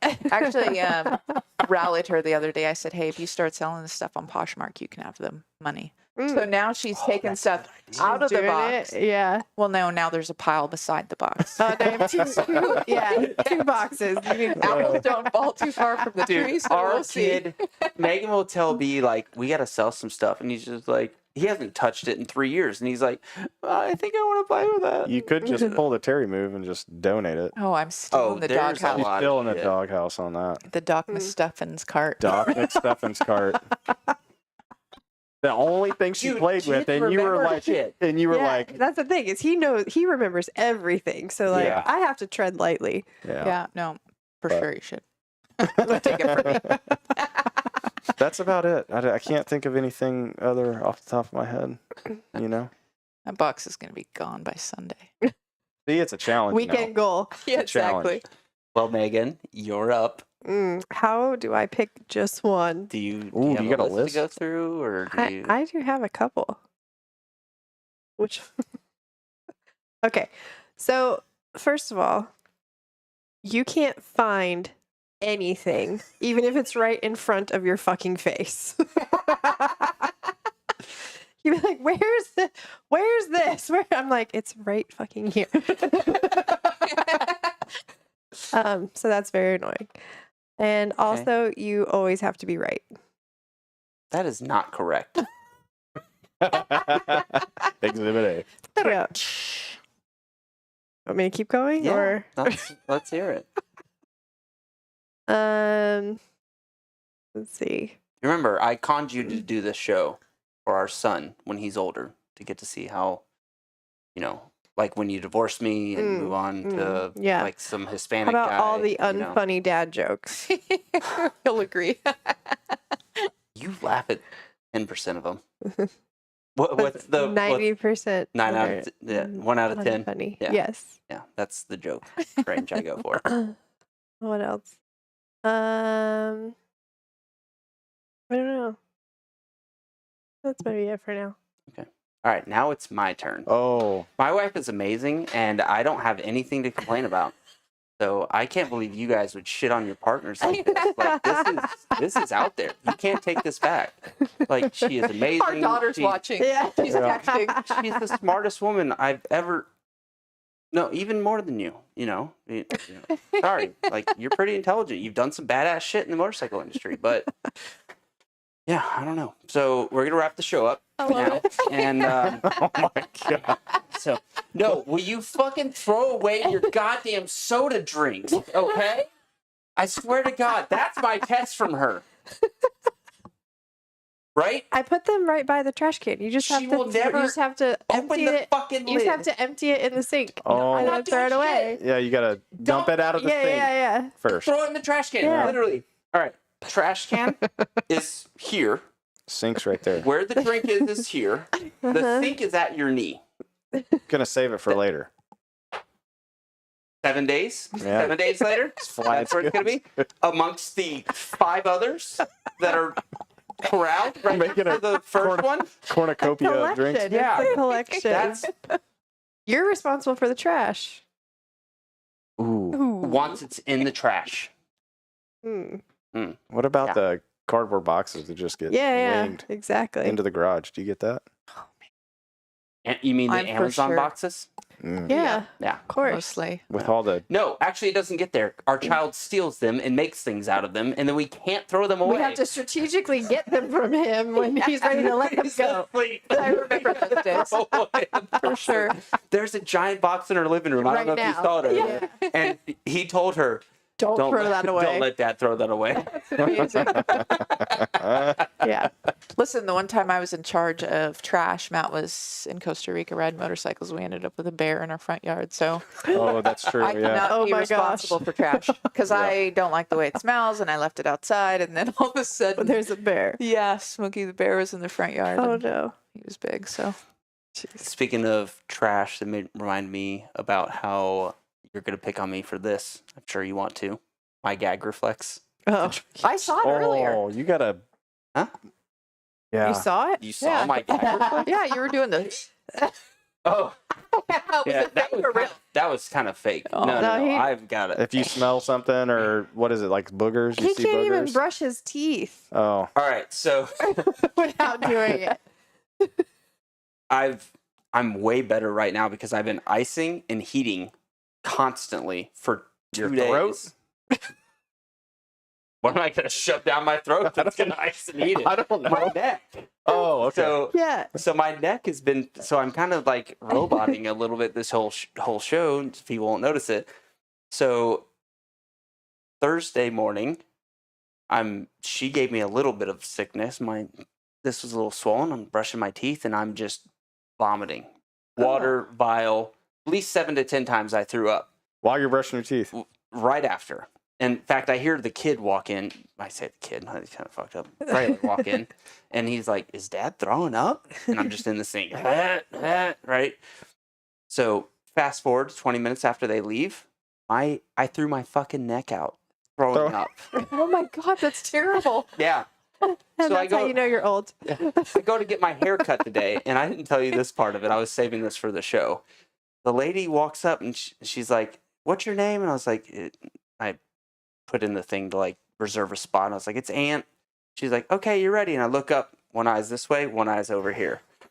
For a lady that's about to cut my hair. Oh no. And I was like, I did everything I could to be like, because I don't give a shit about my hair, but you don't expect somebody with an eye going that way and one that way to cut a good hair. She did a good job, right? It is a nice haircut. That's fine. Good, Yeah. So as I sit down, I was like, "Hey, I'm gonna go ahead and warn you, my neck's really fucked up. Like, I threw my neck out." And she's like, "Oh no, honey, what'd you do?" I said, "I threw up." She goes, "Oh, you must be about to be 40, or you're 40 already." I was like, "I'm 40 in November." Yeah. And the dude behind me goes, "Wait till you're 50. I know. I just wake up and I'm like, did I hurt myself or no? This is just how I am now. Yeah. So Yeah. I've been One dealing- wrong sleep. yeah. Yeah. That's what I would expect to sleep. Do you not- ever just think, how are you going to get another 30 years out of your body? No, I figure she's gonna kill me before then. It's like wake up and I'm like, how am I going to get another? I'm 30 just years out? waiting to see when he's going to be like confined to a wheelchair because I know it's going to happen one day. Race? You down to race? Wheelchair race? Yeah. We'll Hot- triple Hot that whole Wheels. Yeah. Hot Wheels race. I love it. Man. We used to joke about because we've had concussions, like waking up. Oh hey, Yeah. oh hey, because we would Hey, how are you? remember. Oh man, you look good. But now, What's your name? but now we're concerned about like the body parts. I wake up in the morning, my ankles don't move, and I like hobble into the bathroom, and so anyways, Mhm. We're getting all old's not for the old. faint of heart. Yeah. Yeah. But try to look at it as lucky enough to be getting old. Yeah. Good point. for sure. Absolutely. All right. So you messaged me with your questions to be like, what's next? Or advice for couples that are writers or whatever. Do we get to go into that? Or I feel like we've kind of, and which I will say, you were like, I don't know if we're going to make 2 hours. Yeah, look at that. Yeah, We're 4 hours into this. Listen, this is way past my bedtime. So yeah. Murder She Wrote's over. Like, Yeah. yeah. All right. So we should wrap up the show. It's been great to have you guys on. Honey, I love you so much. Love Thank you you too. for coming on. You're welcome. yes, thank you. It's been really fun hanging out It's with been you a good guys. time. Yeah. That's the funny thing is like you two brought it that you made this happen because you guys have been buddies like forever. Yeah, well, I mean, So- I feel like we've been communicating Like with distant, yeah. Yeah. Distant buddies. for sure. All right, let's wrap up the show. I will say I'm going to do a show this weekend at Durhamtown. I don't know if it's going to be live. It's going to be recorded for later. But in a few weeks, I'm going to have an awesome legend of Ray Hempstead on. Mm. All right. Do you Nice. know the name? I feel like I know that name. He got second place in Daytona in like 1950. Yeah. Owned Barney's of Brandon. Okay. or Yeah, St. yeah. Pete. That's why I know that because I've been Yeah. down to Barney's and all Yeah. that from sales stuff. Legendary so. dude. It's going to be Yeah. a lot of fun. Him and my dad are like best friends, and my dad Oh, told me that's he's gonna coming be some up. So I good was like, stories. I'm getting Ray in. So Yeah. yeah, it's going to be a lot of fun. Especially because he met me at 15 and kind of chewed my ass out a few times. So there's going to be some good All stuff. from right. That's perfect. Yeah. All right. Thanks for listening, watching. I do want to encourage anybody I want to make the show about your stories as well. Like send them in. 844-789-2367. You can call anytime. Leave a good voicemail. If you got a good video you want to send it in. So, all right. Very good. Happy Valentine's Day. Happy Times? Happy Valentine's Day. I know it's times. I just say times to piss this one off. So. All right. We'll see you in a few weeks. Tell me a story about Valentine's Day. So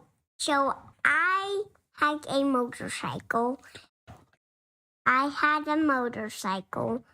And me and Frankie and I drove to Maddie's house and picked her up. And I went and then Who's Maddie? my friend. Your girlfriend? Yes. And Frankie and me and Maggie, we got off the motorcycle, we parked it, and we went for a walk on a dirt road, and we saw some deer. But we didn't scare them. We fed them with corn. Nice. Anything else happen after that? We went over to back to our motorcycle. We headed to Home Depot. What'd you buy at Home Depot? We got some wood to make Frankie a dog house. Oh, that's super nice. And we made it in the backyard, right next to my trampoline. It had a balcony, it had chairs, it had a TV, and everything. Nice. I bet Frankie loves it. All right, is that the end? Mm-hmm. Bye-bye.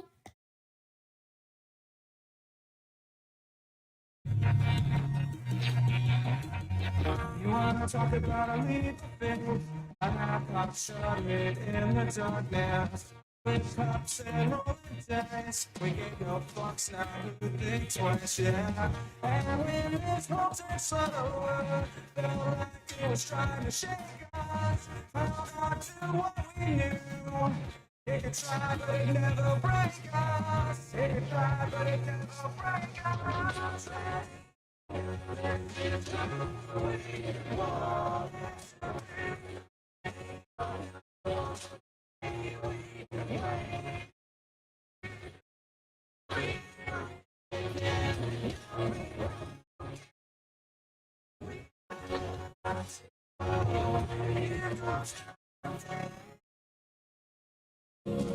It's talking about what's going on, like we can't function on this level.